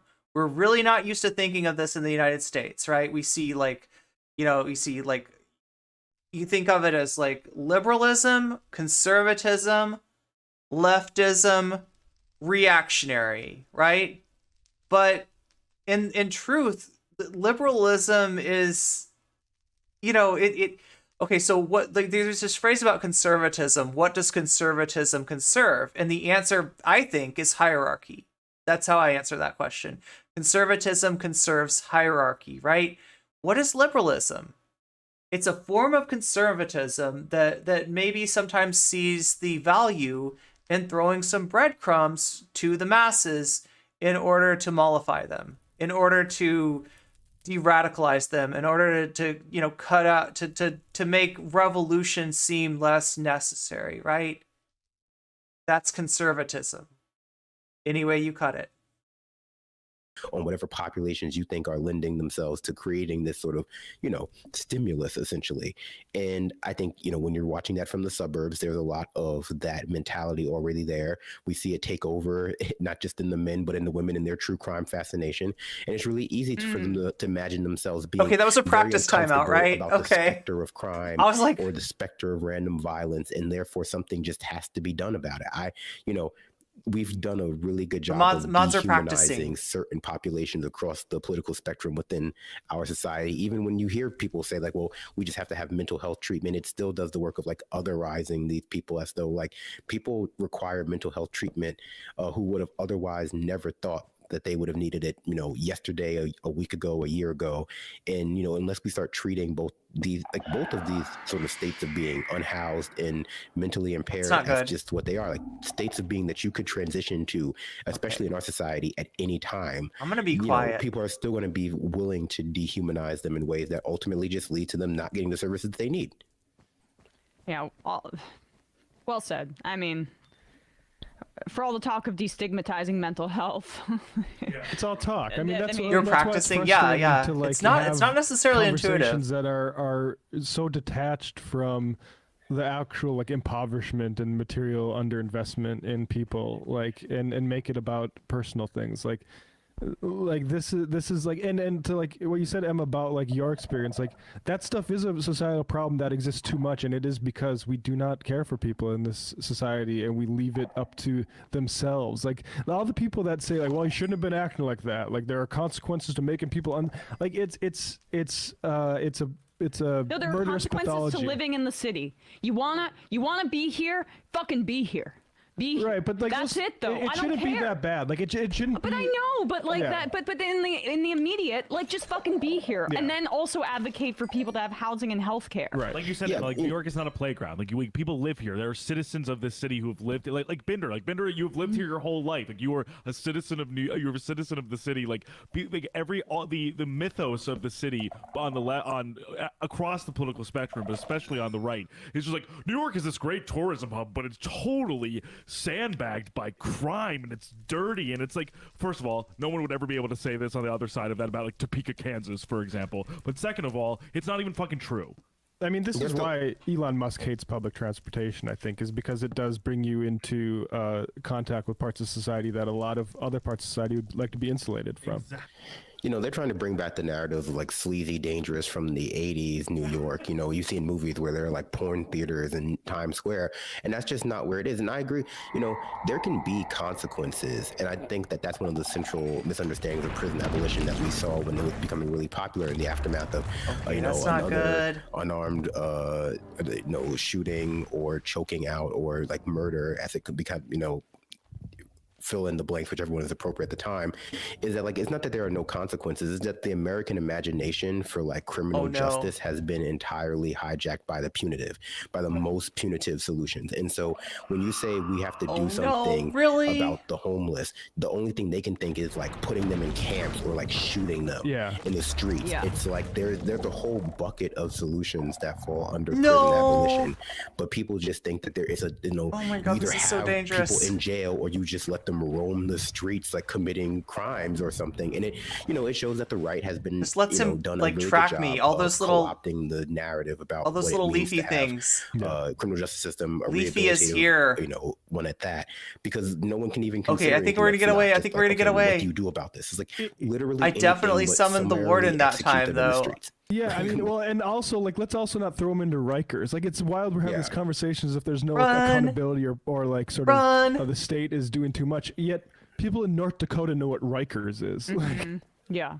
People will tell you that, like the state can't do anything right. And so we shouldn't even try to like reform it. Not like reform it from within. That's kind of stupid. Run. We shouldn't put them in charge of that kind I think of thing. we're good. I think we're good. I think we're safe. Is, I don't know how I survived that, but I survived that. If you have a mental episode, like it's just like this very, again, the far right and neoliberals have been very good at sort of sowing this distrust in public institutions, but still like equipping them with some of the most like, overreaching powers that they could possibly have, like spying on you all the time and also being allowed to kill you in the streets on like the flimsiest justification. But if you go like, I don't know, maybe we could have like a criminal justice system that like reforms people. What happened to getting your like degree or GED in prison? Can you still do that? Like, no, we can't trust them with that. Like that would just become like, out of control. All right, well, let's have some actual fun now, because this is like truly one of the more depressing topics we've ever covered. The grim half. Yeah. The grim half, indeed. Okay, so they had one other... It's disturbing, though, like how many people are saying that this was okay to do. I know. You can only hope that it's just the blue check, like the algorithm showing you like the worst people online for once. Like it's just like, I hope that's the case. The crap is filtering to the top. You even have the freaking eyewitnesses there who are even like in their interviews are feeling like on the side of this Marine guy. Well, also thanks to Elon, we have to deal. Leafy is back. It's true, he wasn't physically threatening anyone or getting physical with anyone. He was just yelling. But still, it's mind blowing that you could have been there and seen that. And just been okay with what happened. I think that's what disturbs me more than even the online takes. So like I said, there was one other, this is the Fox News. They also talked about this. Matt Walsh, Fox. Oh, the governor's response. At this point, I'm sure people have become aware of so we're taking a quick little deviation from the Tim Pool debate just to give you a better perspective on what Tim Pool and Lance was talking about. Like I said, Lance is in a situation where he's traveling, then he's in a hotel, then he's getting driven to Tim Pool's studio. It feels like he didn't get a chance to really catch up on that story, and then Tim hits him with this, like, well, what do you think about the Jordan Neely situation? Like, why are all the lefties defending the criminals, right? And like Lance literally, like he's getting ambushed with this. Like he's not expecting this. He goes to talk to Tim Pool about something completely different, and he gets hit with this, and he doesn't have the ability to push back. He's in a bad spot, right? That's why I say that going on Tim Pool is generally a bad thing. Now, I don't hate Lance. I think Lance is a good guy. I think he was trying to do the right thing here, but I got to disagree with him on strategy, right? I got to disagree with him on strategy, and he might realize that at this point. So, I don't want to beat him over the head with something that he recognizes. The point is that he recognizes it, right? But I mean, this is a great demonstration for why not to give chuds content like this, right? Why this is bad. I survived season 7, episode 91 of The Warden. The right thing for Lance would have been, not going on Tim Pool's. I think so, right? I understand what Lance, was trying to do.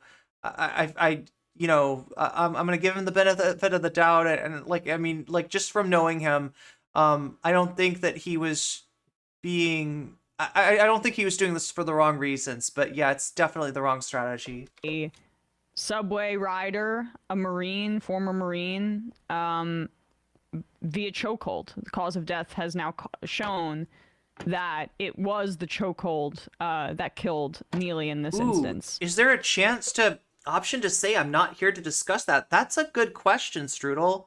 What would Tim Pool do? What do you think, chat? Because is there a way to get Tim Pool to just skip the topic, right? I'm guessing no, though. I'm guessing that Tim Pool kind of programs the conversation, right? And that the best that you're going to do is if you say, hey, I don't know about the situation, I'm not prepared to talk about the situation, then you just get stuck as a wallflower there. And Tim Pool and his chuddy friends just, have the conversation in your absence. I don't know. That's my guess.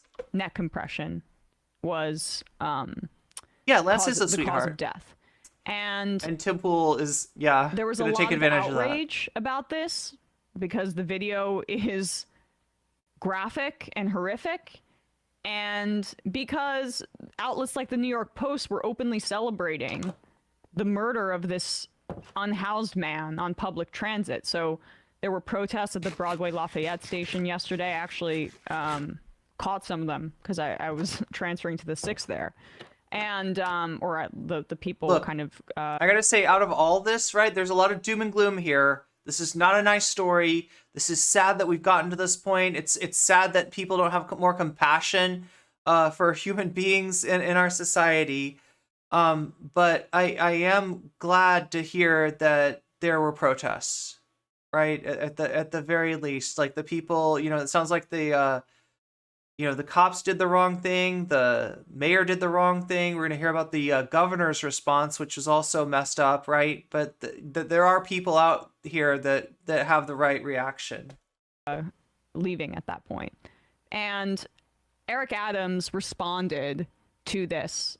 Yeah. This is Eric. Might be better to say that you haven't read up on it rather than do ineffective pushback. Yeah. Eric Adams, who has now... And again, I'm really not trying to play backseat driver for Lance, right? I know that being there in the moment is a completely different thing. Like he said, it's like, what did he say? Like evil acid? It's like doing evil acid to be on the Tim Pool show. We'll get back to that in just a second. I just want to cut services. Take a look at this issue through funds, MR's analysis. To the city's Department of Homeless Services to the tune of $615 million last calendar year.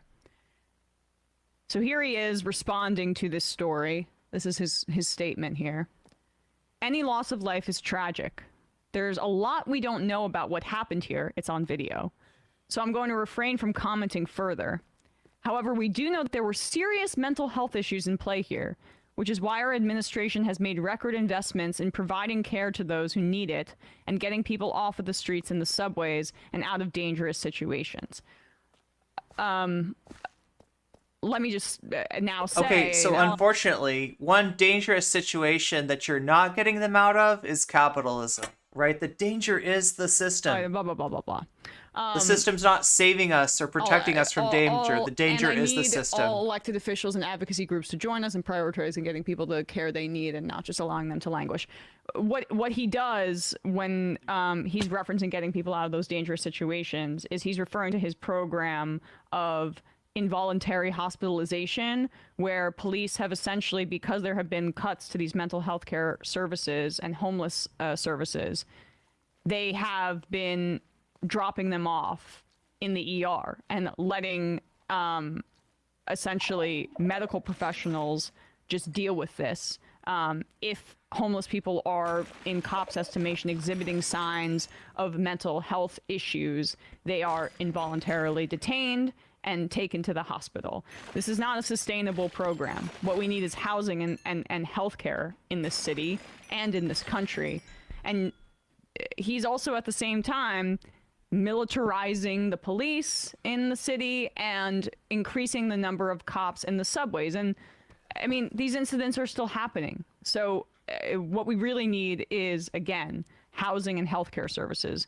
Kathy Hochul also responded here to a question about Neely's death, the governor. Here she is. Is she looking to the side this entire time? Okay. Very, very talented politician. I say that sarcastically because she really just keeps failing upwards. This is worse than Sam's example of Michelle Bachmann looking slightly into the other camera.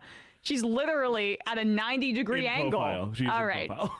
Okay. Not aware of evidence of that. I mean, I don't like the way I look with the profile either. And once it came to light, we parted ways.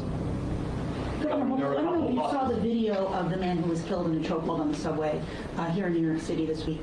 The man who put him in the chokehold was released without charges. I wanted to get your take. If you've seen the video, if you think the man who put him in the chokehold should have been released without charges. And I know it kind of gets into this broader question of subway safety, and people felt unsafe. The man did not seem to be acting violent. So I just want to get your take. No, and again, one element we have not talked about is the $1 billion investment we have in mental health services, so we don't have people who are homeless in our subways, many of them in the throes of mental health episodes, and that's what I believe are some of the factors involved here. And people, there's consequences for behavior, and I look at it. There's more closely to find out consequences whether- for behavior of all the things to say here, right?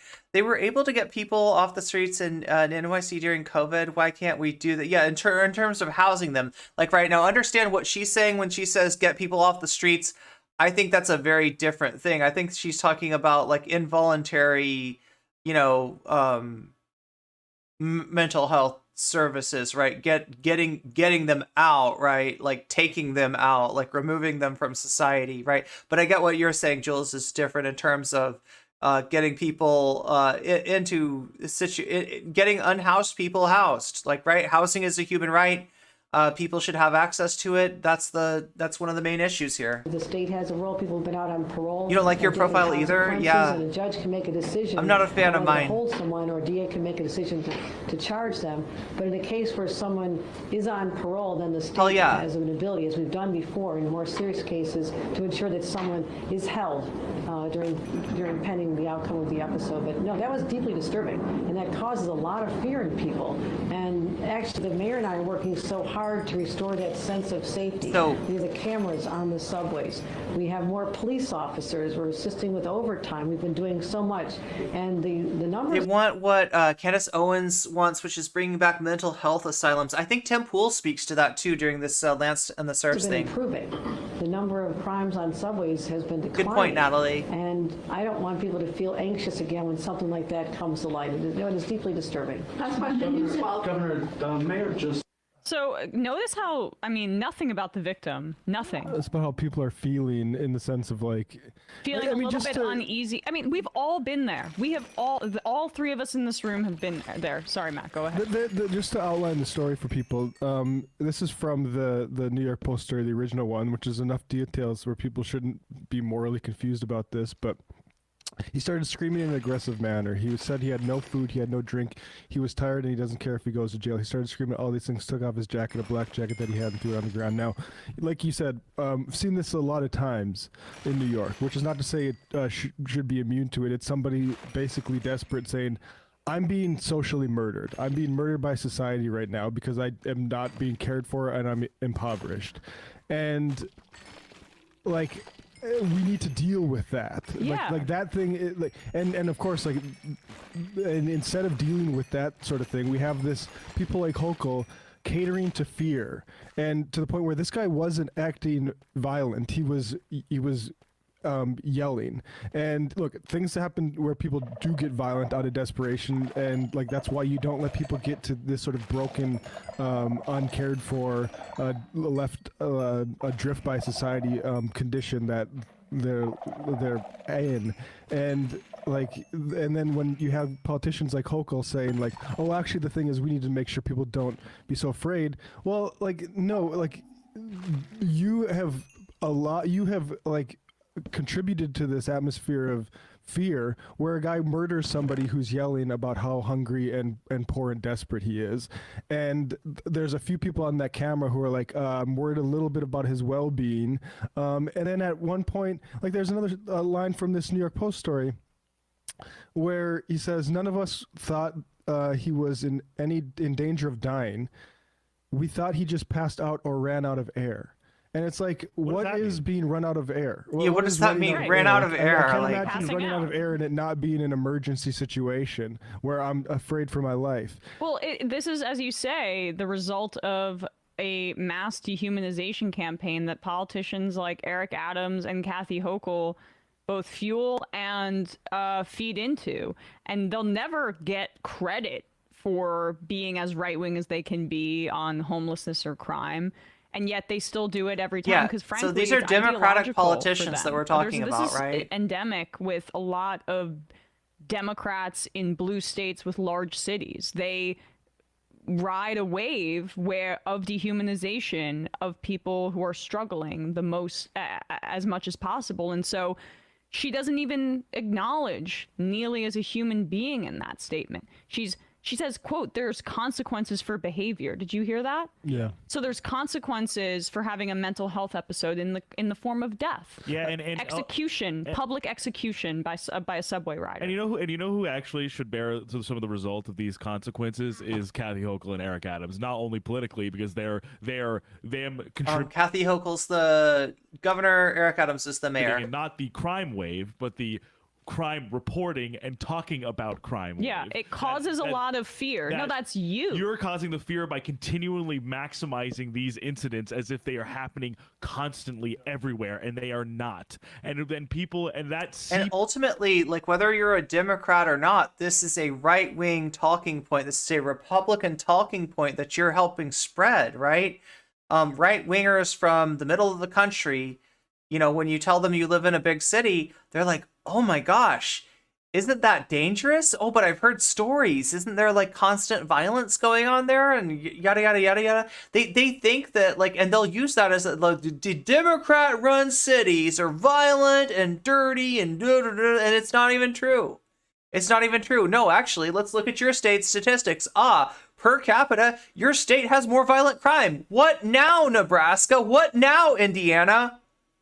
What now, you know, North Dakota? Sorry, I don't want to like just randomly pick states, but there are definitely examples of like red states that have more, you know, violent crime per capita than these cities, right? So like, what are you talking about? Literally, what are you talking about? Into people's psyche and mindsets to where a guy on the subway, this 24-year-old Montana, thinks it's incumbent upon himself I don't know. Neutralize the threat, I'm just naming so to speak, random by killing red states someone. now, but by literally a guy saying, "I'm starving, I'm thirsty, I have nowhere to go. I'd rather be in jail because I have nothing to live for. Essentially, I have nothing to live by." And our response as a society on that. These are all bigoted dog whistles when they say cities. Yeah, it's like the urban thing. They mean minorities whom they hate. Montana has some cool parts. Yeah, I don't want to shit on like every state without even realizing what I'm talking about. West Virginia. Yeah, West Virginia is where Tim Pool lives. Has about twice the murder rate as New York. Yeah. That micro society in that subway car was to kill that guy and hold him down while he died. He's exhibiting the symptoms of a sick society, and he is sick himself because of our society. And for that crime, for the crime of having symptoms, he's executed. Like and I said, I'll just say this really quick as his well. crime, quickly. His crime was being unhoused and agitated in a public venue, right? That's what got him executed. I was hit at one point sitting on the subway by a man who was having a mental health episode. He sat next to me and he was elbowing and kind of flailing around and hit me in the face and in my body. And it was jarring, right? The idea that I would want him to be hurt in any way, I just didn't want to be near him in that moment because I understood something was going on here. Every one of us who's taken public transit has had this kind of situation, something similar happen, seeing someone struggling. That doesn't mean that our fear in that instance, and I was a little scared because I was hit. It's a problem. Like, it's people that need help. But like, my fear is not the primary object of like what we should be focusing on right now. It's the fact that this person is in pain. And so, like, the politics of dehumanization privileges the bourgeois kind of concern of people's like immediate discomfort in this narrow instance, as opposed to larger humanity and life. It's really freaking twisted. Yeah, I just wanted to read a small thing from this piece by Defectors Albert Bernico. It's titled "Jordan Neely Just Needed Some Help." He ends this piece by saying, "At 30, he had no place to live. He was hungry and thirsty and tired and upset. He was experiencing a whole stack of separate crises piled onto each other. He walked into a crowded subway car carrying those crises. Yeah, he didn't have a crisis, people there a private place in that situation wasn't that vent. Jordan Neely was hungry or thirsty or tired, or that he was in obvious distress, but rather that on top of those other things, he was also breathing and killed him. Somebody else took their phone out and recorded it. That was Jordan Neely's whole and only life. It ended when he walked into a room full of people, homeless and hungry and thirsty and tired, and they helped themselves to his silence." Yo, okay, I mean, like, that's hard to hear. There you go. That's hard to hear, but that was Albert true. Bonico at Defector. He wrote a piece called "Jordan Neely Just Needed Some Help." That's really well said. This is a sore in our society, particularly, I guess. Like, you know, they made movies called Death Wish about this sort of like glorifying this sort of vigilantism, and it's still something we have to deal with today because we never really dealt with the fact that we leave a whole group of people to be ground up by how we run society.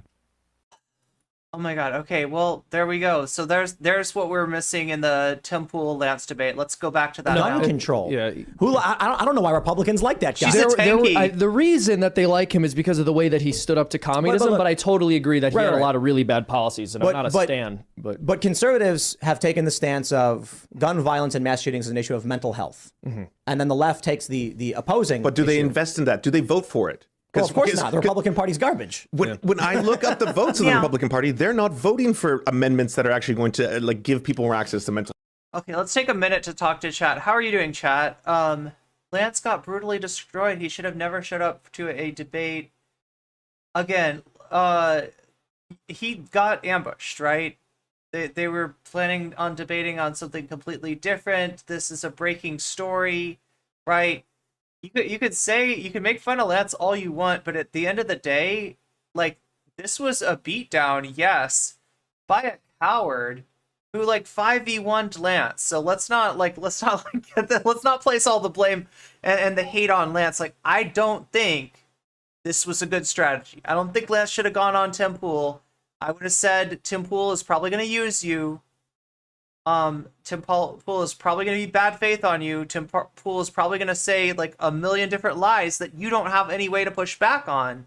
Don't do it, Lance. But at the end of the day, Lance is his own person and he's got to make his own decision, and he's not listening to me, right? He's doing what he thought was best. He thought this was a good idea. I heard his rationale. I know what he was trying to say there, but just wasn't good. Health. But look, man, that's where you have an opportunity. But you don't want to come onto a show where we say the Democratic and Republican Party should be dismantled and obliterated, and then make an argument that one side is bad. I'll sit here and be like, bro, if you want to have make a list of every single member of Congress who should be removed from office, I'm sorry. Did we just have a bruh moment? Did we just have a bruh moment? Bruh. All of them but like 4. One problem is that when people advocate for we need a bruh emote. Do we need a bruh emote? I feel like we need a bruh emote. mental health, a lot of that advocation is more drugs, that this new drug will... I mean, like, I don't know how a win condition is possible in the Tim Pool IRL stream, right? I don't know how you win. I think it's like this. The only way to win is not to play the game, right? Because it's a 5v1 situation. He's programming the debate. Like, this is like me going on, like, if anybody's been around for a while, you've seen me go on Prime Kai, you've seen me go on Dylan Burns and stuff like that, right? Those are people that want a show with like 3 conservatives and 3 lefties, and they want to set us up and see the fireworks go on, right? Imagine that, except they're all right-wingers. And not just right-wingers in terms of like debate bros that have some reactionary tendencies. They are all straight-up chuds, right? They're chuds who don't want to go, that'll be like, oh, I don't like Trump. I have some other philosophy. I'm a libertarian. I'm a this, I'm a that. So you can't tie me down to any of the bad policies or the bad results of the Republican Party. But I'm going to be, actually, my solutions are more reactionary than theirs, right? And they're going to dogpile you. And they're going to set it up so that, like, Tim Pool, before Lance gets there, is like, all right, what are we going to talk to with Mr. Serfs guy about? What are we going to talk to with this commie, right? And he sets up a whole bunch of different, things that he wants to touch on. He takes notes and he says, like, this is how I want the conversation to flow. And on the off chance that you do actually start to pin him down on something and he feels threatened, Tim Pool has got like 8 other topics he can pivot to, and he does that. Vosh noticed that, right? Somebody pointed out before that Vosh, when he went on Tim Pool, it wasn't quite this bad. And that's true. I still don't think that Vosh going on Tim Pool was a good thing. I don't think there was any, progress made. Vosh maybe was a little bit more prepared. Maybe he'd watched a little bit more of Tim Pool's content. But it's giving these guys content, and they're gonna use you. I don't know how you get around that. Fix your brain, but I'm of the belief that less drugs allow you to fix your, like, sometimes for very short periods of time you might need something to help, but then you don't want people long term. I don't want them on psycho. Good luck with that Twitter fight, Dragon Princess. Crazy pharmaceuticals that make them go, Right. Well, and we have to bring up you should be at least as prepared as H3 was for Ollie. often this medication actually increases suicidal ideation and aggressive thoughts and things like that. But I do want to answer your question. Wait. You said Stingray, are you telling me to shut my mouth? Do you really want that? Do you want me to be like just like a? Do you just want to see Minecraft? Like what's your deal? Why isn't that the subject of like the show? Am I getting in the way of your enjoyment of the Minecraft? Because when we do talk about this stuff on like a normal day, when news breaks of like 25 people push in front of trains, That's not a fucking normal day. What are you talking about? You're cherry picking, and then you're trying to make it sound like, oh no, we're not cherry picking. Like, we've literally gone through a systemic analysis of all the news, and according to that, these are the most important stories. These 25 people pushed in front of trains, right? And we're gonna twist it. We're gonna twist it, and like he's not talking about the 25 people pushed in front of trains, right? He's using the 25 people pushed in front of trains as a pivot for the story about Jordan Neely, right? Like, okay, well, if you support that Jordan Neely should still be alive, I guess you're okay with people getting pushed in front of trains. Jordan Neely didn't push anybody in front of a train! What are you talking about, Tim Pool? What is wrong with you? What is wrong? Woman was raped on a train in Philadelphia, and we're sitting here saying, like, what is going on in these cities? Yeah, right, Paul. If news story was 25 people blown away by an AR-15, that would be a normal news day. The failed policies that are resulting in this. We talk about it all the time. Today, we're talking about the fact that protesters went out in New York and physically assaulted one of our friends and reporter because he simply filmed them, and they are demanding criminal charges of the guy who... Yeah, fucking right. Yo, your guy went out there to get that content. Yeah, I'm gonna predict this, okay? I don't know this for sure. I don't know the situation, but I know Tim Pool, I know Andy No, I know right-wing provocateurs, okay? And I'm gonna predict, right? I'm gonna predict with my psychic powers, with my psychic femoid powers, I'm going to predict that that guy went out there and got exactly what he was looking for. He went out there and provoked people, and he filmed somebody. He filmed somebody clapping back. That's what this was. Yeah, he was an innocent angel. Yeah, Tim's guy was innocent though. Tim's guy was innocent, right? If we don't agree, then I guess we support pushing people out in front of subway trains. I don't know. I'll take shit that never happened for 500, Alex. Exactly, Kai Pewter, exactly. Who tried to stop the violent offense. See, that is anarcho-tyranny. Oh, that when my you God. have ongoing crime, when you have victimization, people being killed, and a woman being raped on a train, we talk for a year, 2 years, 3 years. When the riots happened in 2020, we had Michael Tracy's reporting showing all the riots across the country and the mom and... Wait, whatever happened to Michael Tracy? I remember this guy used to work for TYT. Oh my God, I can't remember. I get him mixed up with Jordan Sheridan, though. Was Michael Tracy the guy that got accused of, like, you know... doing weird stuff to his female employees? Is that the guy that I'm thinking of? I know Michael Tracy's like a big Jimmy Dore orbiter these days. Sorry, Michael Tracy. I call him Michael Tracy probably because of Sahil. Probably because I used to watch Sahil, and Sahil would always call... Yeah, now I identify as an anarcho-tyrannist, right? Right? That's funny, though. That anarcho-tyranny, if you break down those words, it's funny. Anarchy and without archy, not narky, archy, leader, without a leader. So anti-hierarchical tyranny, consolidated hegemony by one person. How about anarcho-tyranny with oxymoronic characteristics, Tim? Malarkey. Malarkey. I almost Shops are forgot putting up about signs that. saying, please don't hurt us. We talk about it nonstop. And then one day, someone on a train, 3 guys, say, we must stop this man. Maybe because they were like, we've seen too many people die on these train tracks before. Yo, Tim Pool is such a bullshit storyteller, right? He's just conflating all this stuff. Like, the way he talks is like that those 3 guys, they were around with all those incidents of people being pushed in front of subway cars. They've seen it before. We let it go then because we were like, yeah, it's not okay to, take a guy out before he's done anything. Oops. He pushed somebody in front of a train and now they're gone. Oops. Happened again. Oops. Happened again. Oops. Happened 25 times. And now that they're on the train and they're like, they see the same thing happening. It all starts with a unhoused person like being a little bit loud. And they're like, they look at each other and they're like, not today, boys. Not today. We're going to put a stop to this. We're going to put it. Like, you just turned like homeless people into a monolith, combined them with like crime that like, do you have any evidence that those the perpetrators of those 25 pushings were homeless, right? No, but we generally think that homeless people commit crime and those are crimes. Therefore, we're just going to associate the homeless with a crime. We've dehumanized them, so we get to turn them into a monolith. We get to think of them as like one giant thing, and we get to combine that thing with the specter of violent crime. All in a day's work, right, Tim? All in a day's work.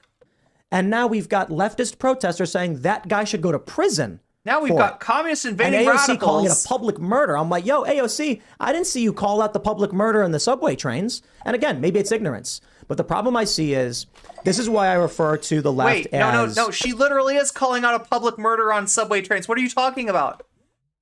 Yeah, homelessness has been thoroughly criminalized. True. NPCs or a cult. Look at There's NPCs. Oh complete no, here we ignorance go. to the Here we problem go. The ongoing, NPCs. Are and you then ready? a hyperpolarization. I hope you're playing bingo at home. I hope you got your bingo cards ready because we got NPCs now. We got a leftist cult. We got woke. What is the other one? Woke. Oh my god, what is it called? I can see the thumbnail. What is it called? Like woke something or other.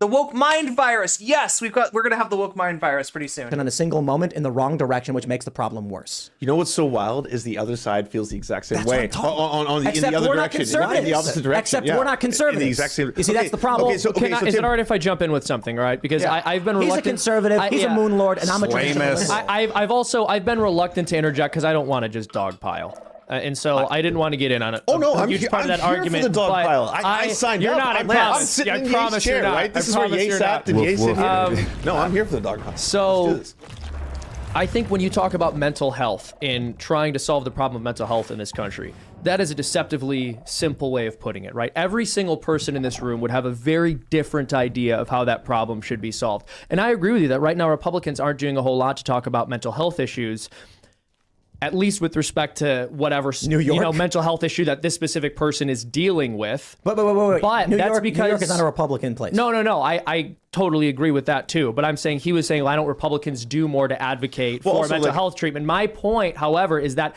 I think the kind of advocacy you'd see from conservatives on how to solve the problem of bad mental health in the United States would be a much different set of policy prescriptions than you would want.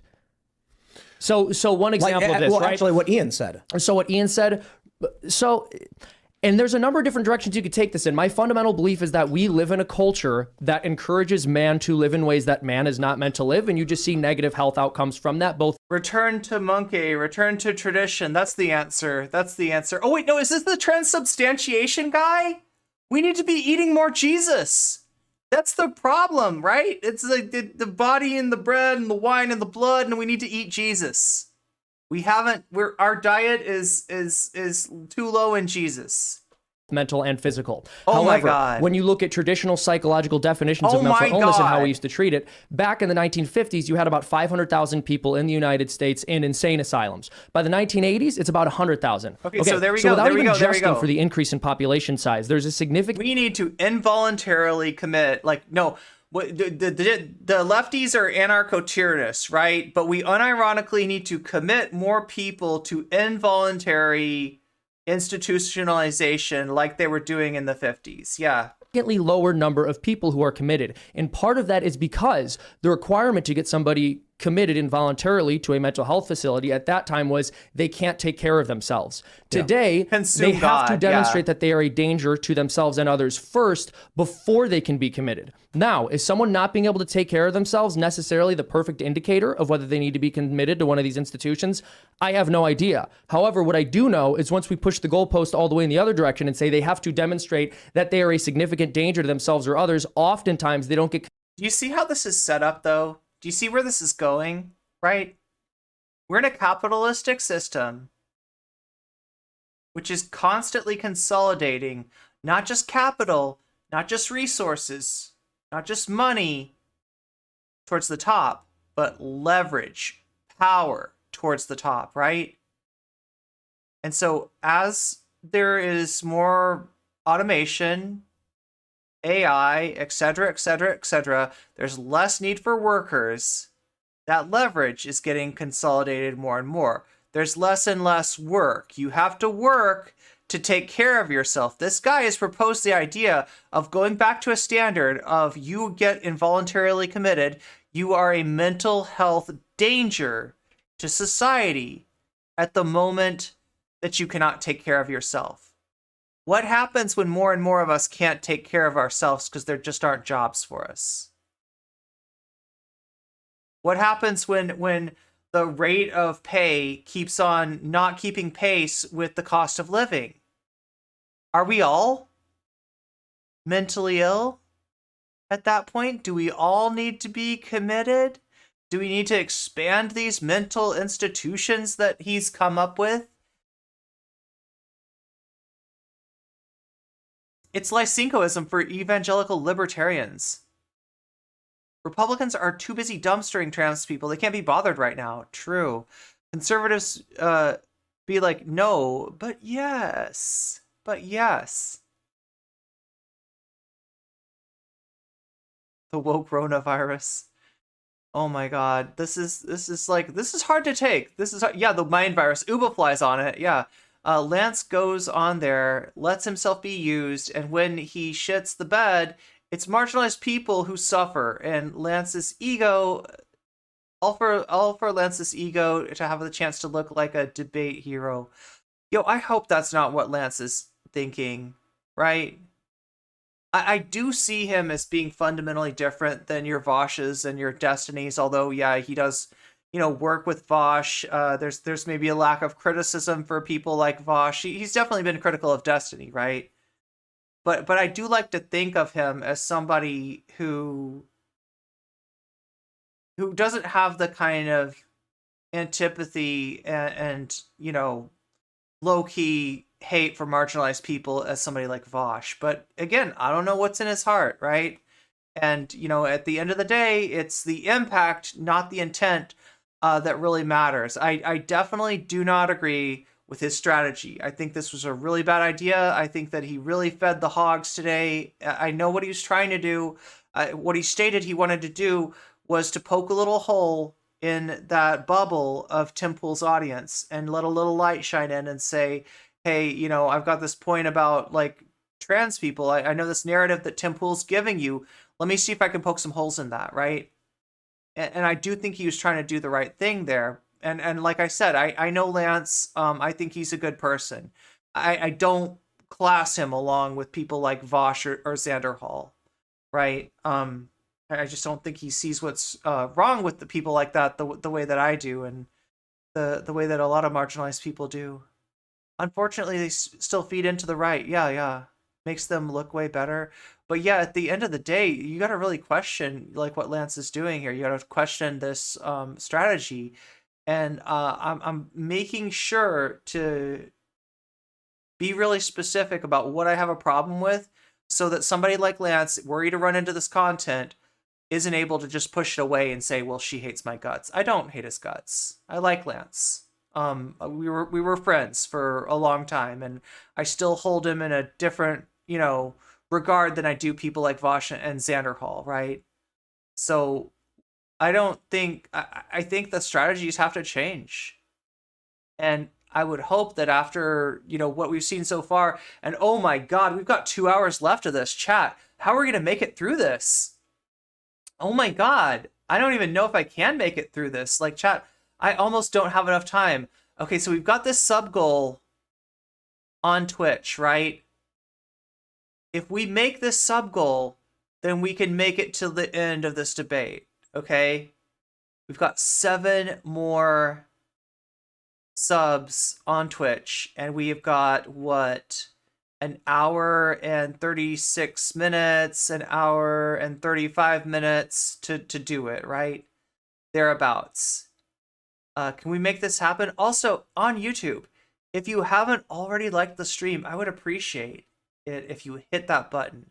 It means a lot. It lets YouTube know that you're enjoying the stream. It lets YouTube know that this is a good stream. This is not just somebody like talking out of their butt.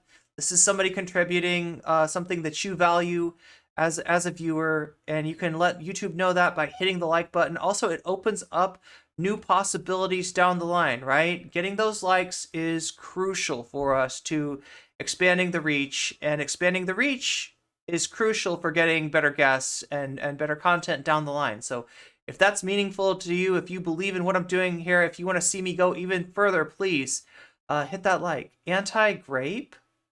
Wait, is he anti-grape? It was so predictable. Lance has done this time and time again. Yeah, I know what you're talking about. Yeah, the Lauren Southern thing, right? No, you're not wrong, Overfly. You are not wrong. Entire Fraser clan can... Wait, what's the Fraser clan?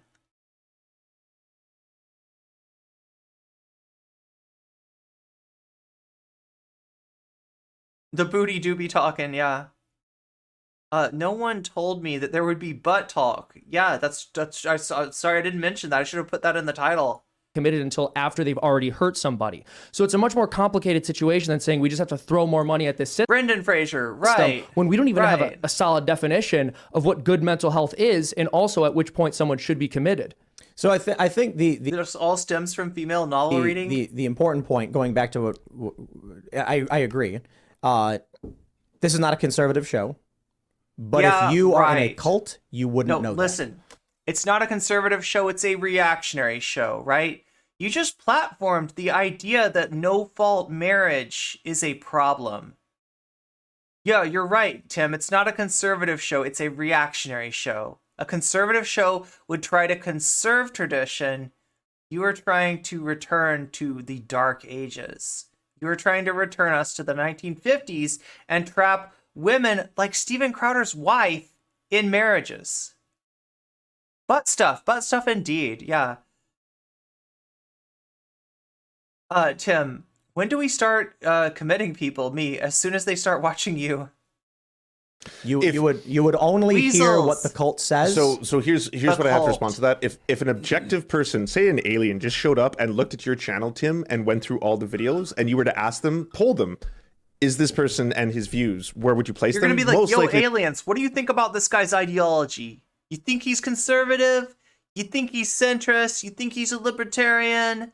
You think he's a little bit of a reactionary, a little bit of a child? What do you think, aliens? What do you think? They would say conservative. That's going to be my actually bet. Wrong. Yes, but more because the guests that come on tend not just to even identify. the guests, but the way they're framed, the thumbnails, the words that you put in red, and the whether or not you're supporting or going against either the Democrats or the Republicans. But hey, you tell me that you guys don't like the Democrats and you don't like the Republicans. This is not a Republican stream. You don't want to even endorse the Republicans in any way, shape, or form, or vote for them. I don't. Big well, no. I don't vote on party lines we do personally. like. Okay, sure. But there's a lot of right wingers who watch you. Right? So that's what I mean when I say you do have a voice and you do have an audience of right-wingers who are going to vote at one point or another. 30% of your audience is right-wing. Most of the people who watch this, the largest faction is libertarian. Okay. The next largest would be considered... Libertarians, famously not right-wing. Traditional liberal? Oh, no, I think...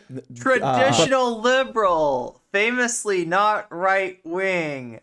No. You're saying the quiet part out loud. Like, I just talked about how liberalism is a form of conservatism. Now, I would maintain that even modern liberalism is a form of conservatism, right? In the U.S., the Overton window is pushed so far to the right. I don't know. Is it since Reagan? No, honestly, like it's with the Cold War that you get that you eliminate the left from the realm of possibilities. You say that any form of democracy, even like social democracy. It's like akin to Stalin, right? And then you say Stalin is akin to Hitler, right? So we like eliminate that from the table, right? That's the situation. That's where we're at. That's what we're dealing with, right? Amber 12777. Thank you for the follow. I don't know why. Oh, there we go. You got your emotes. You got your emotes. You came in here. You got your emotes. But yeah, no, like when he says classical liberals, he's talking about like Sargon of Akkad. So Nazis, right? Like that's who calls themselves a classical liberal these days. Along party lines, who are the libertarians going to vote for? Not the Libertarian Party. Most likely they're going to vote for whoever. When they come on this show and say abolish the police. One of the two, Republican or Libertarian. Yeah, most likely, usually. yes, one of the two. No, So that's why I say, They Tim, say defund the FBI so they can't go after Trump. For the Okay, people that's a little different than abolish the police. watch you who are Republican leaning, why not frame it that way for them so that they can actually start pushing more money into that? That's why I'm here. That's basically Moon true, Lord. I think, in a lot of ways. That's what Moon Moon Lord does. Lord. So here's what I think. I think you're in a cult, right? Okay. I think the cult is derived from algorithms on social media. Okay. So you only surround yourself with this loud noise. Tim, if I was on your stream, which I wouldn't be, I would have just said, I think you are a cult. I think you're a cult leader. And I think these guys live up your butt. Right? And I don't think there's a lot of oxygen up your butt. They need to start breathing. They need to get some fresh air, right? Let's take a little field trip. Let's get out of Tim Pool's skate mansion and let's go, I don't know, go have some drinks or something like that, right? We'll try to deprogram you or so. I don't know. We saw a really good example of this with that Sisson guy. Is that his name? Harry, I don't know. Harry Sisson. who is a real original thinker and not a follower at all. Copium. Yeah. Sisson. Those two guys went on the Tim Dillon podcast and he said, please, no, don't clip this. I will lose followers. I can rag on Trump all the time and like people still watch the show. Seamus and I can have an argument over me being pro-choice and him being pro-life and people still watch the show. And who do you think rags on? Do you think that Tim rags on Trump more? Or do you think I rag on Biden? And if I pull up all sides with 3,770 ratings, Tim Pool is a centrist. But you think I'm conservative because you live in a bubble. When I talk about strategic voting, right, I put it in a very specific way. Like I use a metaphor called, they talk about riding with Biden. That's Vosh's thing. We're going to ride with Biden. We're Biden's the best we can do. So we're going to get in the convertible with him. I say, don't get in the convertible. Don't do it. I say, what you're doing is you're hitching, you're on a skateboard and you're grabbing the bumper underneath the bumper and you're letting him pull you along a little bit, knowing that Biden's going to a different place than your destination. And that when you're past the verge, you need to get off, right? That you need to be ready to push back against Biden. Like once you've done that job of strategic voting, once you've eliminated the danger of another Trump presidency, like, right, you got to do this without getting the taste of Biden's ice cream in your mouth. You got to do this without taking a bite out of those corn pops. You got to do this without feeling his hairy legs, okay? Don't let him sniff you. I'm really specific, right? I even get metaphorical about it, but I really want to drive home that point. This is not a pro-Biden stream. This is not a pro-Biden show, right? This is like I will, I will acknowledge the value of strategic voting, but I will not acknowledge the value of cheerleading. Right? Because I'm too far left, the Overton window is too far away, is what you're saying? Yes. So like when I go hang out in Washington, D.C. Right. And I go to National Harbor or I go to Baltimore, Maryland Life. I'm in Baltimore. I don't know why places. you do that. Washington, D.C.? The people who come up to me and are like, hey, man, I'm a big fan, are not conservatives. They hate Donald Trump. In fact, I was at a poker table last week and a guy said, I just hate Donald Trump. Man, I can't stand him. I wish somebody else would run, but I can't vote for Joe Biden. I think you're surrounded. We talk. I don't believe you about this quite a bit. Sure. If don't all believe you. sides I'm has sorry. nearly 4,000 people rating me, sides? and the result is centrist. If I'm What is all actively sides? pro universal health care, not to the same degree as like Bernie Sanders, I believe in private health insurance, and I'm pro choice. Wait, what?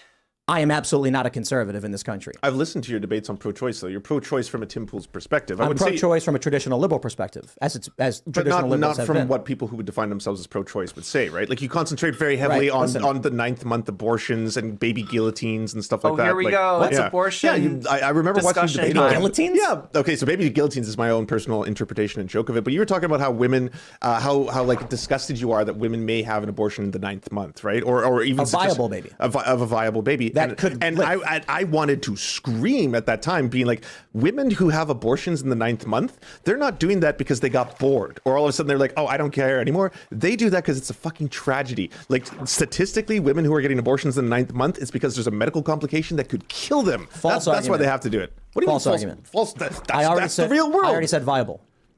Try again. What are you talking about, Tim? I already said abortion of viable fetuses at 9 months. This is ridiculous. Do you know what viable means? Yes. It means the baby can survive on its own without medical complications. Absolutely. And why legalize abortion of viable fetuses at 9 months when the baby could just be delivered? Women are not getting abortions at the 9th month for pleasure or because they want to suddenly do it for kicks. No, that doesn't happen. It's a tragedy. My dude said he thinks this. Watch that. Listen to his pro-choice argument, okay?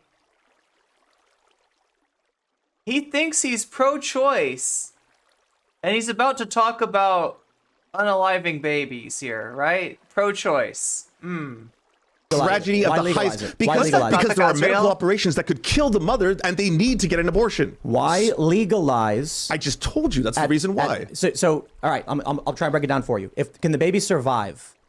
Let's talk about a baby. The baby can survive on its own. Yes. Sure. Okay. Abortion is defined by Planned Parenthood and the law as terminating the life of the baby. Correct.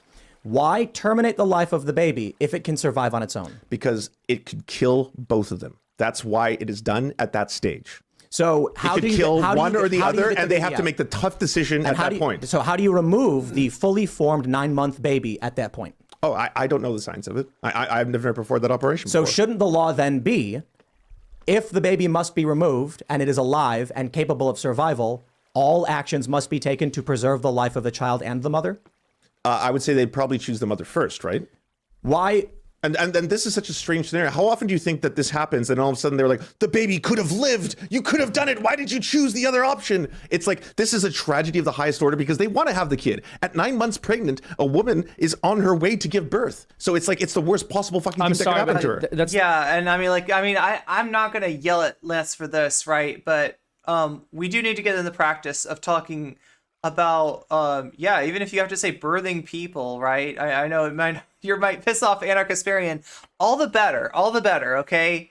The pregnant person, right, is another way to say it. But anyway. Not always, again, I said I didn't want a dog pile. Like if I mentioned that to him, he'd probably be like, oh shit, I meant to say that, right? So, you know. That's it's statistically not true. There have been surveys done on women who had later abortions, and for All Sides is the site that Tim Pool just pulled up. What is I haven't heard of this before. If Tim Pool wanted to know about late-term abortions, he could just watch the documentary After Tiller. Pretty large sum of them, it's because they were not sure whether the father of the child was willing to commit, and then when they found out he wasn't willing to commit, they would have the abortion. And so there are different stats you're going to find for different points in pregnancy. When it comes all the way along to 9 months, I don't have the statistical data on that. However, I do know for later term abortions, there are reasons other than what is traditionally considered to be a medically necessary reason. For example, some people will say that a negative mental health outcome is a reason to abort a child later in pregnancy. So if the woman is depressed, they will list that as a reason for why the child had to be terminated to save the life of the mother, which is certainly not the case, very obviously. And to the point of what Tim is saying, when we say there's no such thing as a medically necessary abortion, the principle behind that is, if there is an operation which is necessary to save the life of the mother, and then she miscarries the child as a result of that operation, which was necessary to save her life, that's not an abortion because nobody's intent was to go in there and end the life of the unborn child. And so if a woman's having complications where she has to deliver early, you deliver the child early, of course. And if you're at a point in pregnancy where the child isn't viable, that's a horrible tragedy. You still do what you can to save the child, but you can't always save the child, and we understand that. But to go in and rip the child apart to end their Yeah, I'm inclined to agree, Paul Squall. life is never something which is medically required, even though an early delivery may be. But are there situations where if the baby is in, this is so harsh, It was created by conservatives. Wait, what was created by conservatives? in its complete form? Okay, so the other thing is, like, I talk about language, I talk about framing, I talk about, like, not letting right-wingers get away with inserting their language in order to change the framing. Lance, you just did that, right? We're talking about babies now. Talking about... And like, granted, these are not, all sides. It was created... Oh, it was created by conservatives. God, why am I surprised? You let them change the terms to babies, maybe without noticing. That even trying to induce early pregnancy could kill the mother, so they have to break the baby's body apart so that they can get it out without killing the mother. I've never heard of such a thing. So- and there are letters, by the way, signed by literally thousands of doctors who have said this. let me ask. Let me ask. Wait, can I just say one thing? So 88% of abortions are in the first 12 weeks. 88. Yeah. 88% of abortions. Less than 1.3% of abortions take place near the 8th or 9th month. How many abortions Is that Guttmacher? Well, how many is that? I don't know the actual numbers. This is the percentages. 13,000. Okay, but we're talking about less than 1.3%. Hold on, of them. 13,000. That's the number of people who die from gun violence in the U.S. each year that aren't suicides. Gentlemen, so that's I am not 13,000. here to justify abortion. Do you think they set this up? Do you think they set this up? Does this look like a planned moment? Because it does to me. Oh, that's interesting. That's the exact number of people that die of gun violence, and yet you think that's bad, and yet we have 13,000 babies. Babies!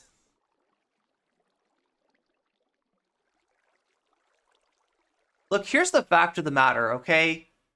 Abortion is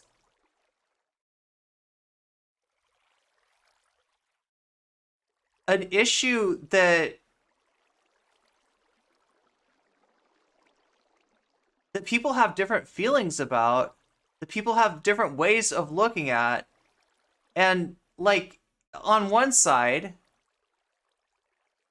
we have one person, right, who has the autonomy over their body, right? Now, there's some extremists out there that will say that, no, you have ovum in your body. You have the large gametes, and it's your responsibility as the bearer of the large gametes to make sure that those large gametes become babies. Like, you know, as many as possible. So get married young and keep having babies the whole time. That's your responsibility. If you're a super tradcon, that's what you think. That's weird, though. That's weird, right? Most of us don't think that when a guy jerks it, that he's doing like mass unaliving of like of millions of sperm, right? Most of us don't think of every sperm is sacred, right? So that's on the extreme, right? But some people do think that, right? But most people will say, okay, you know, at this point, you know, there's no pregnancy, there's one person there. Okay, so no issue, no, you know, gray area. And then on the other side of the pregnancy, we have post-birth, 2 people, right? And at the same time, nobody's gonna argue that like the you know the born baby is not a person, right? Now, I will say there's another caveat on that side, because traditionally there have been cultures which saw the child as not being a person until a certain amount of time after birth, right? And that's probably due to like high incidence of like, you know, children not making it, right? That on at the very early term, like a lot of children didn't make it, so they weren't going to get too attached. But right, those are outliers, right? That's not important. That's not pertinent to now, right? Most people. So we all agree on, you know, the status prior to pregnancy. We all agree on the status after pregnancy. Before, 1 person. After, 2 people. Okay. And nobody believes in murder. and hopefully nobody, people respect the autonomy of a person over their body, right? Now, in between, that's where like the gray area is. That's where people have different ideas, different concepts of like, that some people think that as soon as conception occurs, that there's now two people, right? And so anything, even like a morning after pill, is a taking away of one of those lives, right? Most people don't think that, though. Most people don't agree with that. Most people could see that, like, are not thinking of a zygote as equivalent to a human being, right? So my take on this, and this is a legalistic take, this is not my own moralistic take, right? This is not like, this doesn't have to do with my personal feelings about like what would I do if I was pregnant, right? But just like legalistically speaking, there's a gray area in between these two sides. And because there, is a gray area that exists where people will make different arguments about like, well, there's this month or that month or whatever. No. The person that gets to decide is the pregnant person. The pregnant person gets to make that decision. Nobody else has any right to impose that decision on the pregnant person, right? So that's my take on it. Now, that's not what you're going to get from Tim Pool. Welcome, River Rune. Good to see you. Good to see you. Big thinky. Yeah, I had to get into it for a second, right?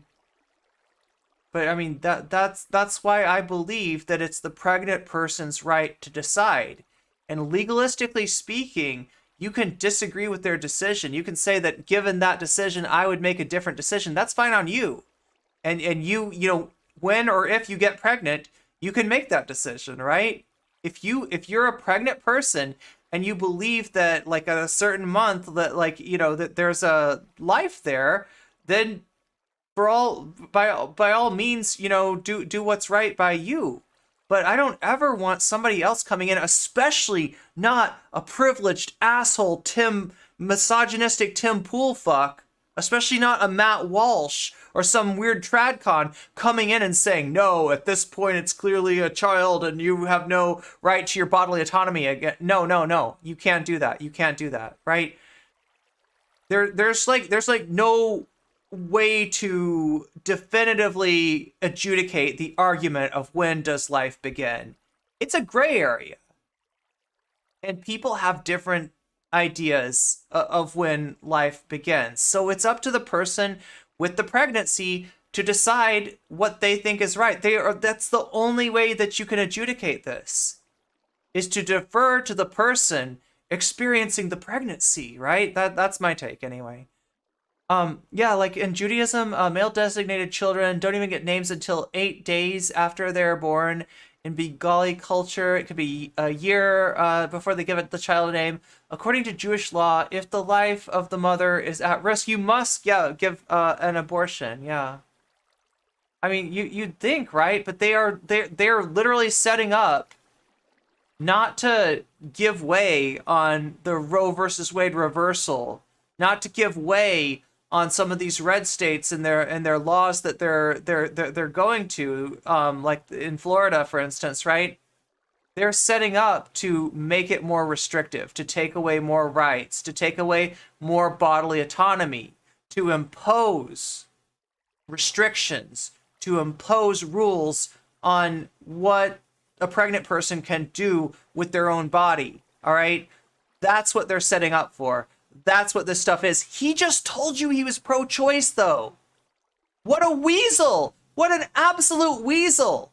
He told you he was pro-choice, and now he's talking about, like, unaliving babies. And you're talking about in the context of pregnancy. No, Tim Pool, you don't get to decide when personhood begins. You don't get to decide when, that's up to the pregnant person, all right? That's the only way we can adjudicate this. Sorry. when it happens as in it's a But good thing. no. I don't celebrate Brother, it. You're saying it doesn't happen. No. You're saying I've it doesn't never said happen. it doesn't happen. 13. I love having a bunch of people sit around and debate whether I should have access to super common procedure. It's so fun. Yeah, no, it's definitely 1,000 times. I said it's extremely. There is 338 million Americans. I'm such a mistake to debate these guys. I agree. sorry. The numbers are going to be a little daunting. agree. Yes, the numbers will be high. I'm not here to celebrate that. I don't understand your argument then. My argument is that there's a lot of human beings. 13,000 people die from guns, we have I'm a getting problem, right? upset. If 13,000 people die from guns, we have a problem. Yes. of course. If 13,000 late-term abortions happen, is that a problem? These are completely different things. Well, how so? Okay, so if someone dies by a gun, are they being shot? Were they killed? Did they kill themselves? Was it a suicide? Was it a gang violence thing? Who knows? That's a good question. Can I clarify? I don't want to argue. I just Hold want to on, clarify. I need to answer this. Well, In the case of can I address what you just said? yes, but in the case of late-term abortions, more often than not, when statistics say, and when they are polled, they say the reason that they are giving it is because it's a medical complication that could result in the death of the mother or the child. All right. So let's. Can we make the argument then that the use of guns on people are allowed? The use of guns of people are to end their lives is allowed. So that's murder. You're describing murder. So if Colorado, for instance, passes a law saying there is no medical requirement for an abortion, is it wrong to kill the baby? You're talking about, you're trying to compare murdering someone with a gun to a woman having to make a medical decision that could. Do you see why Lance was joking? Like makes that joke about the baby guillotine. Like right, that is kind of what Tim Pool is doing. He said he was pro-choice though. He said he was pro-choice. Oh my God. Okay. Basically preserve her life. No. I said not a medical reason. That's what I'm saying. Should she have the ability to have an abortion for any reason? Yes. At 9 months. At 9 months. You're gonna start. I would people? say at 9 months because it only happens according to the stats based on complete medical necessity. She has a right to do it. No. She should have a right. Hold on. Colorado legalized abortion up to 9 months with no medical reason required. Do you agree with that? I agree with that decision, yes. So the baby could survive on its own, and the mother is legally now allowed to just end its life. She has the right if she wanted to. You're saying so in Colorado, and it's not a trick question. I know, but I'm asking you because you're the one who brought this up. I don't know what Colorado's specific law says. So if you were saying that in Colorado, don't defend a decision that's like not yours to make, right? You're under no obligation to do that, okay? You're what you need to do is turn that debate around on him. Turn the, like what he's proposing is imposing restrictions on what a person can do with their own body, right? Make him defend that. Don't let him turn it around on you. And you just correctly called what he's like proposing like a baby guillotine, right? Make him defend make him defend that. Make him defend the restrictions that he wants to impose, right? Women have the ability at 9 months to have an abortion for any reason. They could just decide that elective, yeah. Okay, I think they should have the right to do that, but the stats show that they're not doing that. But they should have a legal right to do that. Yes, it's their body, it's their choice, of course. So this is what I disagree on. I think if the baby needs to be removed from the woman, there's no reason to kill it. You know what I mean? Like you could just C-section and then put it up for adoption. But I'm telling you that doesn't happen. But it does. But hold on. Like you might be able to bring up anecdotes, but the stats don't say that. Hold on. Like, why allow it to happen? I just don't understand. Are you arguing? Are you arguing you oppose it, and you think it's morally wrong, but you think it should be legal? I think that women should have the right to decide what they do and have bodily autonomy over their own bodies. We're not talking about her body. We're talking. It is her body. Of course it is. At 9 months, even if it's still inside her, it's still her body. Even if it's a viable baby, it's still her body. Like Tim, if you're saying that it's a complicated moral question, yeah, it's a complicated moral question for the pregnant person, not for me, not for you, not for Lance, but for the person undergoing the pregnancy. Yeah. Removal of the baby, yes? The forceful removal of the baby, or forceful? So she chooses to have that. She the should have the woman right. says the baby must be removed from my body. Why kill the baby if they're removing it? I don't think they should do that. I would if they ask me, Lance, should I do this? I would say no, but she should have a right. Yes, of course. It's her body still. That doesn't stop. So like the woman is pregnant. But I mean, do you see what he's doing now? Like in most cases, like slippery slope, we know of it as a fallacy, right? But he is actually trying to slippery slope this in this case, right? He wants to say, okay, so at 9 months, fetus is viable. Therefore, wouldn't you say that that's a taking of a life? And you say, okay, so it's a baby. Okay, so now it's a baby. And then you just like walk it back and walk it back and walk it back. And pretty soon, you know, you're in a situation where like, in fact, even at the 9 months thing, you've basically overturned people's bodily autonomy. You've said that's a decision not for the pregnant person to make, but for the government to make. Tim Pool says he's a libertarian. Tim Pool says he's pro-choice. I say bullshit. Baby is viable and capable of surviving on its own. Sure. And she says before it breaches oxygen, kill it. Do you think that should be allowed? This is again the baby guillotines. This is why I brought that up. But what a weird scenario. This doesn't happen. This is not the real world. But it does.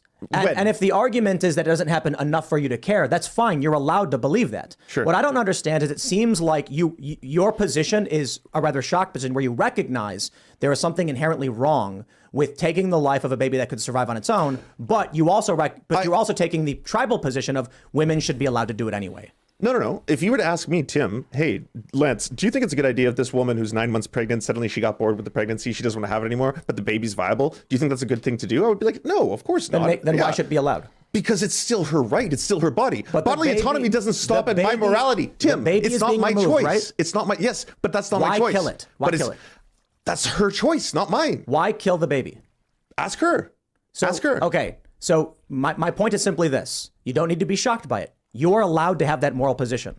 I think most people in America would prescribe that to be, would ascribe evil to that. That's not a moral position, right? The moral question is for the pregnant person, not for Lance, not for Tim Pool, not for No Comment Chick, okay? God. Sure, that's the idea. You can ascribe evil to whatever you want. That's up to you. That's your choice. The idea that you would say doesn't mean that she should the woman legally be wants restricted. the baby removed, and then in the process, instead of letting the baby live, remove it but kill it. Right? There's no reason to do that. You can give the baby up for adoption. You can drop the baby off on the doorstep of a post office. I agree with you. I'm not disputing so why that. legalize, even if it's one? Why legalize? You see, this is the craziest thing. Because her autonomy should not be cut off based on your morality. Because you don't think that idea is good. You don't like it. But the baby's been removed from her body. Well, that's if it was removed from her body and it was still viable. Right? And that's where the baby guillotines come in, because I don't think this happens. I don't think women on the 9th month get abortions with viable living children and then be like, I don't want it, kill it. I don't think that happens. You don't have to think it happens, but statistically it does, because your entire argument is this only happens for reasons of the health of the mother. What happens is that misogynist pricks like this don't think that women are responsible to make moral decisions, right? That's what's happening. Is bodily autonomy is being taken from pregnant people by pricks like this. Health of the unborn child. I said. So you believe I said the statistics show that at the 9th month, if a woman is going to have an abortion, it's typically because it's a medical complication that could either endanger her or the child's life. And what I am saying is there are doctors who will justify that by saying the medical complication is she is depressed. That is literally one of the reasons given in surveys of women. And another reason that is given is that I know a man who I was going to be with. Okay, but Seamus, I got to stop you because this is a nebulous argument that doesn't get anywhere, and I can respect the point that if you go to if you try and look this up, you're going to find left-wing sources. And Tim, if you were really, if you said that you're not conservative, you said that you're pro-choice, right? You're agreeing with a tradcon. What the fuck are you talking about? What the actual crap are you talking about? Like, if you're not conservative, if you're pro-choice, then how do you agree with somebody who believes that he eats the body of Jesus every week? Oh my God, dude. Oh my God. And right-wing sources that will contradict each other. So my question is strictly on the legality of terminating the life of a child. I can sit here and pull up, oh, hey, here's one. Women abort Down syndrome babies late term rather frequently. I think that's wrong. I don't think that someone's life is forfeit because they have Down syndrome. But your argument is that they do. No, it's not. That's a strong. No. Your argument is that women have a right to terminate a baby for any reason at any point. Yes, they should have the bodily autonomy to make that decision. So what I'm saying is, in the circumstance of Down syndrome, I think it is wrong to terminate a baby's life at 9 months simply for having Down syndrome, but you would agree she is legally allowed to do so. I think she should be legally allowed to do so. Whether or not I think that's a good idea is irrelevant. Well, then there's the clarification. I think it should be illegal. Okay. I think so there are limits to how much bodily autonomy women should have. So yes, right. So that's okay. So that's your stance. The pro-choice argument, because you're pro-abortion, right? Sure. Pro-choice traditionally in this country put limits at around like 15 to 16 weeks. That's not what you're saying. If the baby is dependent upon the body of the mother, then it is the body of the mother, and she has final say. I don't know what people think that they're doing by going along with this bullshit, right? I really don't. I don't get it. Like, I don't see what the benefit is to, like, be letting him say, okay, so you're pro-abortion, right? No, that's not what you're saying. Like, what do you think, what's going to be gained by this? Do you think that you're, I don't know, like,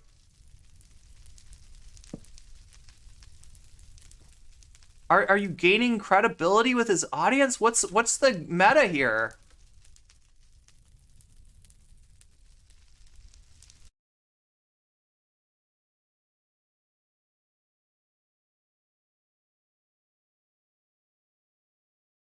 You're taking calming breaths. My guess is that they think that they can reach the middle ground if they are agreeable, but he should realize that that won't happen. Look, being agreeable,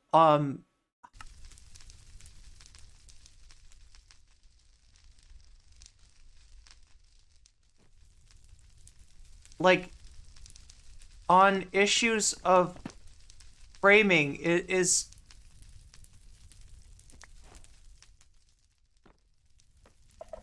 giving ground that you just don't need to give,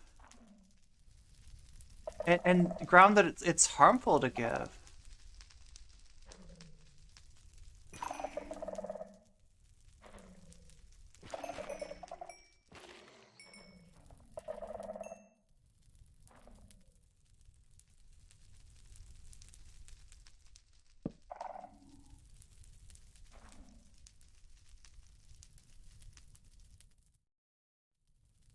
If the baby is viable, it can be removed in a process that ends the pregnancy but doesn't end the life of the baby.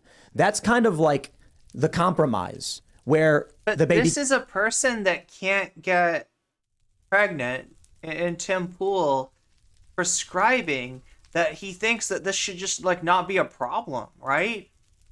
Why not just remove the, like, oh my god, dude, it's not like pulling a Lego off of another Lego, okay? Just a simple C-section. What could be like I don't know. Like, right? He's just he's talking about he's weighing in on a moral issue. Yeah. A moral issue for pregnant people to decide that he just doesn't have any skin in this game, and it doesn't make any sense to, like, listen to what he has to say. Like, his viewpoint here is garbage, and you can tell by the fact that he's making it so simple. Why not just take the baby out? Like, it's not an easy bake oven, Tim. God. Gets to live. You don't and get the to woman no longer decide has to be this pregnant. stuff. I'm sorry, there bro. There seems to be this amoral argument where, well, but it just kill the baby anyway, which doesn't make any logical sense. That's the pro-abortion side. So if you go back to the 90s, if you go back to safe, legal, rare, etc., if you even look at Tulsi Gabbard in 2020, that's where I'm at. Conservatives are pro-life outright. Seamus would argue abortion in any capacity should be banned entirely. I'm in the traditional Democrat position.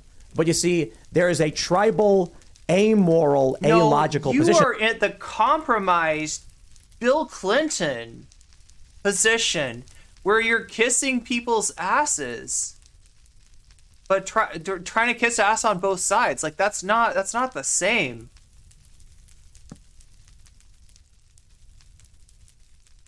Of just let them kill the baby regardless. I don't see any logic there. I don't see how that makes sense morally or ethically or just mathematically. Right. So you said I'm pro-abortion. What I'm against is forced birth, and I don't think the state should be forcing women to give birth against their will, which is what your position and your position is as well. So I'm against that. I think that's creepy big government shit. I don't think they should be forcing them and turning them into these viable wombs against their will. I completely agree. I'm against forced birth, just like you. Cool. Except my difference is that if the baby's at 8 months and can survive, they can take the baby out as if they would have an abortion, but not kill it in the process.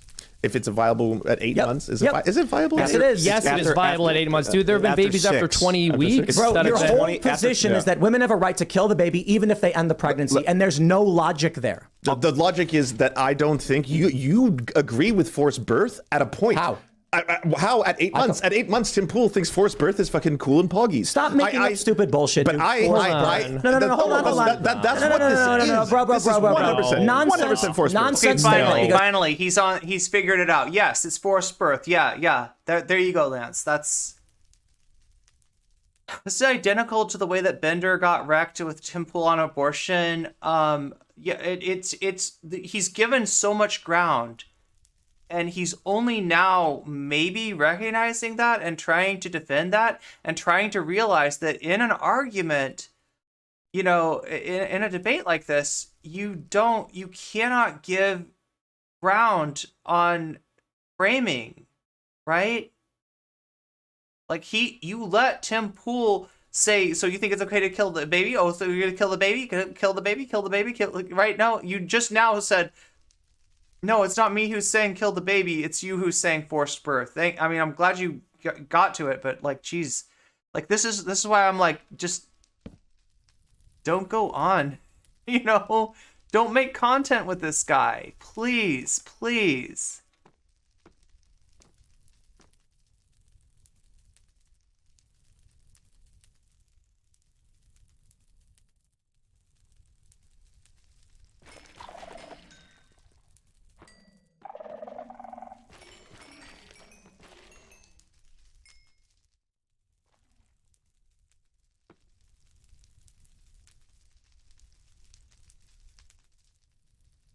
I already said I agree with you. A woman should be able to end her pregnancy whenever she wants. A woman could end her pregnancy whenever she wants. Say it. Tim Pool said a woman can end her pregnancy whenever she wants. Yeah, but I demand you say it. Giving birth are both ending. It's not forced pregnancy. It's forced birth, though. It is. Oh my God! And then he's going to argue, well, if it's a C-section, it's not exactly birth, is it? Oh my God! No. It's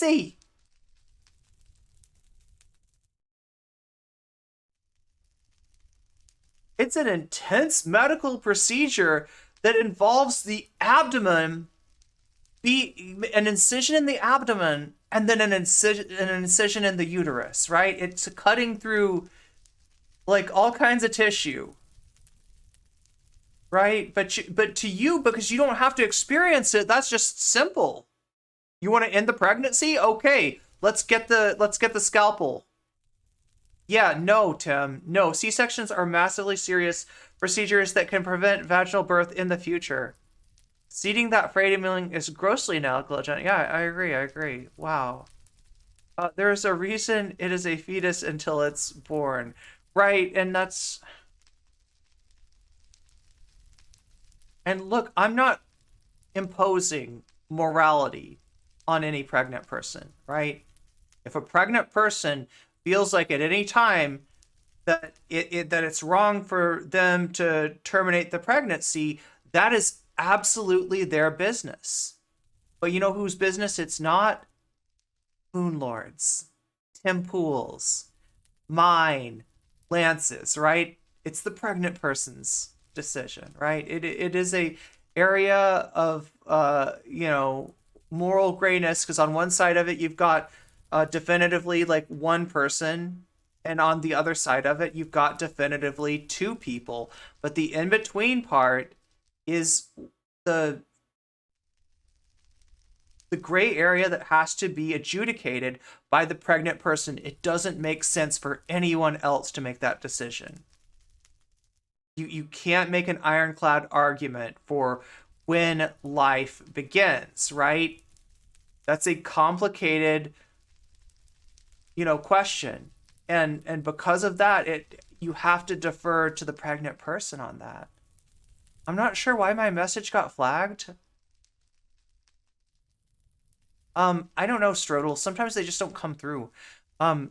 He has no clue about C-sections or anything about pregnancy. He doesn't think it's important. He like literally, this is what privileged entitlement does. This is what it does. Like, right? It like literally doesn't matter to him, right? He just wants to be able to adjudicate this from on high, according to his own juvenile sense of morality.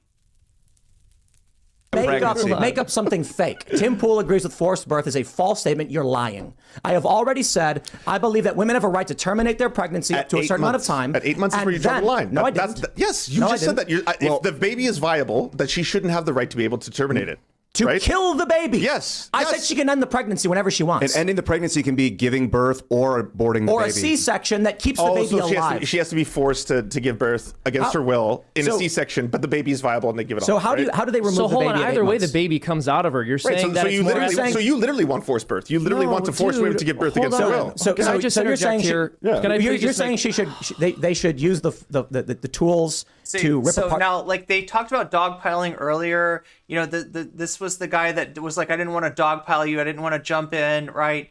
And you know, like there is a certain degree to which dogpiling like looks ugly, and at a certain point, maybe it might have the reverse effect, right? If somebody gets dogpiled, people are like, that's just not fair. You know, this wasn't a real debate. They got dogpiled. You know, they were in an impossible situation. But that's why they sort of hold back on it. Like they'll just 1-2 you most of the time, right? When they're debating you, they'll go back and forth, and Temple will jump in, and Moonlord will jump in, and the transubstantiation guy will jump in. But when it's something like that, when they need that win condition, that's when they do the dog pile. That way it doesn't feel like unfair, even though it is unfair, right? But yeah, I mean, like it's an unfair game. They've set you up at an unfair game. The only way to win is not to play. What in the world is that down there? Oh, it's the hoe. Oh my God, this is so frustrating. Like, look, I wanted to think that maybe Lance knew something that I didn't.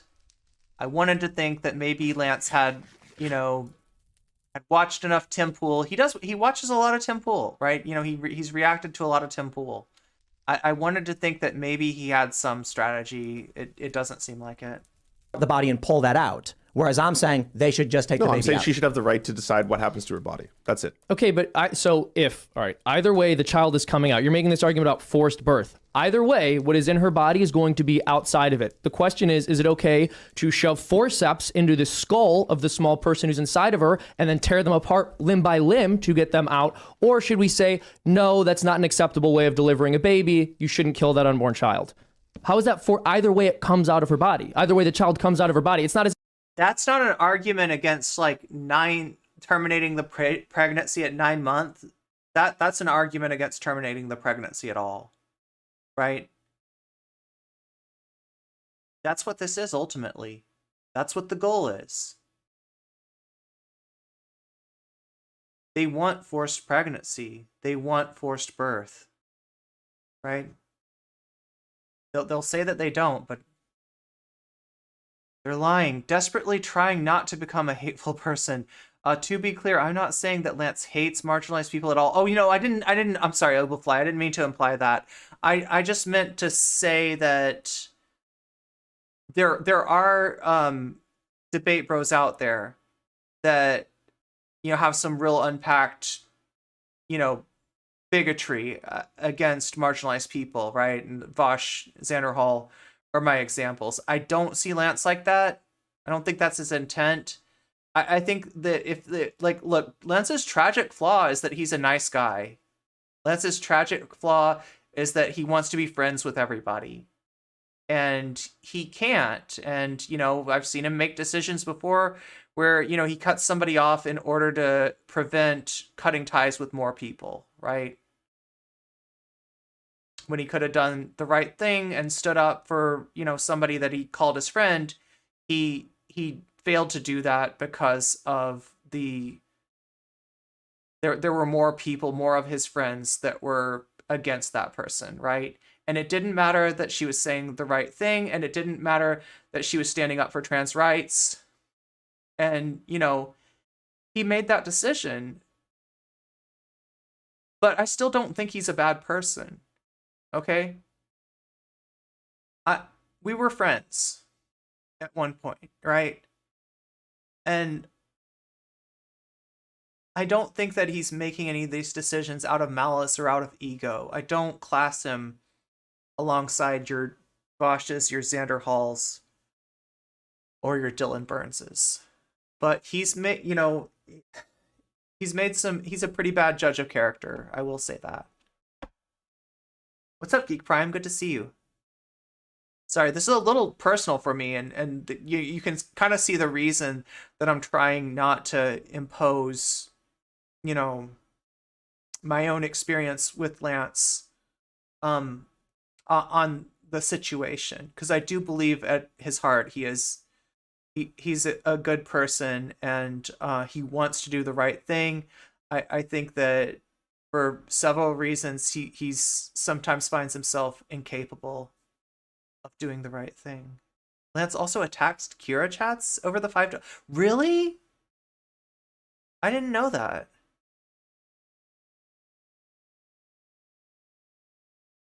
Really? That's kind of wild. I mean, not wild. That sucks. My twin and I were kept in the ICU for months after.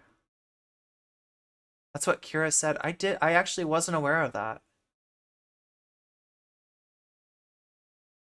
Okay, so we've got 45 minutes left of the natural stream. We're not gonna get. I don't even know if we're gonna get to the part about trans rights, right? Which was what this was the reason that Lance wanted to go on here. We can extend this if we get to 9 subs today.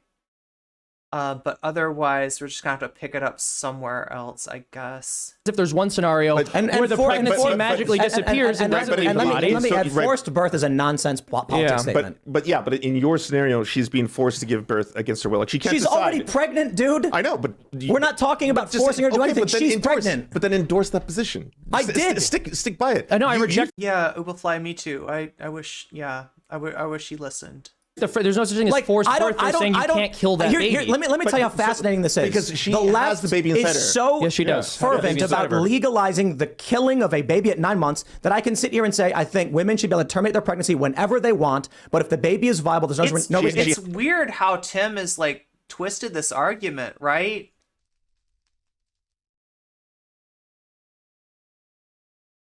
Like Roe v. Wade. Oh my God, I'm trying to remember the exact stipulations of the terminology of Roe v. Wade, but like he's the one who wants to change the law, right? In fact, he wants to impose like federal standards on what states can do, ironically enough, right? And Lindsey Graham has already tipped his hand as far as this, right? And you know, the big departure of what Lindsey Graham used to say, like Lindsey Graham basically talked about a national abortion ban, and that is, you know, he said the quiet part out loud there. Pro-choice Tim Pool here seems to be along for that ride.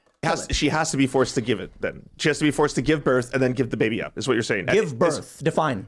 Yes. Okay. So that is forced birth, right? So she can't decide to terminate it at 8 or 9 months. Define give birth. You just said at 8 months if the baby is viable. I didn't say 8 months. Define give birth. I'm trying to understand what you're saying by forced birth. What does birth mean? You just said when she is at 8 or 9 months. Okay, so she's at 8 or 9. I said viable. Okay, so it's viable. The baby's viable. She should have to give birth to it in some capacity. C-section, whatever. Define birth, and I can answer your question. Birth, the removal of a child into the world from a mother. You can see here that this is something that Tim Pool has thought about. This is something that Tim Pool has planned out. Like, right, I hate to break it to you, Lance, but he's playing, like, you know, chess, and you're playing, you know, I don't know, Candyland, right?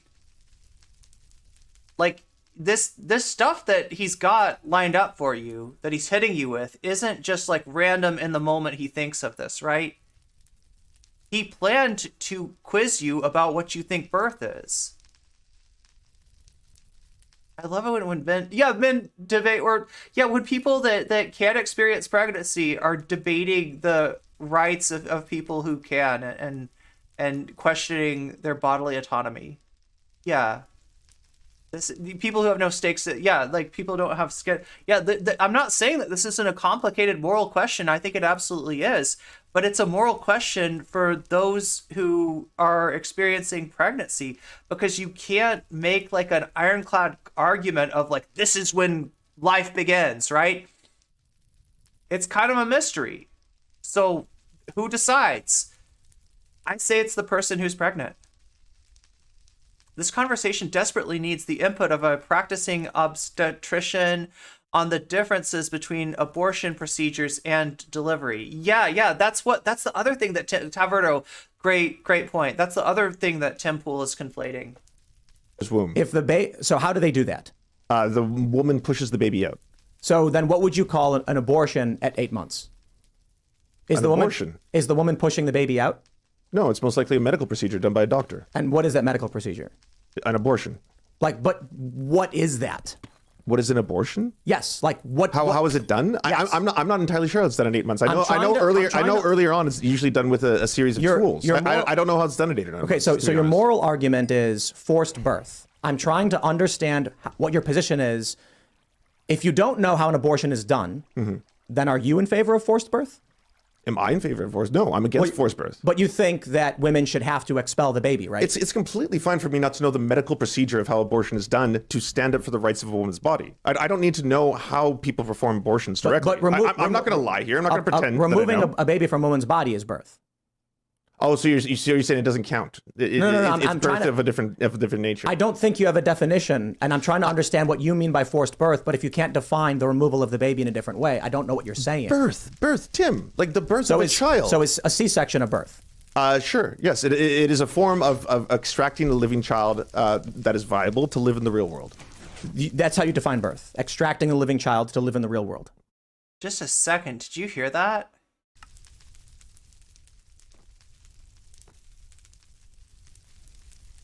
Because it was so peaceful up here, but now there there's are communist invading radicals. Oh my god, and you can't even see it because I've got the YouTube thing in the wrong place. I should move that. Thank you for invading my chat, River Rune. I appreciate you. I'm gonna move the YouTube alerts. Oh wait, maybe I should just like it over the window. Yeah. Perfect. That's where we want to put it.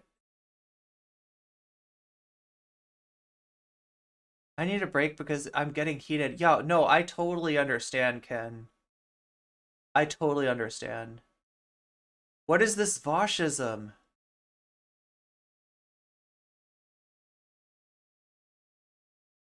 Oh my god, I'm sorry. This is like... No, I would define birth as someone giving birth. They are pushing a baby out of their body. So I don't think women should be forced to do that, right? You don't think women should be forced to push babies out of their body? But the baby is in their body, so it's got to come out somehow. So you're going to take it out with a C-section? No, I don't know. Okay. But I'm trying to figure out what you mean by this. So that would be forced birth. So she's forced to give and make a viable child, live in the real world. I mean, so when you're pregnant, the baby's going to come out of you at some point. That's the Either point. we rip no it matter apart what or happens, you give birth the baby naturally. is coming out of the woman, right? Yeah. Yes. So there's no being in favor of that or not. It happens. Period. Yes. Okay. So what's your point? What's my point? Am I in favor of a natural process by which a woman has to have a baby removed from her, no matter what anyone says or does? Your point is that at 8 or 9 months, and correct me if I'm wrong on this, Tim. You are wrong. Yes, I'll stop you right there because when you keep saying 8 or 9 months, that's not what I said over and over and over again. Viability is after 6 months. Viability is that means that there's more than a 50% chance of you're also wrong. It's not 6 months. So as soon as the baby it's not 6 months. So as soon as the baby is viable, Tim, as soon as the baby is viable, then it's okay for the woman, even if she doesn't want to have it anymore for whatever reason, she should have to be forced to have it extracted from her and then live. Is that correct? Is that your position?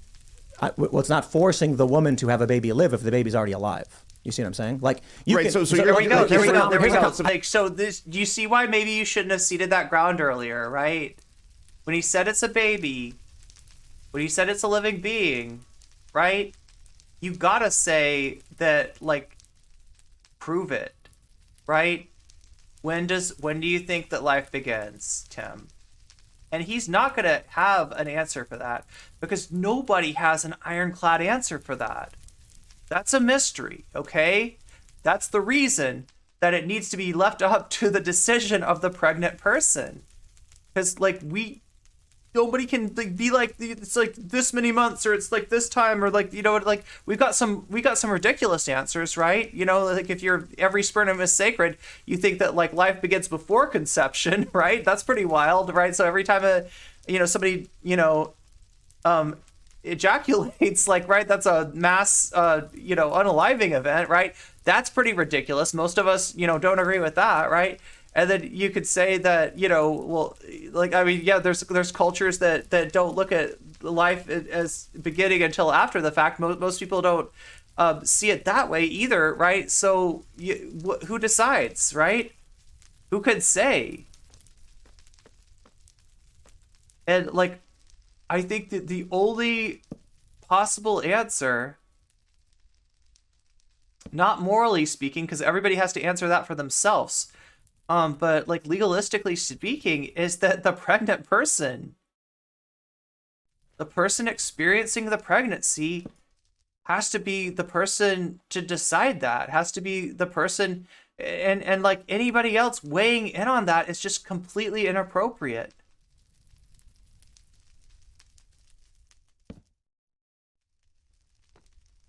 Like, I gotta be like, who asked? I got semantics. I got a compromise for you. I got a compromise for you. We'll tell the mother we killed it, but we'll sneak it off and give it to someone else.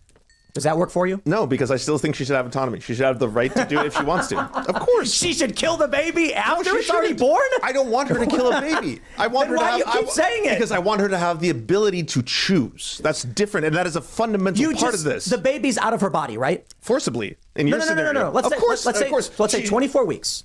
The woman goes to the doctor and says, "I want this baby out of me." And what if she says, "I don't want to have this baby"? I don't want to have this baby. Okay. And the doctor says, "I will remove it." Okay. Uh-oh, the baby's alive. What do we do? So you forced her to give birth? No. She said, "Doctor, I'd like an abortion." What do we do? Not get dragged into hypotheticals. Yeah, that's what we do. God.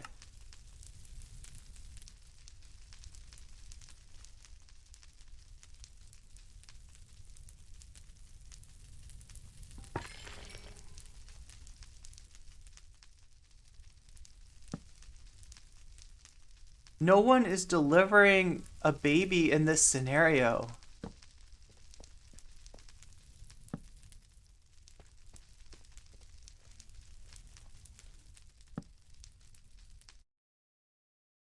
Scientifically speaking, don't most biologicals say, I don't think so.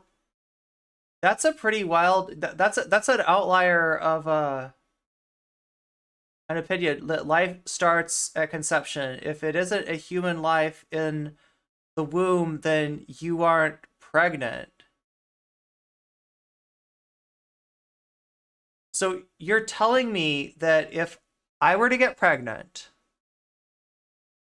and I didn't want to be pregnant, there's a zygote in me though, right? The sperm's got into the egg, right? And I took a pill to prevent the implantation of that zygote into the uterine lining. Would you call me a murderer? Is that what you're saying, Fedor? Because I kind of don't think that. Like, I'd be surprised if that's what you're saying.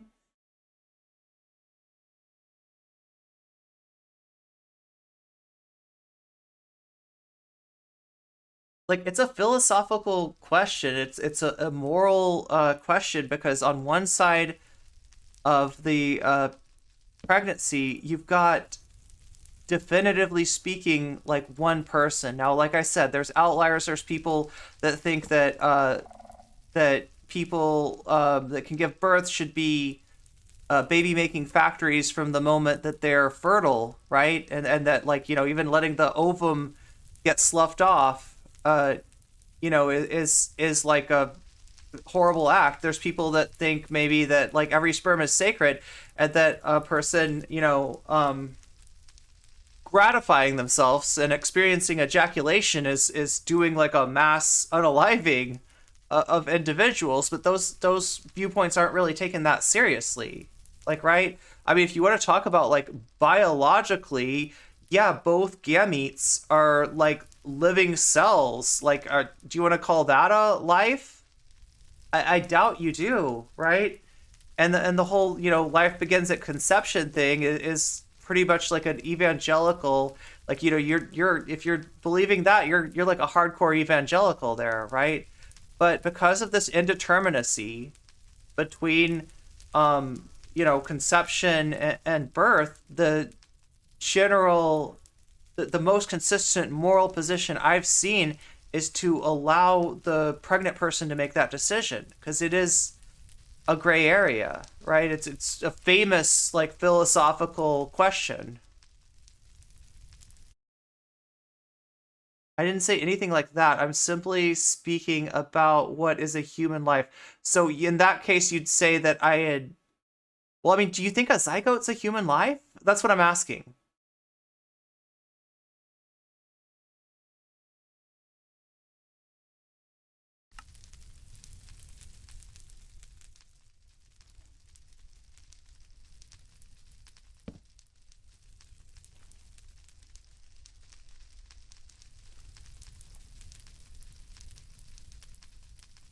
Like, it's not just a question of like, living, organic or inorganic matter.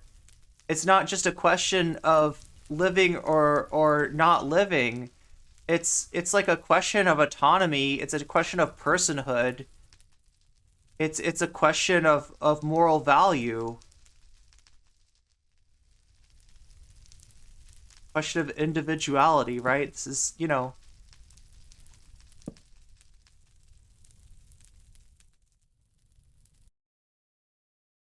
I didn't see it either. The last thing I read was from a Stanford affirming human life begins at conception. Nothing about ovum sperm cells on there. Okay, no, I wasn't saying that you were like, I was just okay, so the whole, every sperm is sacred, or, it's your responsibility to get every egg fertilized that you can thing, like that's an outlier. Not many people believe that. I didn't assume that you believe that, but I'm asking you, are you saying that if you're saying begins at conception, you're saying the zygote is an individual, right? Because that's not a particularly like popular point of view. However, if a pregnant person were to believe that and were to therefore carry out a pregnancy that they otherwise wouldn't want, because they believe that it begins at conception, I still say that's their right to choose. Like that they're the only arbiter there. That's my take, right? Is that because it's such a gray question, it's such a, it's a, moral question without a definitive answer, that the pregnant person has to be the one to decide. Okay, no, I'm just trying to get your argument, though. What are you saying? Autonomy is a different issue. Okay, so you're saying it's a human life, but not one with autonomy? So it's a human life, or it's like, so like, I mean, I would say that the zygote is part of the pregnant person's body, right? So it's under their autonomy, right? I'm not saying that that it's not a living cell, right? And I'm definitely not saying it doesn't have the potential to become a human life, but I don't consider that a human life at that point.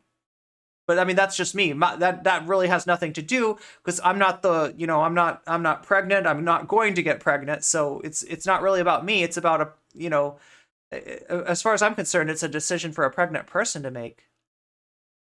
An individual's personhood cannot be established at their conception. Yet in Jewish, one is not born until the child has had its first breath of air. Maybe the problem is conflating human life with personhood. Okay.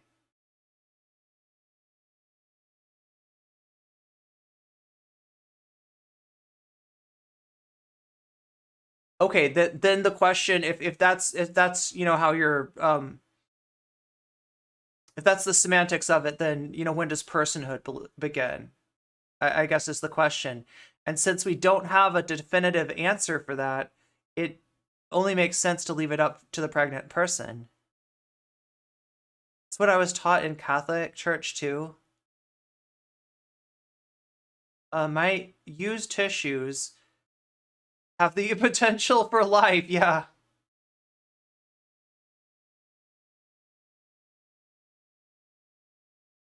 Got it. Step And so right up. he's lying to her. No. He does the abortion and it fails. And An abortion is terminating a pregnancy. So there's no such thing as a trick abortion. You can't trick. They're called failed abortions. Failed abortions, Yes. where doctors trick women into taking their babies out? No. So when they perform the abortion, as Seamus explained, they stick metal tools into the brain, scramble it up, and rip its body parts apart, and then pull it out chunk by chunk. Okay. When the babies are smaller, sometimes they pull them out, but the babies don't die; they survive. Right. So my question is, in the instance of a failed abortion, what should be done? A failed abortion being that the child is living; it's outside of the mother. Yeah. At that point, you cannot kill that child. That would be murder. Oh, okay. Agreed on that point. Right. Yeah. So then, where does the mother's choice come in to kill? Before that procedure takes place. So she has a choice to choose what she wants to have done with her body. If she goes to a doctor and the doctor's like, I'm going to perform an abortion, which the assumption would be that I'm about to terminate the child, but then he just secretly sneaks the child out of there, that's not performing an abortion. You're just Lance is definitely getting caught up in Tim's terminology. This isn't great. deceptive. Yeah, and the doctor should go to prison if they did something like that, in my opinion. I think you go to prison if you should go to prison if you performed an abortion. Snap. Yeah, I heard that. Not opposite surprised. perspective. So there's also something that none of us know, because I don't think any of us are medical doctors. The difference on the physiology of the female body giving a 9-month abortion, having that happen, or the actual birthing process, whether by C-section or natural birth. It might have vastly different consequences on. See, they were talking about that earlier, the viability as the standard, and some people think that too, but it's just but because it's not something that can be universally agreed on, I still feel like it has to be deferred to the pregnant person. A female body, so that's something to take into account. So wait. Remember the Born Alive Act? Well, yes. What they're talking about, Lance mentioned this earlier, right? A situation where that kind of procedure is carried out at 9 months is in some places by law, and in most places just by that's how it's going to occur, right? Is it's going to be in an emergency situation where the pregnant person's life is in danger, right? But yeah, it's also not going to happen very often. That was a Republican position, wasn't it? What was that? Yeah, so there have been a couple of different Born Alive acts in different years, but what they basically say is that if the abortion fails, it is not legal to kill the child. Wasn't that Republicans were trying to pass a law? Republicans were trying to pass that. That was one of the only things Obama voted on in the Senate. He voted against it. Obama voted against it. But you would be in favor of that. In favor of what? The Born Alive Act. I'm not completely familiar with it, so I'd have to read if an up on it infant first. is born alive after an attempted abortion, it has the same protection of law and degree as a newborn. Yeah, I would be okay with that, because at that point it's a human. If you're killing a person that is alive outside of a womb, then that's murder, right? Yeah, I agree. Can I ask you, this is not a gotcha. We agree on that. That's great. I want to ask in good faith. So, yeah, of course. You believe that the moment after the child is outside of the birth canal, that they are now endowed with human rights. Yes. However, when they are inside of the mother, literally anything you do to them is acceptable because they're inside of the mother. Oh, no, I don't think anything is acceptable, but I think the mother should still have the choice, ultimate authority over what happens to her body. But there's a child inside of her body. Hold on. Not What her. about meth? Oh my God. Should she be allowed to do meth? Yeah. I think if someone is doing meth while they're pregnant, that it is completely acceptable for something like, I don't know what the name of the service is in the United States. Child services? I guess DCFS would be... Oh, it's her body, though. Yeah, it's her body. If she wants to do meth, what's the big deal? The big deal is that she's intentionally trying to kill a child. Hold on there a minute. Yeah, and I see where we're going. I don't understand what you're saying. It's her body. It's her if body. She wants to do meth. What's the problem? Well, first off, doing meth is illegal, period. Doesn't matter if you're doing it with a child or without a child. Not in Oregon. Methyl and MDMA. It's a Maybe type it's of meth. alcohol. Wait, then. sorry, what? Not crystal meth. Crystal meth There's is legal in different kinds Oregon? of- No, not crystal. Hold on a second. MDMA is a kind of meth. Methyl and methamphetamine is Okay, now so maybe somebody in chat can help me with this, right? But my understanding is that like I think that MDMA might be it's decriminalized, right? It's not legalized. It's decriminalized. In other words, if a cop finds you and you have like X amount of MDMA on your person, that it's not a crime. It's not prosecuted. That's different than legal. See, that's a kind of meth. There's also crystal meth, which is not legal. MDMA is legal in some places for therapy sessions. I don't know if it's legal for pregnant that's women. what I've heard it like be, for small amounts of MDMA being illegal for therapy. It is. Is it for pregnant women? Oregon decriminalized possession in 2021. Wait. No. Legalized would mean that there's shops for it. Legalized would mean that there's a place that you can go and purchase it, right? Like that's different than decriminalized, meaning it's still black market, but that if you're caught with it, it's not a it's not a crime. But I don't know if that's... okay, dude. So like, decriminalizing possession is different than legalizing crystal meth. You know, those two things are completely different, right? It's a question of whether you can press charges. Hold on. Yeah. What? So when you decriminalize a small amount of drugs, that means if you're caught with that drugs by a cop, that means if you're arrested, you cannot be charged for 1 gram, 2 grams, whatever that is. That's what legalizing is. No, this is decriminalization, not legalization. We never said legalization. Legalization is a semantic term. It doesn't mean anything. Yes, it means that there's no longer a prohibition on that product. Okay, so if a woman does meth, she's legally allowed to have it, right? Is she legally allowed to do it or possess it? I mean, what's the difference? Well, two very What's different the things. difference? You can be legally allowed to possess drugs and not be legally allowed to take drugs, for example. What's the difference? I don't know. Ask a lawyer, ask a cop, ask a judge. It's treated differently, right? If you have a contention, if you have a bone to pick with that, take it up with the legal authorities. Tim, what the fuck are you talking about, bro? What the fuck are you talking about? Time legit doesn't know the difference. Time doesn't know the difference. I thought this was a high IQ show. Who invited the Iberian papist? Oh my god. Well, of course they're gonna have no. Like that's the thing. That's the thing, right? Is he'll tell you that he's not a right winger, and then he'll have this guy on. Oh, Tim Pool. I'm sorry, I was confused. Tim legitimately does not know the difference. I got you. Less than 2 grams. Okay, so Fitter's researched this. Less than 2 grams of meth is a non-criminal violation in Oregon. Maybe the same for heroin. Okay, yeah, so that's decriminalization. Yeah. He doesn't know the difference, or he doesn't care. I don't know. Alcohol. So she does alcohol. Can a woman chug a 5th of vodka while pregnant? Yeah, she can legally. But do you think she has a right to do so? I think she has a right to do... Yes, she has a right to do it. I don't agree with it. Okay. Yeah. And heroin? It's illegal. I don't think heroin's illegal. I think heroin actually was legalized. I think it's controlled, but I think that one specifically was oxycodone and other drugs.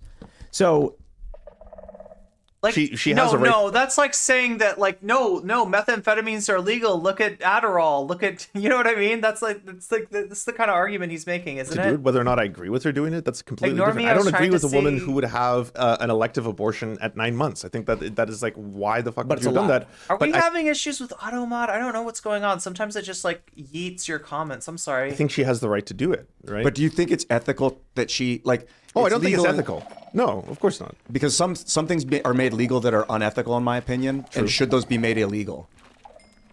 I mean, that's a very broad question, right? No. I'm sorry. Personal use of methamphetamine is allowed. It's a civil citation, like a traffic ticket, not a criminal citation. So allowed maybe is hyperbolic. It is a civil citation to be caught using methamphetamine in Oregon. You get a ticket for it, but no crime. So I just looked up the Born Alive Act, by the way. It says this bill is deliberately misleading and offensive to pregnant people and doctors and nurses who provide their care. It is another attempt by anti-abortion politicians to spread misinformation as a means to get a warped political end, to ban safe and legal abortion. It's an entry point to try and make abortion illegal. Where did you read this? Okay, well, Lance, I'm glad you found that, right? But everything that everything that they've been saying is that, right? Like everything that they've been saying is a backdoor to ban abortion. Like that's what they're doing. That's what they're doing here. Hop from topic to topic. Yeah, that's what he does. That's what he does. He pivots, right? He doesn't want to be pinned down on something because he could be proven wrong. He could be embarrassed on his own show. That would be a disaster. Luckily for him, he's always got this giant panel there of hangers-on and entourage, right? That are there to jump in and prevent that from happening. He plans out these things. He's got them. They're in his house. They're guests. They're house guests. While these things are being everything is set up so that can never happen. So the thing that Lance wants, the thing that Vosh wants, the thing that maybe Destiny wants, the thing that all these people that aren't hardcore right wingers that go on Tim Pool want is something that they can never get. Right? It's like the Ring. What is that whole thing? Like there's a carousel and there's like a ring that you can grab out for and you think you can grab it, but you can't actually grab it. That's what that is. That's what's going on here, right? He's clowning on you. And I know people think that Tim Pool is a clown and sure, yeah, he's a jackass, but I gotta say that when you go on his program and let him make content out of you, you are the bigger clown than him. And this isn't to be mean. Like I said, I don't have any, vindictive, I don't dislike Lance. I think Lance is a good person. I think that he's trying to do, a good thing. I don't class him along with like Vosh and Destiny and people who, are actively doing harm to marginalized people. But I do think that he's just kind of ignorant to what's going on here and to what he's overestimating the amount of good he can do by going on, and he's underestimating the amount of harm that can come from going on. So yeah, this is just kind of sad overall. This debate is pointless. Lance made a mistake here. I agree. But if you want to continue this mistake, chat, we've got 15 minutes left to unlock a super expanded version of the stream. If you want me to finish this, if you want me to get to the part about trans rights and stuff, we gotta hit 7 more subs, right? Well, no, hold on, no. I don't care. I mean, who cares about the Born Alive Act? Oh wow! The Look question at this. YouTube is kicking ass. YouTube just got 50 likes. Wow. Was, if an abortion happens but the baby survives, can you kill it? And Lance already said no. So we're done with that. So he would, yeah, for sure. So any other political arguments, anyone left, right, or otherwise trying to change that? No, it's irrelevant. Once the baby's born, it's a baby. Yeah.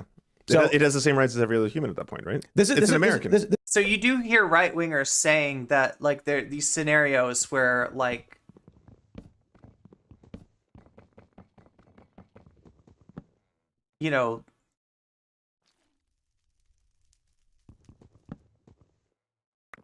doctors are somehow like unaliving like babies after they're born. That's not real. But like Tim had to check Lance out. Tim's like trying to say, so you're not one of those lefties that like the right wing, they really do think that this is like the pro-choice position. It like it has some sort of provision for post birth abortion or something like that, and it's not true. And like I don't know. Tim thinks this is like some sort of victory to get Lance to be like, I don't believe in that, when that's not actually like on the table. But it doesn't stop. I mean, like that's where this kind of like backdoor attempt to ban abortion is gets its start, right? I think Lance did better than most, but yeah, no one should go on Tim Pool's show. His motives are not, they're not coming from an honest place at all. If I ever talk to Tim and he brought up abortion, I would just repeat his quote from about guns to him over and over again. When did life stop mattering? Nice. This is an interesting. I think this falls in line with the idea of anarcho-tyranny that we were talking about. My view of the modern left is that over him asking when he's asking when did the life stop mattering? their positions are nothing but chaos. There's no logical pathway towards preserving life, improving people's lives. It seems to be we're kind of on a countdown, 13 minutes till the end of stream, unless we hit that hit 7 more subs on Twitch. It's like yin yang, right? There's one side that's talking about long-term planning, logical thinking, and improving the world, and one side that takes the inverse position no matter what. For instance, 25 people push in front of a subway, nobody and again, bats an eye. I'm sorry One it guy, takes so three long. guys try to. I'm sorry it takes so long on this stuff, but it's just like that's the problem with Tim's show is he brings up things that take a certain amount of time to unpack, and he doesn't give you, the guest, the time to actually unpack them. He doesn't give you the chance to like actually, talk about this meaningfully. So in order to kind of like do the best I can to unskew it, I end up having to spend like an inordinate amount of time on this. And granted, I know that I'm talky. I know that I talk a lot. Come on, employed people, we need some subs. Yeah, that's true. Don't give any subs if you don't have the funds to be able to give it. Like, right, if you need that money for yourself or loved ones in your life, like sit on that, hold on to that, because there are definitely people out there that can afford it, and I don't want anybody to ever feel like they have to, they have to donate or give subs that when they don't have the money to be able to do that. So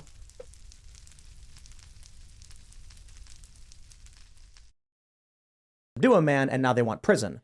That's like a weird we're back to anarcho-tyranny, right? Version of what the law is supposed to do. The law should stop the people who are pushing people on the trains and protect the people on the train who are being victimized. But the left's position is the inverse of it. Right. Oh, yeah. Like Lance hasn't brought up the philosophy tube argument where you can't be forced to use your body to keep someone alive. Yeah. Are you asking me for like an affirmation of that? Because if you ask me, no, I'm just saying like that's my view. So when you say the left's idea are all chaos, I mean, if you really wanted to boil down what the left is fighting for, especially myself, it's expanding freedom. I believe in freedom. I love freedom. I'm sure everyone here likes freedom too, right? You're all about freedom. How do you define freedom exactly? So for me, I believe in a democratic process where we don't have tyrants, we don't have dictators, we don't have kings or queens. We have the ability as a democracy to be able to vote for who we work for, or sorry, who our leaders are, right? Like we want to be able to vote for our president, our prime minister. I believe in that fundamentally. But my other thing is I want to expand that freedom into the workplace, because we spend about 8 hours a day every single day in our works and now jobs. We're on capitalism, I want to expand freedom there. So people who work at their jobs for 8 hours a day have the ability to vote for things in their lives, better health care, better working conditions, whether or not their boss is corrupt and stealing from all of them. I want to expand that. I want to expand freedom into other parts of life. That's a fundamental belief for me. I was wondering what I heard. Stealing wages, for example. Like actually shorting someone's check and so the largest form of theft in America right now is wage theft. If you look, I had it happen to me. I sued. I went to the National Labor Board and we won. How does it happen? As you should. So there's a ton of not ways. Paying overtime. Not paying overtime. Bosses simply just garnishing checks or garnishing wages, stealing tips, or thinking that tips are justification to pay them lower salaries and stuff like that. Yeah. All of it bullshit. And when you look at theft, you look at the stats, right? Cars being stolen, jewelry, all that. Wage theft blows everything out of like they're not even comparable. It's one down here and then it's like the other one's fucking all the way up there. I got a story for you. So I worked at a company. I get a paycheck. I'm good at math and stuff. And so I look at it and I'm like, hey, there's a problem with my paycheck. And they go, no, it's good. And I'm like, no, it isn't. There's a problem with my paycheck. Fix it. And I very quickly was like $67 missing. I want it fixed. And I want it fixed now. And they went, give us a few minutes. Came back 15 minutes later, handed me a check. I looked at it and said, are you joking? And they were like, huh? And I was like, this is wrong. I'm not an idiot. Fix my paycheck. Went to a couple other employees. I said, let me see your paychecks. I looked and I went, come with me. Walked right to the National Labor Board in Chicago and said, this is what they did. They took our statements. We went to the company and we told them we were going to form a union because of what they had done. They fired us on the spot for doing it. We sued them. And then I'll give you air quotes in saying we won. What actually happened was after 6 months of being out of work, they said you can get retro pay, which will be $7,000 each, or we can go to fight and then they'll give you your job back. And I'm like, if they give us our job back, they're going to retaliate against us. No, that's illegal. And I was like, oh, come on. So we won the fight, but it really means they were able to fire us to stop us from forming a union. So what would be a better example of expanding? Sorry, Seamus, you can say Oh, no. I just want to make the point. I haven't seen the stats on wage theft causing more in losses than all other forms of theft combined. I'll just have to take your word for that, and I'm willing to grant that for the sake of this discussion. True. Yeah. Like I said, I'm willing to grant it if that is the case, and at the very least for the sake of argument. I certainly don't agree in involuntarily democratizing all workplaces. That's probably a much longer, interesting economic discussion. Happy to engage in it with you guys too. And I suspect we would all have different views on it. I don't know if you want to go to other issues or if you want to talk about that. Because I would like to talk about that. Budweiser. You're going to move to Bud? I do want to talk about LGBTQ+. We got to do it. So here I'm here. And Budweiser opens that door. Ladies and gentlemen, the Anheuser-Busch CEO has finally disavowed the Dylan Mulvaney ad. In private to investors, though he's not made a public statement, sales are down 26%. They're going to be giving out free cases of beer to distributors, and they've vowed to spend millions of dollars in marketing. But the boycott is particularly effective, I would say. And there's videos now coming out of people at sporting events where the Bud Light is just behind the counter totally full and everyone's buying other brands. So did Ian and Seamus both just leave at the same time? Yeah, I don't know where they went, but they they ran lost for it. Moonlord Let's jump into this. What are your thoughts on the Budweiser? The weird trad guy. My thoughts are keep going. You're doing awesome. All of you. I mean this. To every single person protesting Bud Light, fuck yes. I am so here for this. It's fucking amazing. Right on. Yeah. Yeah, but Budweiser sucks. Anheuser-Busch sucks. It's a massive multinational corporation. They're that's absorbing... super anti-LGBTQ+, so it's been beautiful to see. I love it. Oh, they donate so much to right-wing Republicans who push anti-LGBTQ laws, so Anheuser-Busch getting taken down. Oh, man. I'm so here for it. Keep going. Me too. Absolutely. Yeah. Oh, my God. We're closing in on... They can pay off Republicans. It's looking like the end of the stream here. Yeah, we got 6 more minutes, and it looks they can like hire I'm going to GOP rate aides, out at and that point. is going to be satisfactory for their customers who are upset with them as a brand. So clearly what we can see, where I think we agree, is that Anheuser-Busch is a faceless corporation with no real values that is willing to... Yeah, this was supposed to be the entire point of the discussion, right? Now, I mean, like... I guess, things come up in the news, that was like his, angle, right? There was stuff in the news and he brought it up to Lance and Lance didn't say like, no, I don't want to talk about that, right? But yeah, this was the original agreement.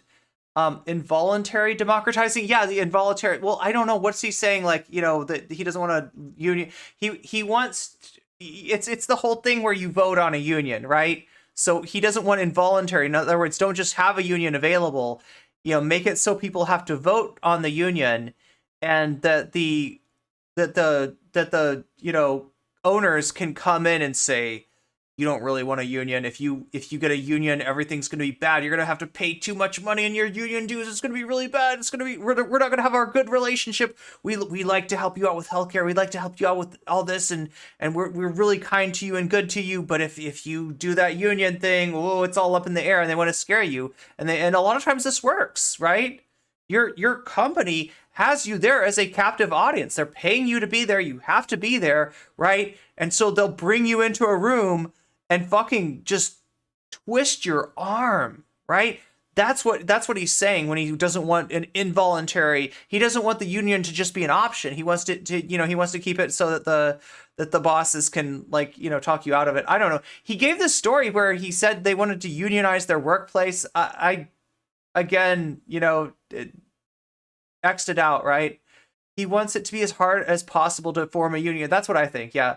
Like forcing people to have right, we've got involuntary democracy. What if people want a king? What if people want Trump to be king for life? Never think of that. No, you're just forcing democracy on us. Wow. George Washington, what an asshole. No, not really. George Washington forced a system where only white wealthy land owning guys could vote, and the Senate was still, was its own thing, and I don't know, it's I don't know, but that's he's up against I don't know, I'm being too weird. My brain's starting to break. Maybe it's good that the stream is about to end. We do have the chance, if anybody wants to swoop in at the last minute with 7 subs and stop that from happening, I will go and finish this.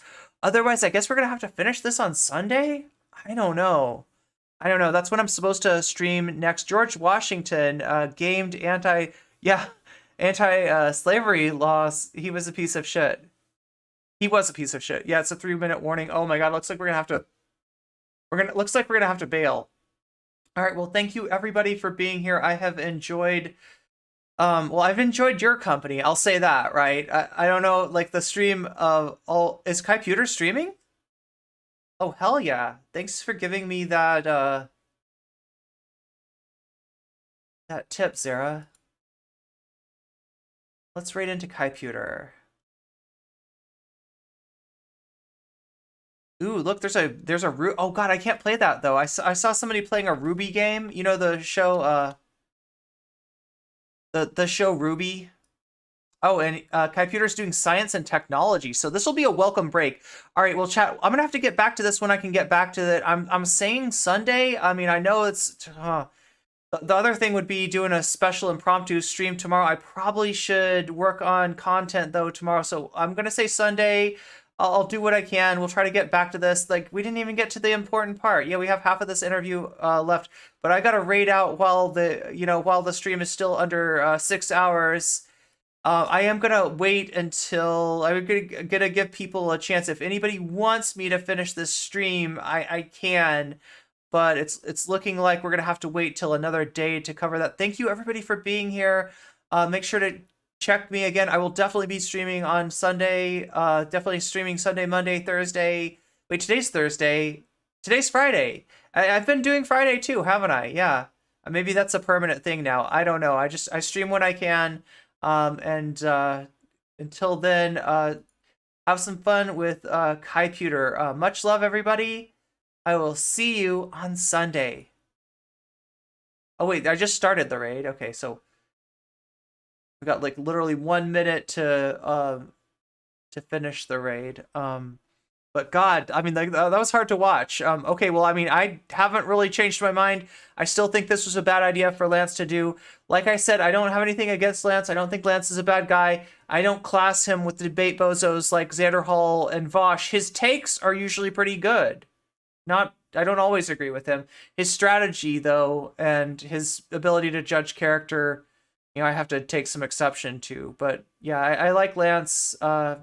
And I hope you'll learn something from this and not make a mistake like this again. Anyway, much love, everybody. I will see you on Sunday. Sunday, yes.